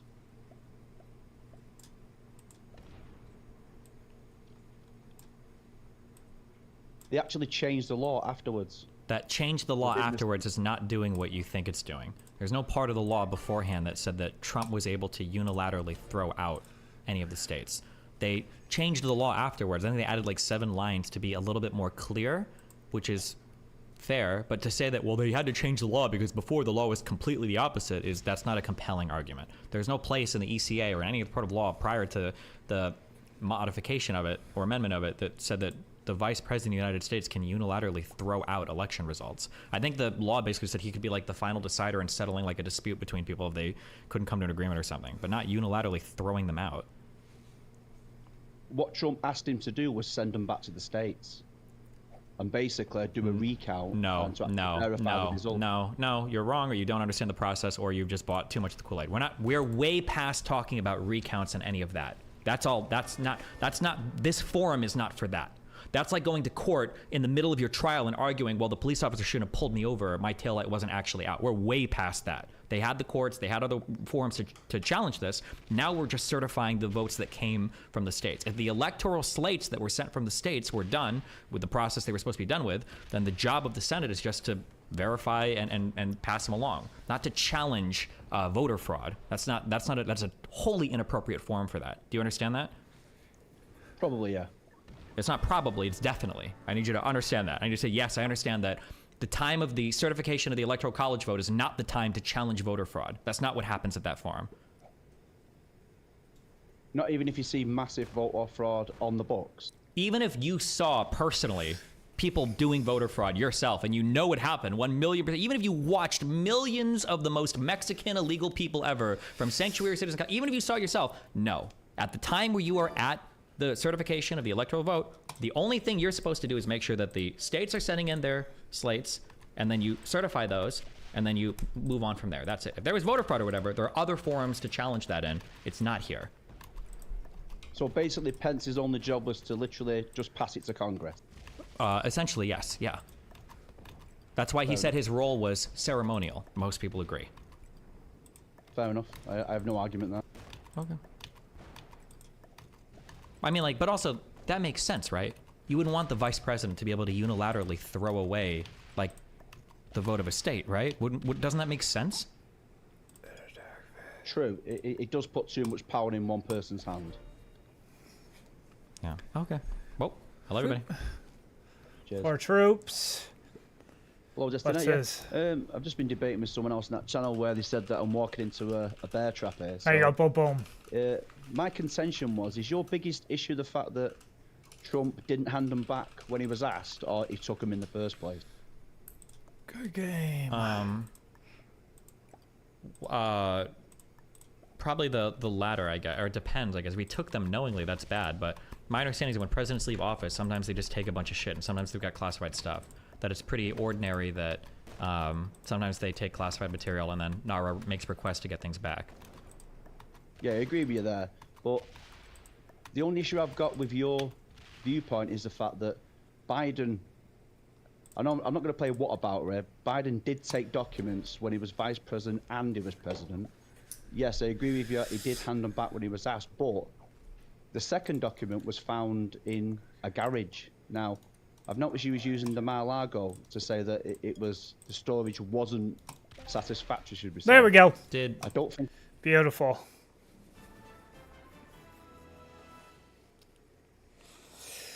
Oh, what time is it? 9:30. Do I have time for one more game? Yeah, we'll go one more game. Master. Yeah, he kind of got fucked.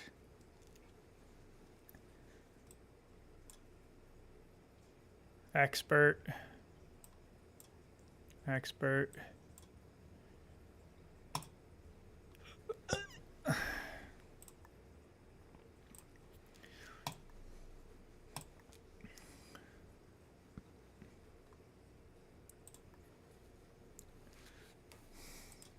Did Biden knowingly take that classified document?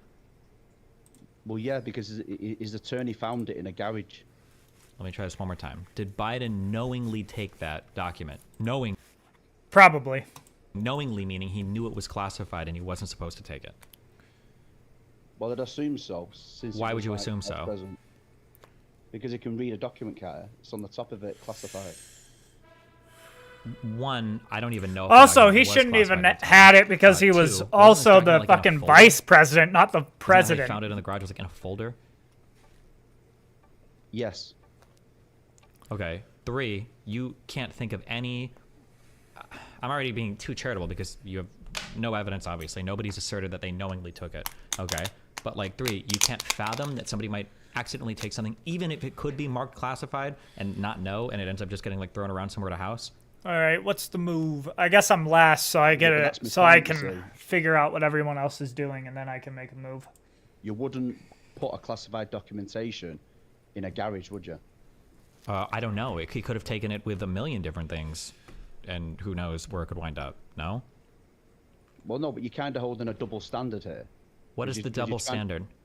Because you're trying to hold Trump liable for storing stuff in unsafe environments like the Mar-a-Lago, and other people can look at it and stuff, but then you're not holding Biden to the same standard. That document could have been something which was, you know, quite sensitive, and who knows who'd have read it, and or you don't know.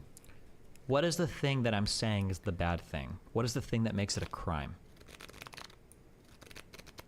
Well, it's actually a crime for him to store classified documents in a garage. No, at it's his not. home. No, the crime is knowingly, with intentionality, doing it.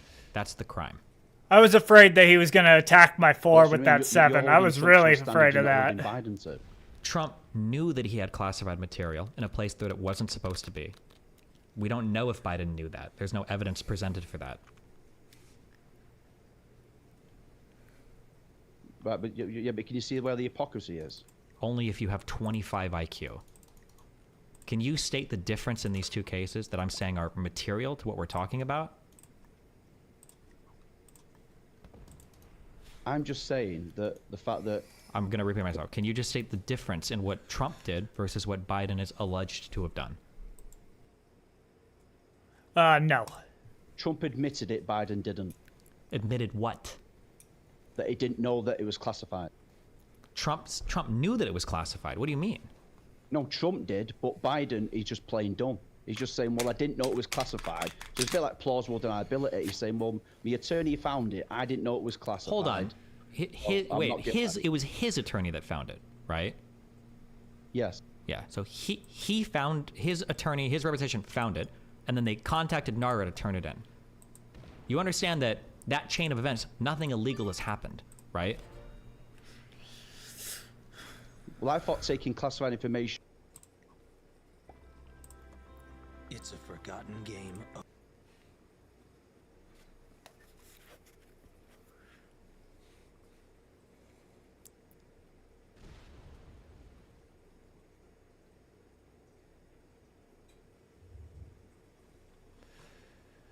What is this? Why is it fucking... There we go. Was actually against the law and not reporting it yourself. Can you repeat what the law was one more time? I said it at least once here. I said it like 15 times last night.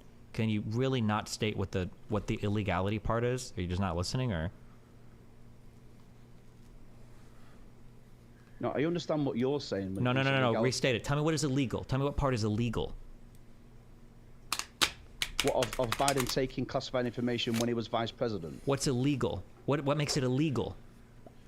Knowingly, maybe? Is that what he's gonna say? Well, they shouldn't take it because he hasn't got the power to actually declassify the document when he takes it. What's illegal? How do you illegally mishandle classified information? Well, one, by not storing it. Well, first of all, not I'm by sorry. declaring it. Okay, I'll restate this one more time. The thing that makes it illegal is doing it with intent, intentionally taking something that you know is classified and storing it in a place where you know it shouldn't be. That's what's illegal. That's the crime. Can you restate that? What makes it a crime? Well, a crime doesn't have to be with intent. You can still do someone for a crime if they didn't intend to do it. Really? Can you be convicted of first-degree murder without intent? Well, that's you can be committed with manslaughter, yeah. Correct. So for this crime, yes. What? But it's still a crime. It's still a crime. Is it first-degree murder? Well, no, but it's still a crime. Oh, okay. You just said to me that you can't be done with a crime without intent. You can't. No, I didn't say have you committed a crime. I asked, do you need intent to prove first-degree murder? The answer is yes. Without intent, you don't have first-degree murder. No, I agree with you there. I agree with that. Yeah, they do downgrade the crime, but it's still a crime. Okay. Is it a crime to accidentally mishandle classified information? Yes. Really? Can you just point to me in the U.S. Code or point to me a law that says if you accidentally mishandle classified information, you're breaking the law? Yeah, well, it is. If you've got somebody in Senate and they take a classified information and leave it on a bus, and somebody else finds that information, they can still be done for it. Is that? Can you point to me the law? The crime? Like, well, just show me the crime. U.S. I think we're in 18 U.S. Code, whatever. Find the law. Where's the law? Well, to be fair, I'm from England, but there was a case over here which actually someone from the MI6 left documents on a tray, on a laptop, and obviously they left it there from work, and they got prosecuted under UK law. I'm not sure if it's the same in the US, but I can't see it being that different. Well, believe it or not, our countries are quite different. True. Okay, so find the law, or the crime, the criminal code that says that if you accidentally mishandle classified information, it's a crime. I think in one of them you might be able to find gross negligence. Probably. Well, depending on the severity of the actual thing, if it's nuclear codes or something. Nope, doesn't matter for the severity. That's not relevant. Okay. The crime is intentionally mishandling it. If Trump would have returned the documents when they were asked, then it would be comparable to the Biden case. It's not comparable. Biden found them and turned them in. Trump tried to obscure them and conceal them and lied about turning them in. No. They're not comparable at all. These aren't even the same. He did not lie about turning them in. He just didn't get the time to, and forgot about it. When they actually asked him to hand them back. That's your biggest crux, isn't it? Probably. That's one of the biggest ones, yeah. Fair enough, that I can't argue with that, because obviously the evidence is overwhelming that he didn't hand them back when he should have done so, yeah. I think he was stupid not to declassify the documents before he'd taken them, which, again, yeah, a bit dumb, but yeah, I do actually agree with you there, so there's no debate. Okay. Well, have fun. Thank you. You called me out when I said you have Trump derangement system, or syndrome, but I'd like to clarify my whole point and where I'm. So essentially, I was pretty far right, and I started watching your streams 8 months ago, and I'd like to say that I agree with you on a lot, and you're pretty good when it comes to destroying disinformation from the other side. But when you say things like the comment I commented on in chat, you made this statement that a mentally incapable or incompetent Biden is better than a Donald Trump. How can you say your good faith and justify that statement when trying to reach the other side, when all that does is turn us off and make you think you're unhinged and have Trump derangement syndrome? Can you give me a good, I don't want to go into the Jan 6 shit, you'll destroy me. Can you give me a good argument for how that's good faith and how that's not turning off a whole group of people you could be reaching out to? Because Biden, and at the very least, the people around him, are enacting and passing policies that I think are beneficial to the United States, and Donald Trump is not. Yeah, go ahead. Okay, let me ask you this then. Would you say that Trump did anything positive during his presidency? Like, did he help America in any way? Because obviously probably, half the sure, in country some like, ways. really likes him and believes he does good for the country. How can you say that he's just a complete and unhinged, like, insurrection-starting lunatic? Well, because he is. I mean, you can do a few good... I'm sure Nixon did good things for the United States. I'm sure Hitler did good things for Germany. I mean, like, what is this point? I don't understand. Like, yeah. I mean, I think that warp speed was a good thing for Trump, although conservatives will never get him credit for it because I think they hate the vaccines. The First Step program for criminal stuff. Bro! Good thing What for Trump. the fuck Even was that? Now he's gonna get killed.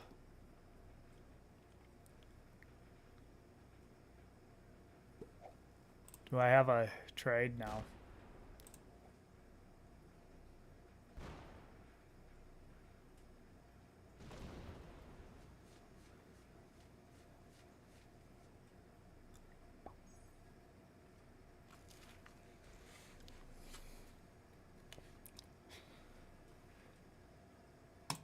No, I think it wasn't like that, as monumental as they try to make it. I think the Abraham Accords were probably okay, even if kind of the Palestinian issue up a little bit more. But yeah, I mean, I don't know, I'll give them credit for some things. Okay, that's amazing. But my whole point is about the optics. Like when I watch you quite frequently now, you'll get really flustered and you'll say these things that like really turn off people you could be reaching to on the other side. Do you just not care? Do you think it's just gonna happen, or? The problem is that when I am dealing with, you ever watch House? Yes. Yeah. You know how House is perpetually in pain because of his leg? Yes. Yes. That's what I feel like. I understand. You're constantly getting triggered by all these like crazy lunatics coming at you, but you know, it's not triggered by crazy lunatics. It's that I loathe Trump and the people that support him. I think that Trump is 100% on paper the most obvious fascist in the world, and it is one of the saddest. What the fuck do you mean? He's not a fascist at all. And most disgusting things to me that there are people in this country, 80% of Republicans that still support that. Like, I think you guys are like three tweets away from taking up arms and going to war with fellow Americans over it. That is mind-blowing to me. So it's hard to have like civil conversations with people that would see our democracy destroyed as long as Trump is getting enough owns on the libs on Truth Circle or Twitter. That's crazy to me. Okay, I can kind of hear what you're saying, and obviously I'm not as well versed in politics as you, but as someone who lives on the more conservative side, was brought up in the more conservative side, I really don't personally see that amongst conservatives. I don't see, I mean, maybe on Twitter and where people get away with just being unhinged, that people are screaming like, we pick.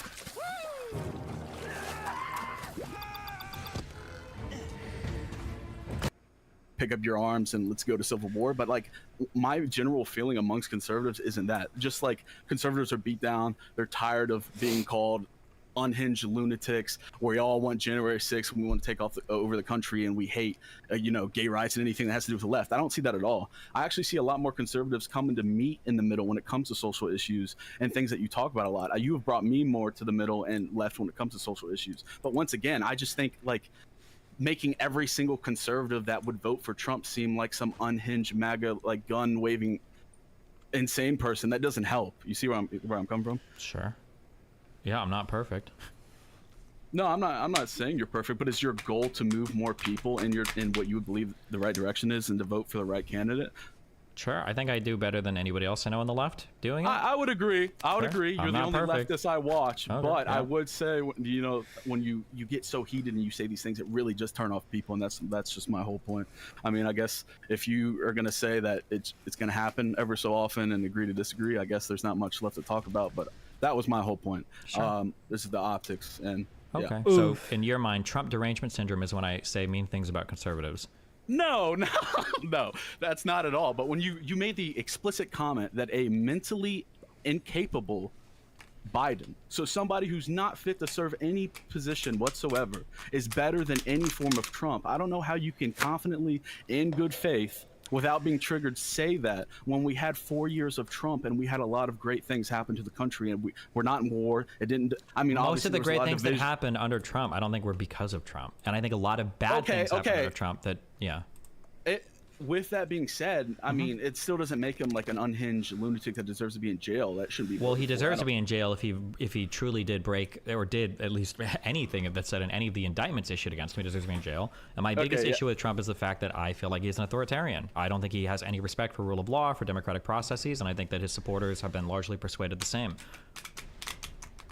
I hear you, and I could agree with that. One last thing before I go, because I think you've pretty much made your point.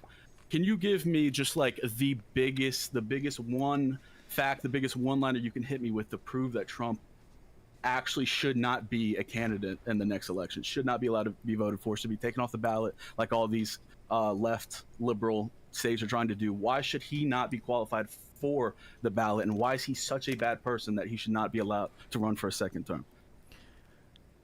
Because that's what you make it seem like in my opinion.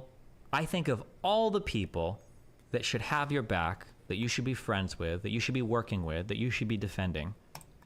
I think of all the people, if you're the president of the United States, at the very least it should be your vice president. If you have riled your fan base up enough that they are standing, 100, 200 yards from him in the Capitol building screaming, "Hang Mike Pence," and you don't even give him a phone call that night to see how he's doing, that is just the level of like lack of character there. In terms of how disgusting you are as a man, as a human being, as an American, as a leader, I might die. as a president, as a friend, as a Republican. Like, you are failing every single call to be a virtuous person in every single role of your life to let that happen.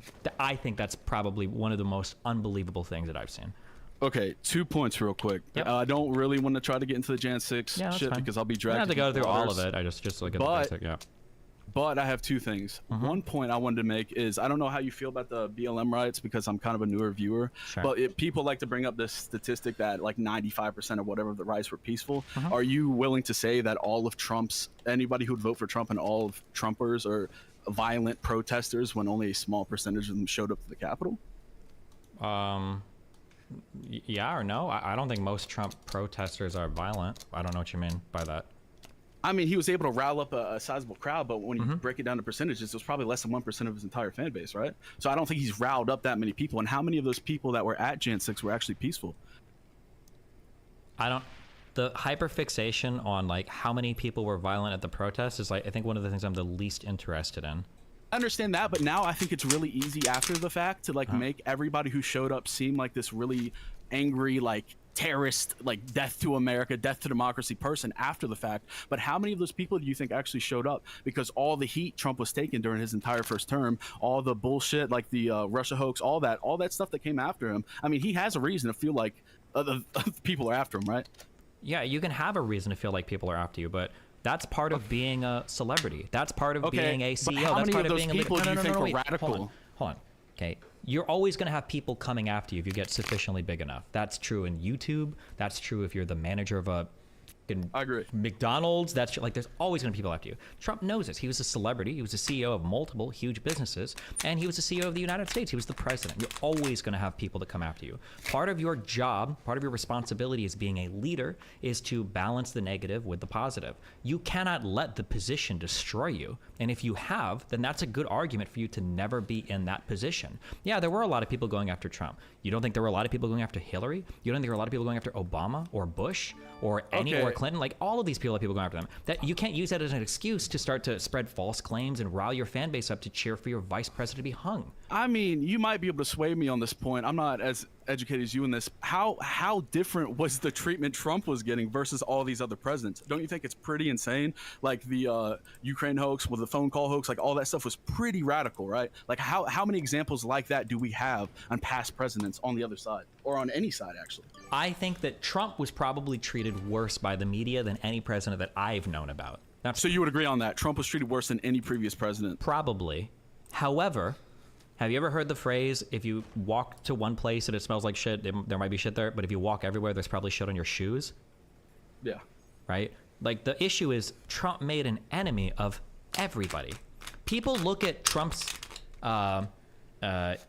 like lack of effectiveness, and they say it's because the media was mean to him. Why don't people ever look at the media and the politicians' stance towards him, though, as a result of his lack of effectiveness? Trump backed bad candidates that lost elections. Trump undermined the Republican Party by attacking people in the party multiple times. Trump was incapable of maintaining anybody in his close or distant circles. If this guy both in stays his in my campaigns, bonus, I'm just in gonna his fucking legal team personally, and he in his doesn't White have House a counsel, in his attorney generalship, in the leaders of his trade. like, I'm all just of gonna these take people him within out. Trump's direct control. He made enemies of. Because he's annoying How much me. did he shit on Jeff Sessions? He was tweeting out attacking the Federal Reserve. Like Trump fights with everybody. So when people say like Trump got attacked by everybody, sure. But I feel like if you took a conservative, and I know this, I don't know how old you are, but I was born and raised, I lived in Nebraska. I'm 22. Okay, I lived in Omaha, Nebraska for 30 years, okay? If I went to my mom or dad and I said, Mom and Dad, everybody in school is bullying me, every teacher hates me, everybody's doing all those horrible things, my parents say, well, what the fuck are you doing in school, Stevie? Why the fuck does everybody have a negative opinion? Why is everybody talking shit about you? Why is especially if I was rich? They say, like, shouldn't people like you at least for money? So I'm just saying that, like, I do agree that Trump had really harsh treatment through all forms of like of the media and how intelligence services didn't like him, blah, blah, blah. But it's also because he went around making an enemy of everybody. You agree that he did that, right? Trump was aggressive towards everybody besides people that just voted for him. Yeah. I mean, I'll say you got me here, 100%. When it came to the original optics conversation, I still kind of like strongly agree with my point. I still think you're turning away a lot of people. Maybe that's on them. I'm still here, so maybe that's something. I'm a conservative. But I guess that's it, really. Thank you for your time. Okay. Hello, everybody. Be careful. Yep. You too.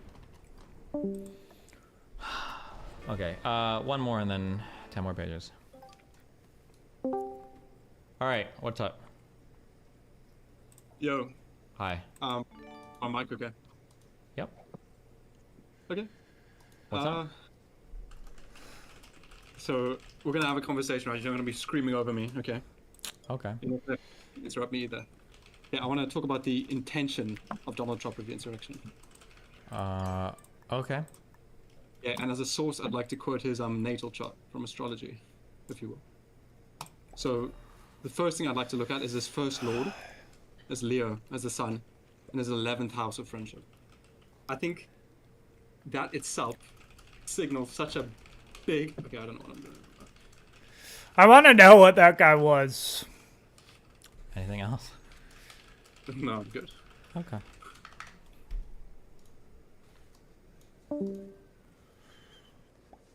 Discover a new way of living in beautiful Belgrade, Montana. How's it going? I can't read your name. What does that add to... I can't read that. My screen's too small.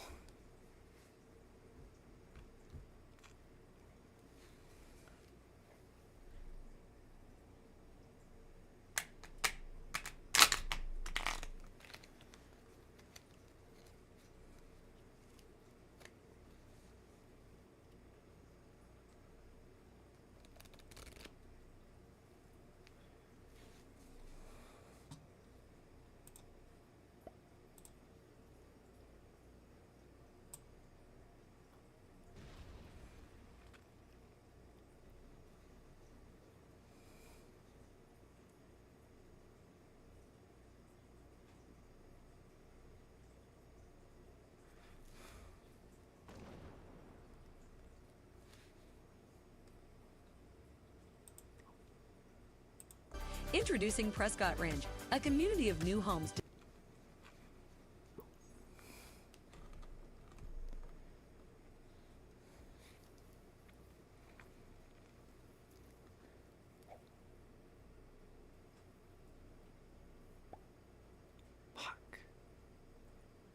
Is he gonna kill me? Designed for today's homeowners. We believe in an active and family-friendly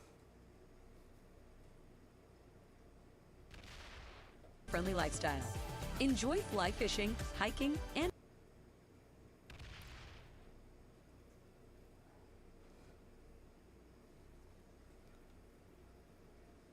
oh no, he's expanding that.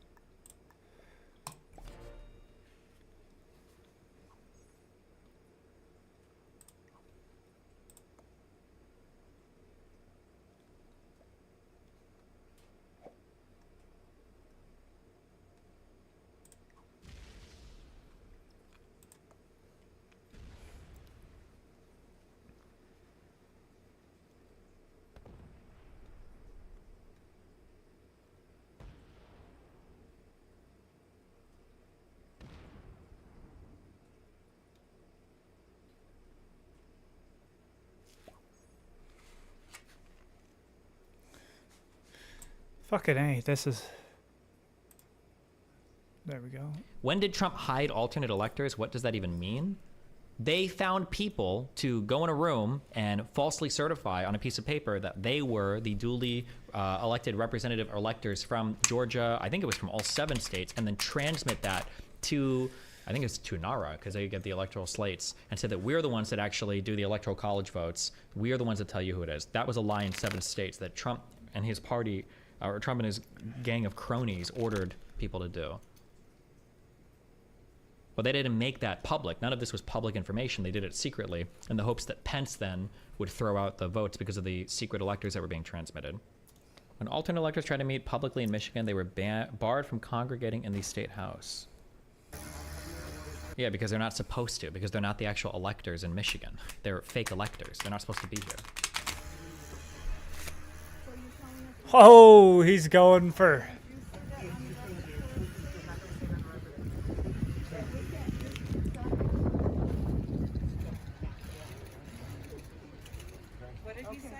We can't enter.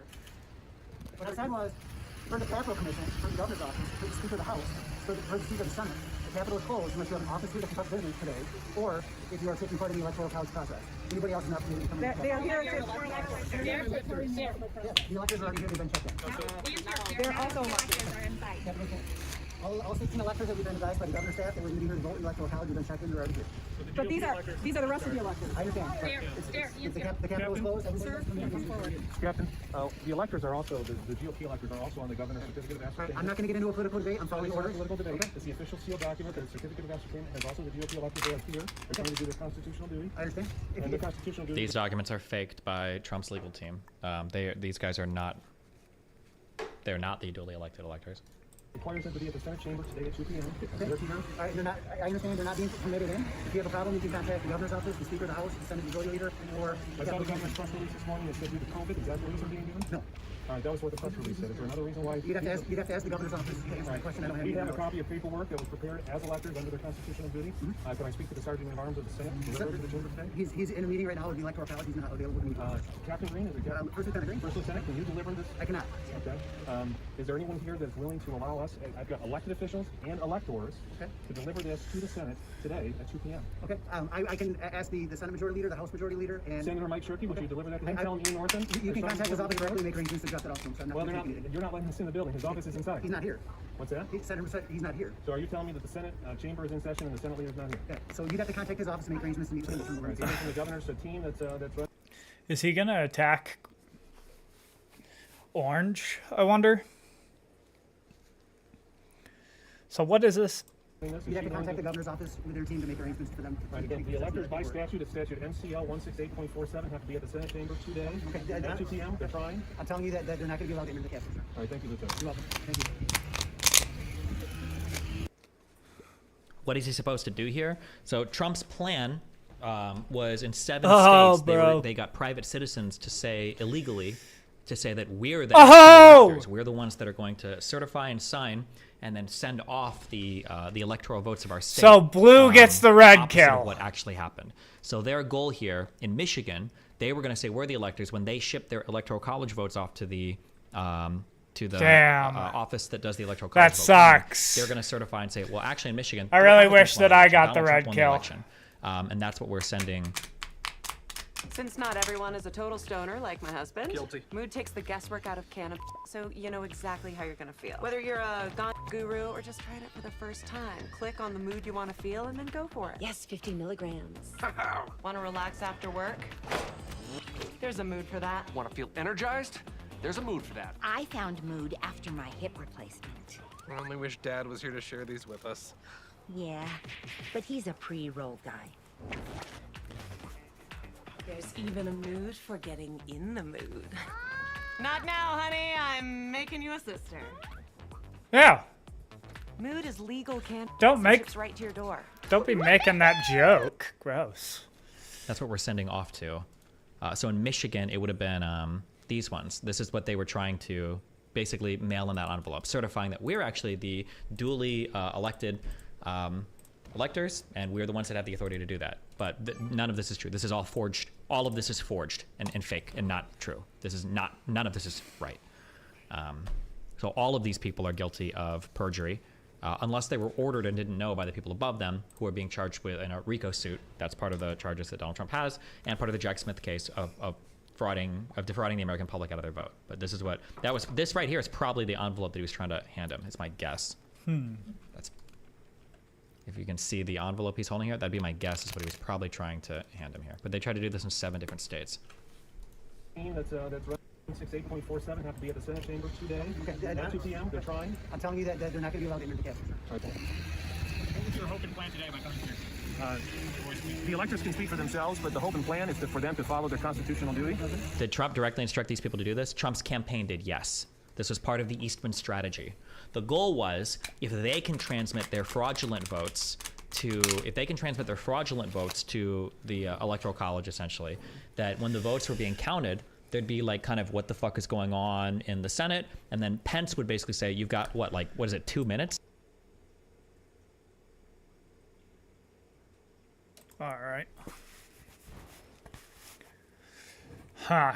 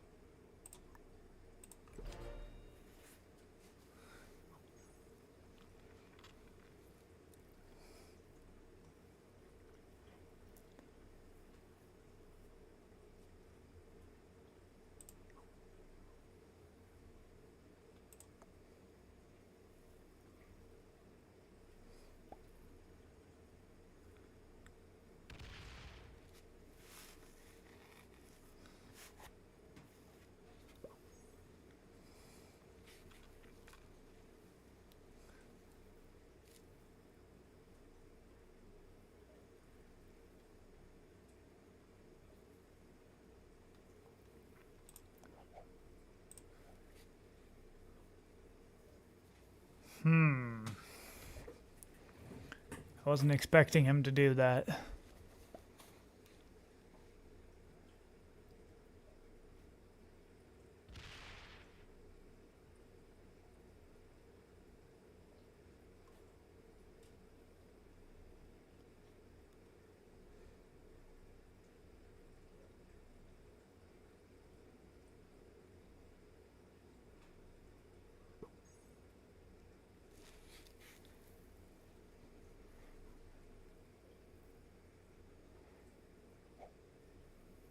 Does he try and kill me?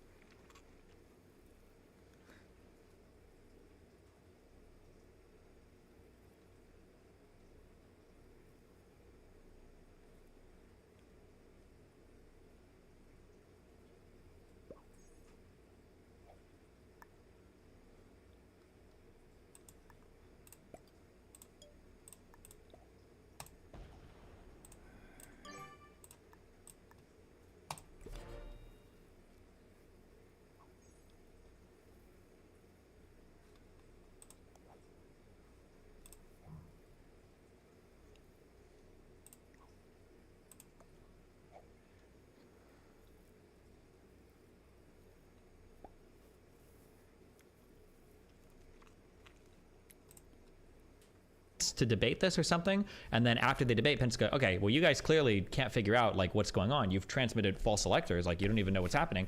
I'm going to have the House decide on who's going to be president now, because now we're throwing your votes out. They don't count anymore. And in the United States of America, if you don't have a majority, not a plurality, but a majority of the electoral votes, if you don't have a majority of those, then nobody is elected president, and then the delegates from states in the House are the ones that decide who's president. And at that point in time, the Republicans had 26 and the Democrats had 24. So it would be tossed. I was just streaming. No excuse. What are you doing? Streaming. Well, I've had a very eventful night. It's been better than a hooker in Motel 6. Yeah. It's still been eventful. Yeah, I had to kick some lady out like 45 minutes of my shift, an 86er. Really? Why? Because she's just so drunk, fucking unruly biatch. She fucking starts problems because she is too drunk. She fucking slams him down, and then she keeps wanting to be catered to and gets drunk and starts fights with fucking customer. So she was already on the edge of getting banned anyways. Yeah. But now she's just fucking, she made her way there today. And I was honestly happy because I have beef with her from fucking Silverbow, like the casino there. Like we have long-standing beef. So the fact that I got to be the 186er fucking made my day. Fuck that bitch. But so that and that, and then I had the regular guy, the one guy named Justin that comes and sits at the bar, but he usually has like his buddies come with him. The one that I'm gonna do to, but none of them were here today, and like a bunch of guys I didn't know came, and I walked outside and I said, "Who's got the Whitehall plates?" And he's like, "Me." This kid goes, "Me." And he looked about your age, and I was like, "You know Jace Scogan?" And he goes, "Yeah, I know Jace Scogan. I grew up with the kid." Or, like, Who was it? Yeah, Caden Storm?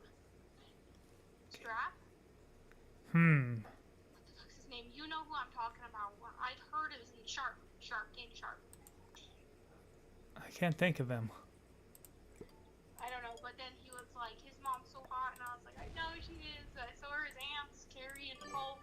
And he was like, yeah, they are. He's like, I'm driving Carrie's or Nicole's son-in-law's truck, and I was like, which one? And he's like, Connor's. Why? It was because he bought it, like we bought it from Connor, and it was Connor's truck, that old gray Dodge. Mm-hmm. Not old, but it's that big giant gray Dodge. He owned it out. You know who I know. You told me about it before. I recognize the name right when you said it. Weird. I can't even think of who he is right now. What the fuck? You knew who you were. Exactly who you were. Huh. He was like, "Shut up, no way," and I was like, "I will not. That's my boyfriend." Yeah, he seemed to like you. I don't know if he didn't. What was his name again? Caden Sharp. Caden what? Sharp? Sharp? I think that's what it was. That's not ringing a bell at all? Let me look him up on Facebook. Is it Caden Smith? No. Caden Sparks? It's Caden Sharp. I found him on Facebook already. C-A-D-E-N, no, not. C-A-D. E-N. He says he's 2 years older than you.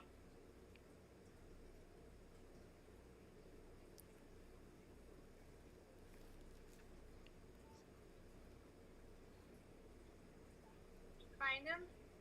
Mm-hmm. You recognize him?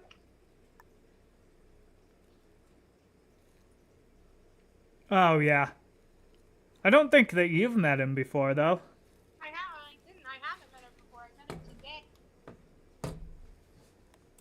You've told me about, you've said something about him because I recognize the name. Weird. It's funny because he said something about how he had a baby tooth that never came in, so he's got a fake one, and I was like, that's funny, my boyfriend got it. And then he was leaving, and I looked outside, and I was like, who's got the Whitehall plates? And he's like, me. But it's funny because he had the same thing that happened where his baby teeth just didn't come in. With the doll ones. What? He said something about his teeth because He's like, me, actually, the same one Shorzy from, like, whatever Huh. that show's called. And I was like, oh, he's like, it's not that I, like, lost it. I was like, it's just that it was a vacancy that I never had an adult one growing underneath. And I was like, oh, my boyfriend thought that. And you guys are both from my house. Yeah. His dad looks familiar. Amy Fries? Mom, his dad looks really familiar. Oh. Did you not like that kid? No, I mean, I don't know him that well, is the thing. Oh, well, he acted like he knew you, like, super well. Oh. I mean, I knew him, but, like, not like we weren't friends or anything, you know? Nah, he made it act like you guys were, like, childhood friends. Like, not like, he didn't act like you guys were, like, best friends, but he acted like you guys were, like, decently good buddies. I don't know. Weird. Huh. So, yeah. Small world. Mm-hmm.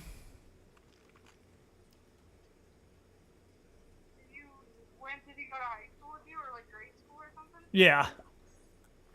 Oh. Weird, yeah, he acted like you guys were, like, fucking besties. Huh. Funny. Mm-hmm. Apologies if I'm, like, okay, I'd have been upset if I'd have done Bro, this guy is pissing me off. Yeah. Yeah. Being a cunt. Yeah, give me money, I'd be fine. How much? $12.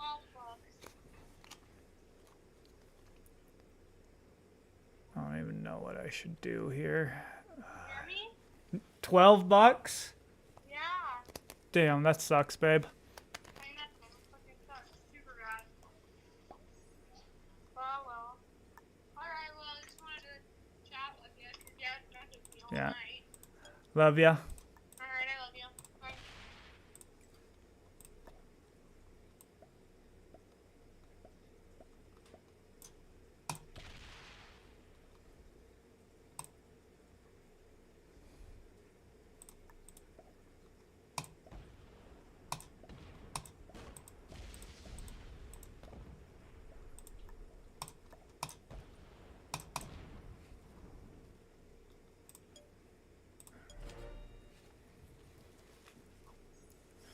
Fucking cunt.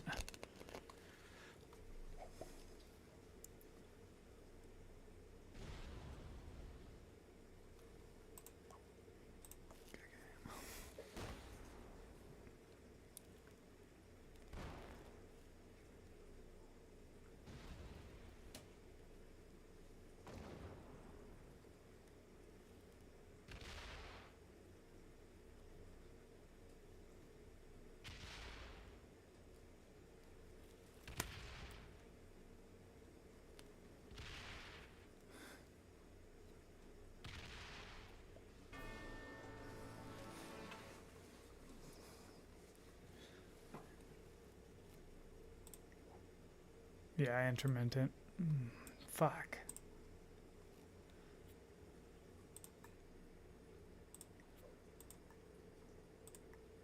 One more.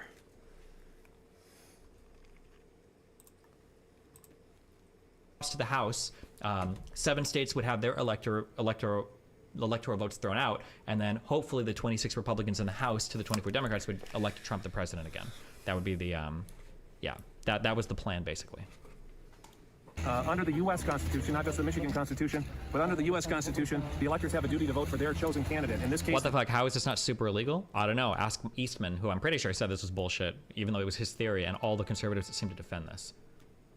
GOP electors slate their chosen candidate, President Trump. The Democrat electors are inside, I'm told, slating their chosen candidate, Joseph Biden. There's actually Green Party and Libertarian Party electors selected before the election as well. So the statute says it has to be done at 2 p.m. That's why they're here trying to do it. How does Trump know how to do all this? Because Trump wants to win the election, and he's looking for anybody that'll tell him how to do it. And one of the people that approached him was this Mike Eastman guy. I don't know when he did initially, but then Mike Eastman basically constructs this insane argument for this insane plot, basically, on how to coup the government. Like, well, if we want to be really creative, you know, technically, Pence is the ultimate authority on settling disputes about electoral college vote certification. What if we could create a dispute so convoluted that they couldn't figure it out on time, and then Trump would just toss their electoral college votes out completely, right? Now, whether Pence even has the authority to do that is debatable. And by debatable, I mean almost certainly not. But that was basically the plan. Yeah. That paperwork is signed and sealed, and it's trying to be delivered. Wait, I'm sorry. Is it John Eastman? Because I've been calling him Mike Eastman the whole time. I'm sorry, John Eastman.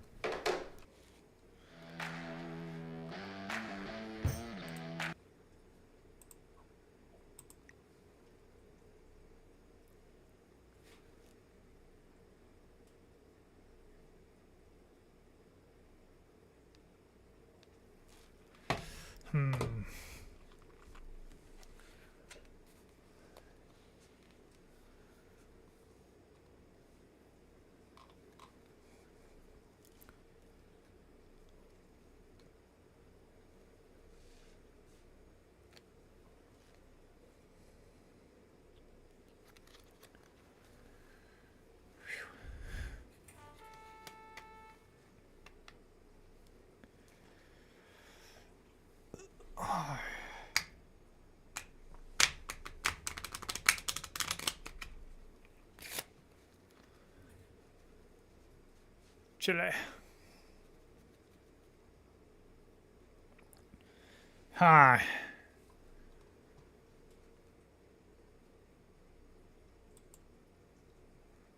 Everybody else, get in there, go, go, go. Even Trump used his name.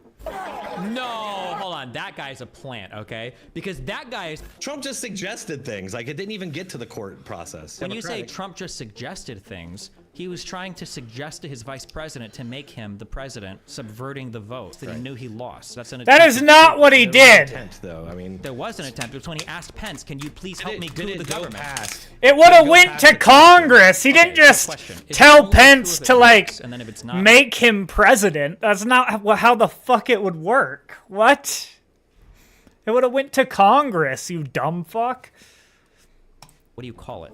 There was not an attempt. It was a question asked. It wasn't a question. He was like telling him to like, you could do this to throw out the vote to keep me as president. Right, and Pence is like, no, I can't do that, and so it went nowhere. You're right. Yeah, because it would be coupping the government. No, that's not what it was. Her investigator literally changed the wording so she could avoid prosecution. No, the FBI was not able to prove that she had intentionally hidden classified information on a server, intentionally mishandled it. That's part of the criminal statute. If you don't like it, go to Congress and change the law. You have to intentionally mishandle data for it to be a crime.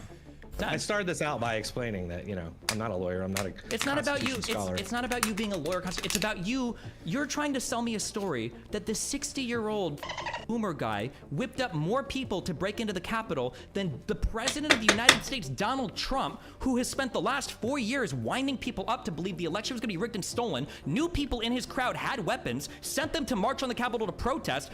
Your first argument was, well, he was telling them to go there, they were going to vote them out, even though he was sending them there because he said all the elections were rigged, which doesn't make any sense. Fuck. You're trying to tell me that this guy had a greater responsibility. I do not like where I am.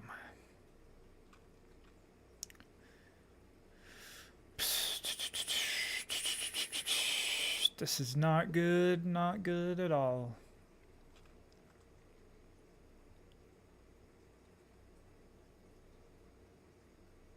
We'll see what happens. I am the last.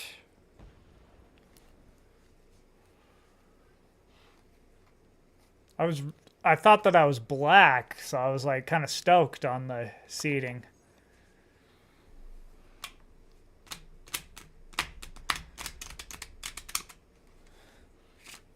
We'll see what happens. Though. Responsibility for the invasion of the Capitol than Donald Trump? Why is Ray Epps intelligent enough to infiltrate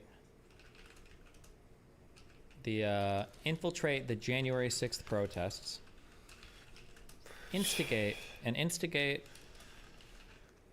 Let's be real. Life can get tough to say the least, and especially without someone to talk to. And as men, this topic seems to be brushed off when it doesn't need to be that way. And so that is why I recommend starting therapy with BetterHelp. Because you know, as a guy, we're often taught to carry all this weight on our all of the and instigate and coordinate. Wait, hold on. Instigate riots and coordinate the first breach of the Capitol grounds, but stupid enough to text his nephew claiming he orchestrated it. That's a good question. There we go. What evidence is there that Ray Epps is a Fed? Epps, the nobody with no standing among the crowd, on January 5th said, "We need to go into the Capitol peacefully." He wasn't alone in doing so, and others didn't include peacefully either, to which he was immediately mocked and called a Fed. The next day, Epps trespassed onto Capitol grounds, as did 10,000 others who weren't arrested.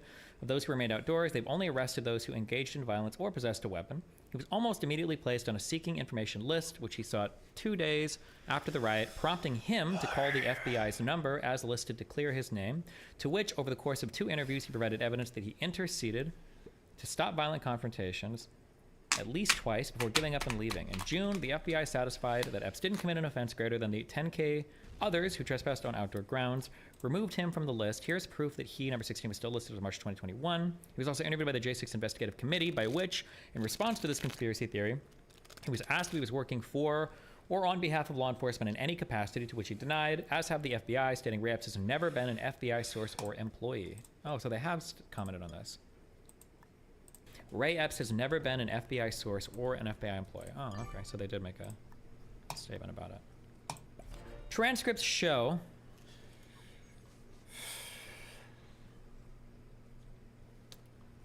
that Epps told agents that he had spent much of his time at the Capitol seeking to calm down other rioters and assert support of multiple videos. Samsel said much the same thing, telling investigators that a man he did not know came up to him at the barricades and suggested he relax. He came up to me and he said, "Dude," his entire words were, "Relax, the cops are doing their job." Samsel actually cites Proud Boy Joe Biggs as a motivating factor. And Samsel is a Trump supporter who doubled down while in prison for assaulting police on J6 by stating politicians should be fed into a wood chipper. Ultimately, what's the narrative about this guy? That's fucking funny. That's when he was still active with the Oath Keepers in 2011. The feds employed him while permitting him to live life entirely as a private citizen in Arizona, including buying property and opening his own business there, knowing that one day, 10 years in the future, they'd call him to D.C. for one very special op with his Fed son and nephew, to somewhat impugn the supporters of what was a marginally politically active Donald Trump at the time, knowing he would go on to defy the odds to become president in 2016, only for his re-election effort to be mired in fraud, knowing that Trump would then schedule a wild protest for January 6, resulting in an apparent perfect opportunity to eventually arrest a grand total of about 1,000 of his supporters, before incompetently putting their own agent on a seeking information poster for 6 months and letting him go back to Arizona to give interviews to several media outlets. But rather competently, these law enforcement institutions who engaged in this conspiracy, which tend to be disproportionately comprised of Trump supporters, have maintained perfect operational security. Of course, people like Baked Alaska figured out this grand plan while on the ground near Epps, prompting Alaska, who would later enter the Capitol, and others to repeatedly shout "Fed." I feel like a lot of these are the same ones that I typed here. If Ray Epps was a known FBI informant, why did they mess up and publish him on the FBI Washington Field Twitter? He definitely was a known FBI informant. Account and their most wanted list. Why didn't they scrub his presence before choosing him for this essential mission?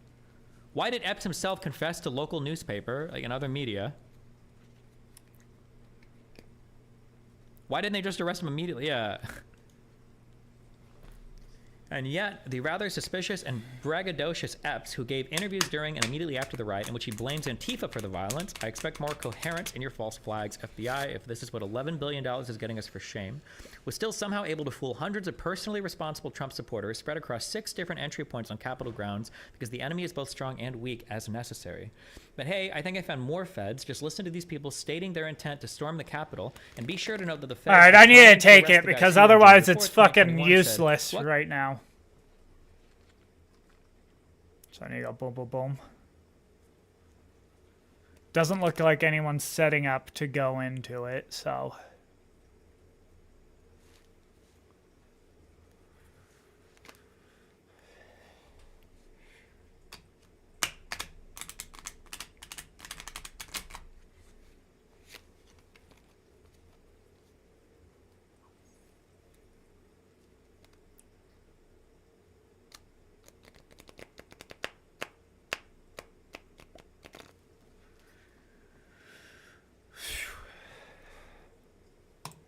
What can you and I do to a state legislator besides kill them? We should not do that. I'm not advertising that, but I mean, what else can you do, right? Nothing. And storm every state capitol until January 20, 2021, until President Trump is inaugurated for 4 more years. And then on January 6th, outside the Capitol, using a megaphone, say things like, wait, hold on, what is this? Stating their intent. We're here to take our country back. President Trump yesterday said, We are not giving up the White House. He said we are going to fight. And I believe that. I mean, they're taking our country from us. Wait, whoa, wait. Why is she saying we are gonna fight? Hold on, didn't she say when he said march peacefully? Oh, dude, she needed to talk to the drone tech guy, because when Trump said fight, he just meant that like figuratively. But when he said the election was being stolen, he meant that literally. When he said march to the Capitol, he meant literally march there. But when he said fight to take it back, he meant that figuratively, because people just say that. Bro, that is what people say. Are you dumb? People say shit like that all the time. To the war that is about to happen. We are not messing around. There's a lot of us that are going to be. There's more of us than there are of them. We will never give up. We will never concede. It doesn't happen. You don't concede when there's steps involved. When he says never give up or never concede, he means that like figuratively. Like obviously we give up because the election is on, but like we literally keep fighting, but not fighting physically, but like voting. We have to keep voting in the elections that we know are rigged because of the ballot boxes, but we have to... He means protest. Bro, okay, so then like all of the people during like during Jim Crow and everything, everybody who was protesting then, they were all calling for an insurrection and calling for violence, yeah, we have to and shit. Figuratively fight metaphorically by voting at the ballot box that is being buried and hidden in the ocean by corrupt voting officials. Republicans are constantly fighting like a boxer with his hands tied. Like a boxer, not as a boxer. It's figurative. See, he doesn't like Republicans aren't actually fighting, right? Like behind his back. It's like a boxer, and we want to be so nice. We want to be so respectful of everybody, including bad people, and we're going to have to fight much harder, and Mike Pence is going to have to come through for us, and if he doesn't, that will be a sad day for our country, because you're sworn to uphold our Constitution. Now it is up to Congress to confront this egregious assault on our democracy, and after this, we're going to walk down, and I'll be there with you. We're going to walk down. We're going to walk down anyone you want, but I think right here we're going to walk down to the Capitol. We're going to walk down to the Capitol. We're gonna peacefully, is what he said.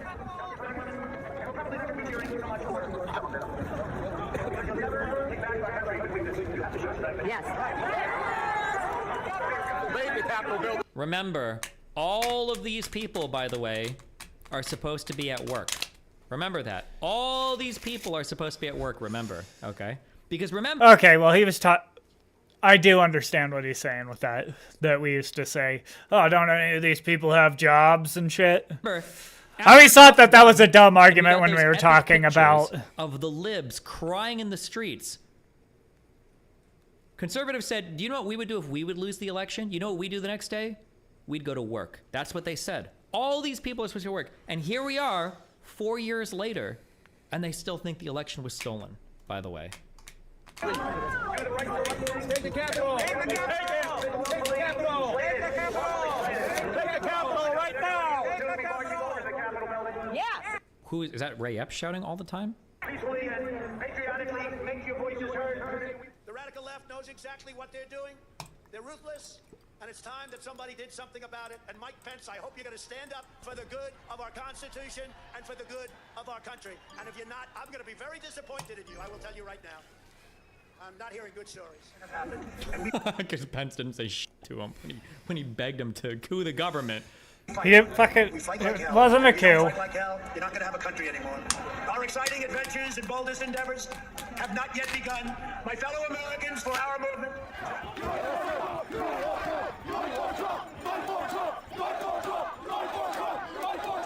Hold on, it's not like saying fight for Trump. They're actually saying vote for Trump. It's like, it's a little bit weird. You can't really hear it well. They're saying vote for Trump. Vote for Trump. You guys hear that, right? It's vote for Trump. Vote for Trump. Vote for Trump. Vote. It's vote for Trump. It sounds weird because they cut off some of the highs. It's that when you encode stuff to MP3 and shit, you're slicing. Bro, this is just such dumb shit that he's saying right now. Off like a lot of the that people can't speak and they're saying vote for Trump. Vote for Trump. We already voted, and when it be done, they stole it. We want our fucking country back. No, hold on, that guy's a plant, okay? Because that guy is pointing out that, like, yeah, we already tried voting and it didn't work because Trump said all the election was fake, so now we need to go physically fight. This guy must be a plant, okay? Somebody didn't get this guy, you know, okay. Obviously a Fed. Look, he looks like a fucking Fed, come on. He does look like a Fed. He does look like a Fed, honestly. I know he was saying that sarcastically and shit, but... Oh, Vice President Mike Pence reveals that he's a fucking Fed and doesn't uphold his constitutional duty to make Trump the winner of the election. Okay. President Trump is here at the Capitol building with us. We saw the motorcade. Shit is about to get real.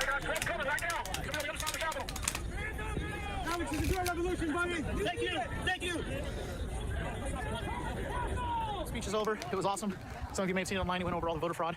Yeah, true. If you listen really closely, I've seen this video before. If you listen really closely in the background of this video, hold on, it's hard to hear. Wait 1 second. I've seen it online. He went over all the voter fraud. I am very concerned about Mike Pence.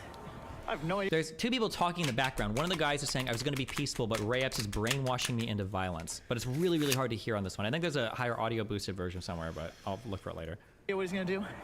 Did not love the way the president talked about that. And I don't know. We'll see. Anyways, we're walking over to the Capitol right now, and I don't know, maybe we'll break down the doors.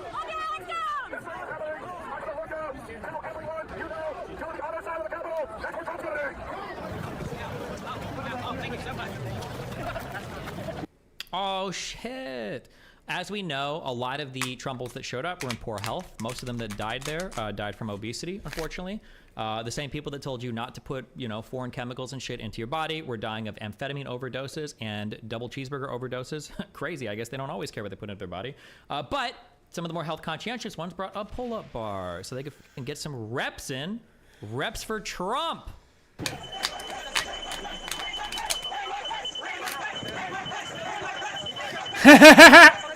Hang Mike Pence. I don't know what hang Mike. I don't know what that meant. Listen, someone else figure this one out. Finally, Trump calls them off on Twitter. 224. Mike Pence didn't have the courage to do what should have been done to protect our country and Constitution, giving states a chance to certify a correct set of facts, not the fraudulent or inaccurate ones, which they were asked to previously certify. Since Pence failed to act, we should all go home peacefully. Oh, they're saying thank Mike Pence. That might have been what they were saying. True.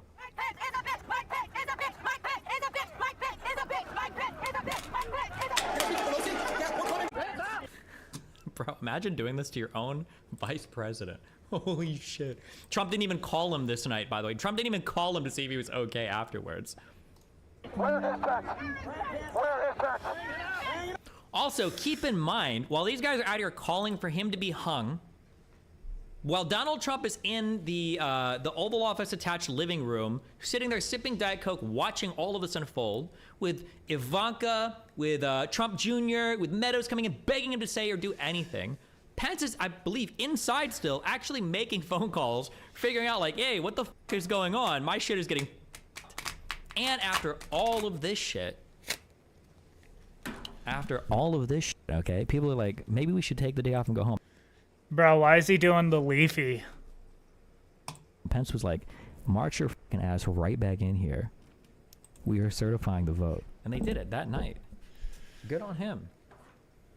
Bring out Pence! Bring him out! Bring out Pence! Bring him out! Bring out Pence! Bring him out! Do you think if the mob had somehow managed to get a hold of Mike Pence, they would have tried to hang him? Shit. Pisco's not here, is he? I don't think so. But who knows? I don't think so. I think these people were, unless like one of like the super Proud Boy duders or whatever did, maybe or whatever. But like I said, I feel like most of this fucking crowd is like hyped the fuck up on their own shit. But who knows? I mean, like, the problem is like once they get that close, like anything could fucking happen. Who knows? Yeah, the problem is like we're not talking about like an individual. I don't think an individual could go up and kill Mike Pence. That would be unhinged. But like, could an angry crowd that is like getting increasingly hostile? I don't know. Who knows? I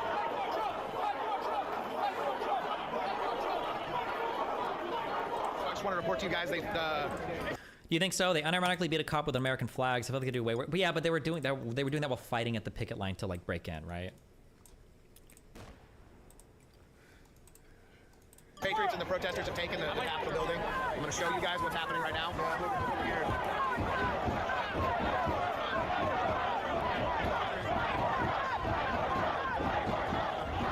Fight for Trump! Fight for Trump! Fight for Trump! Fight for Trump! Fight for Trump! Montana homeowners, you're going to want to check this out. As of August 2022, the federal government did something that's going to change how you view your finances.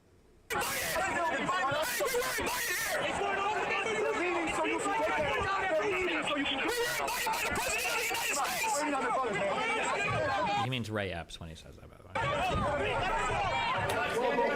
There's a fucking million of us out there. Maybe our team can Trump. Let's call Trump, yes.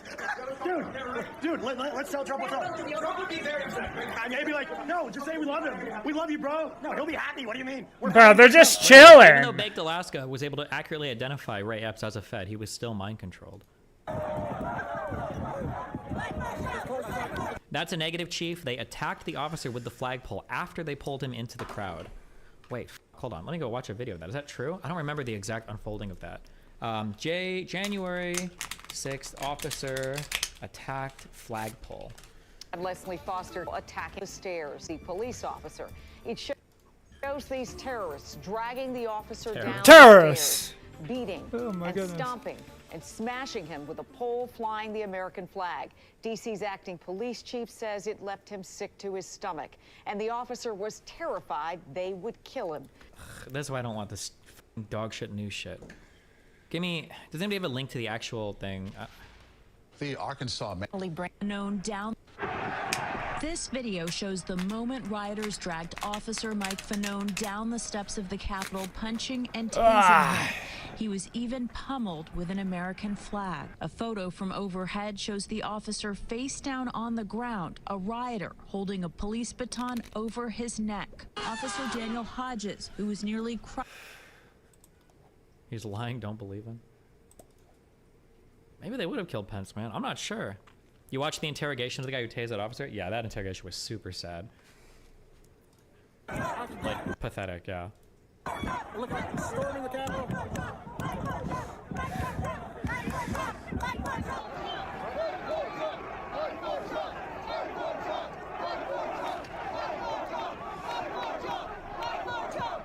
Don't forget to go over that woman who was shot. You know that shit will come up.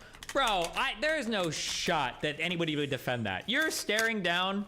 Would it be Secret Service at that point, or would it be Capitol Police? You're staring down the barrel of a gun, trying to fucking climb through a window? I'm sorry, that was fucking wild. No shot will anybody try to defend Ashley Babbitt. No shot.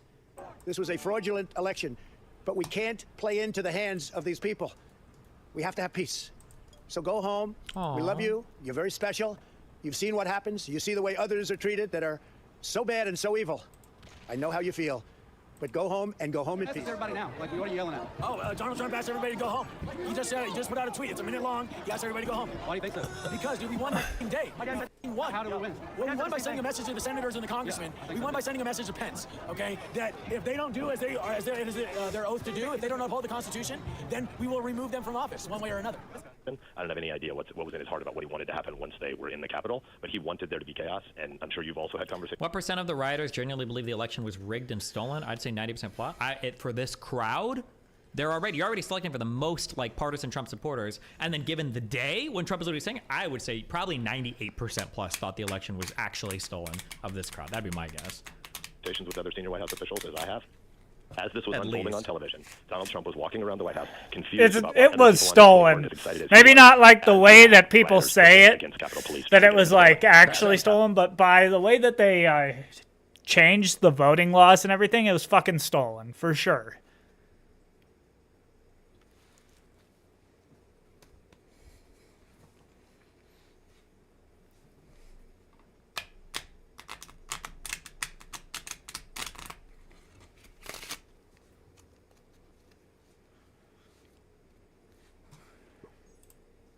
Happening. He was delighted.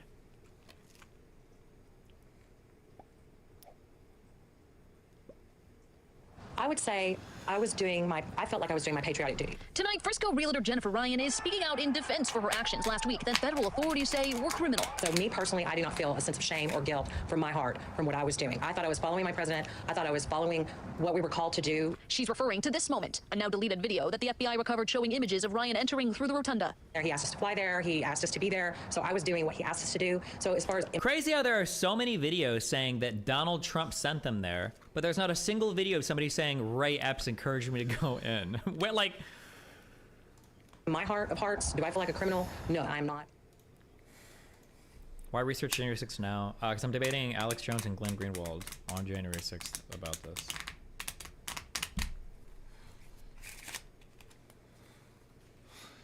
That... Worse yet, despite knowing all... That, debate was just fucking wild, though. It was honestly pathetic. The debate was not. Like, it just... Nothing got done.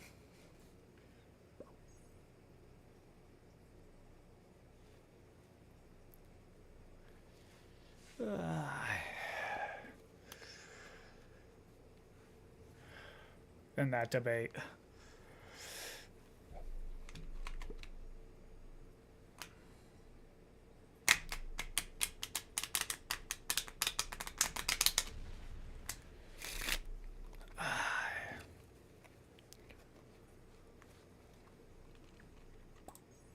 All that journalists like Darren Beattie of Revolver News, the same Darren Beattie who broke the first story about Fed involvement, that being the case of Oathkeeper Thomas Caldwell's unindicted co-conspirators, but had Revolver actually done their due diligence, they'd know that a Fed factually can't be a co-conspirator, and that by referencing other Oathkeeper charging documents, their identities comprised a friend and fellow Oathkeeper and Caldwell's elderly wife.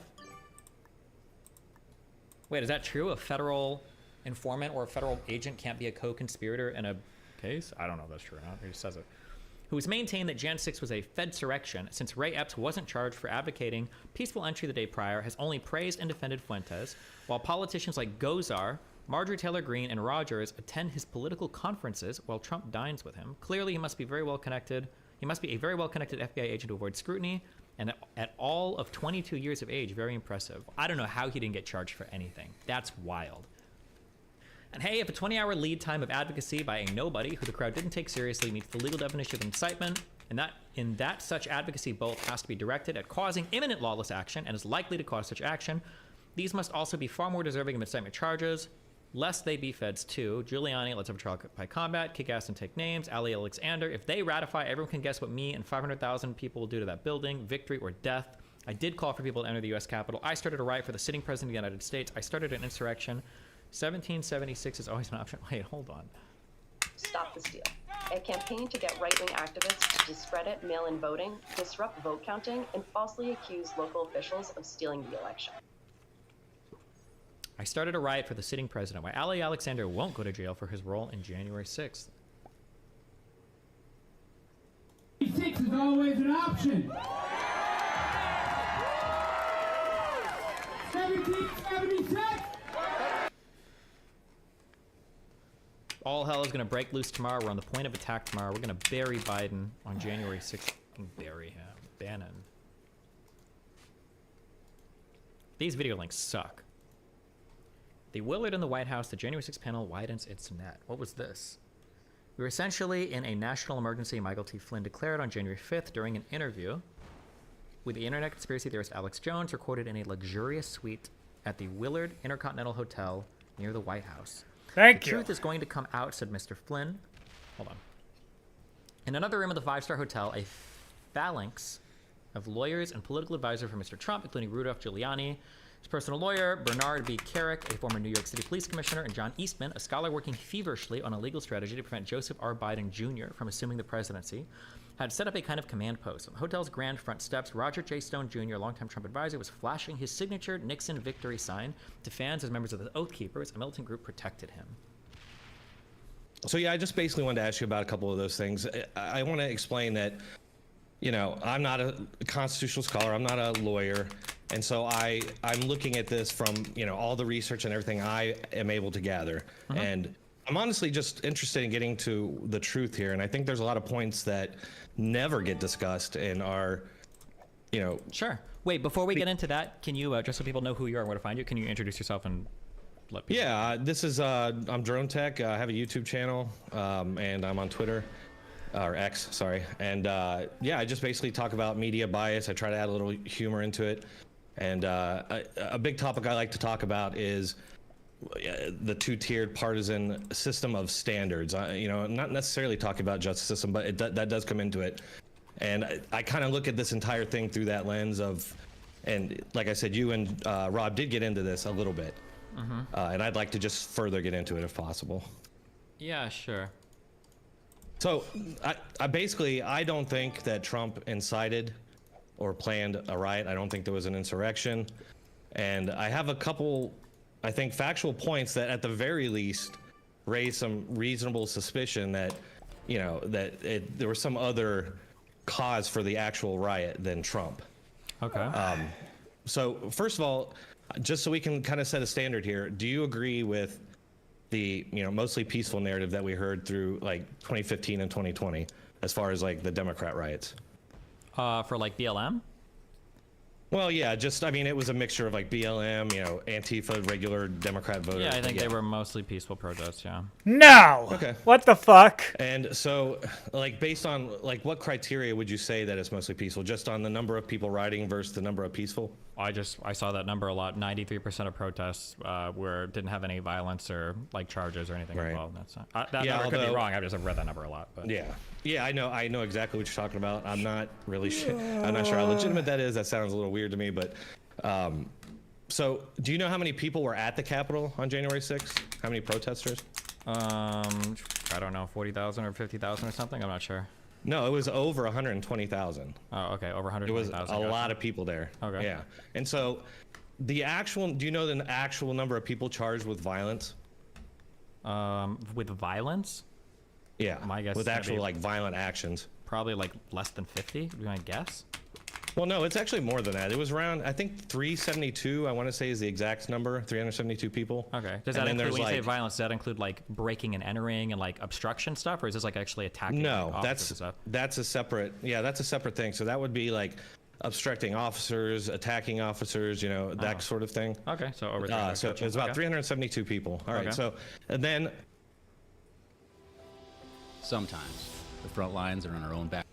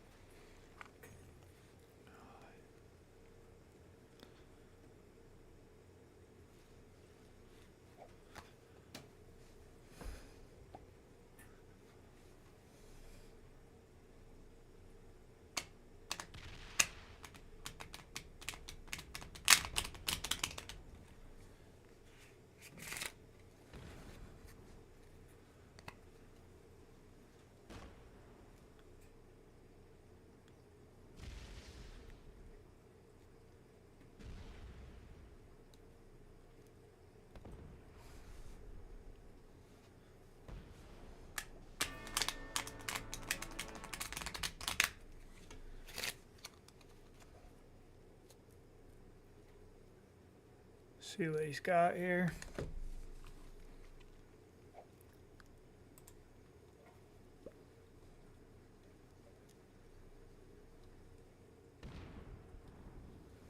Oh, thanks for opening up that stack too. Nice. Huh?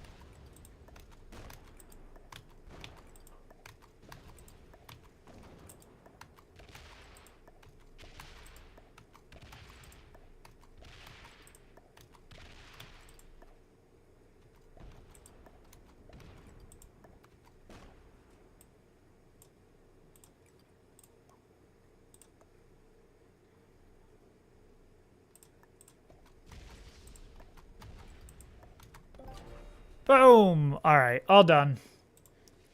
I'm done for the day. Peace.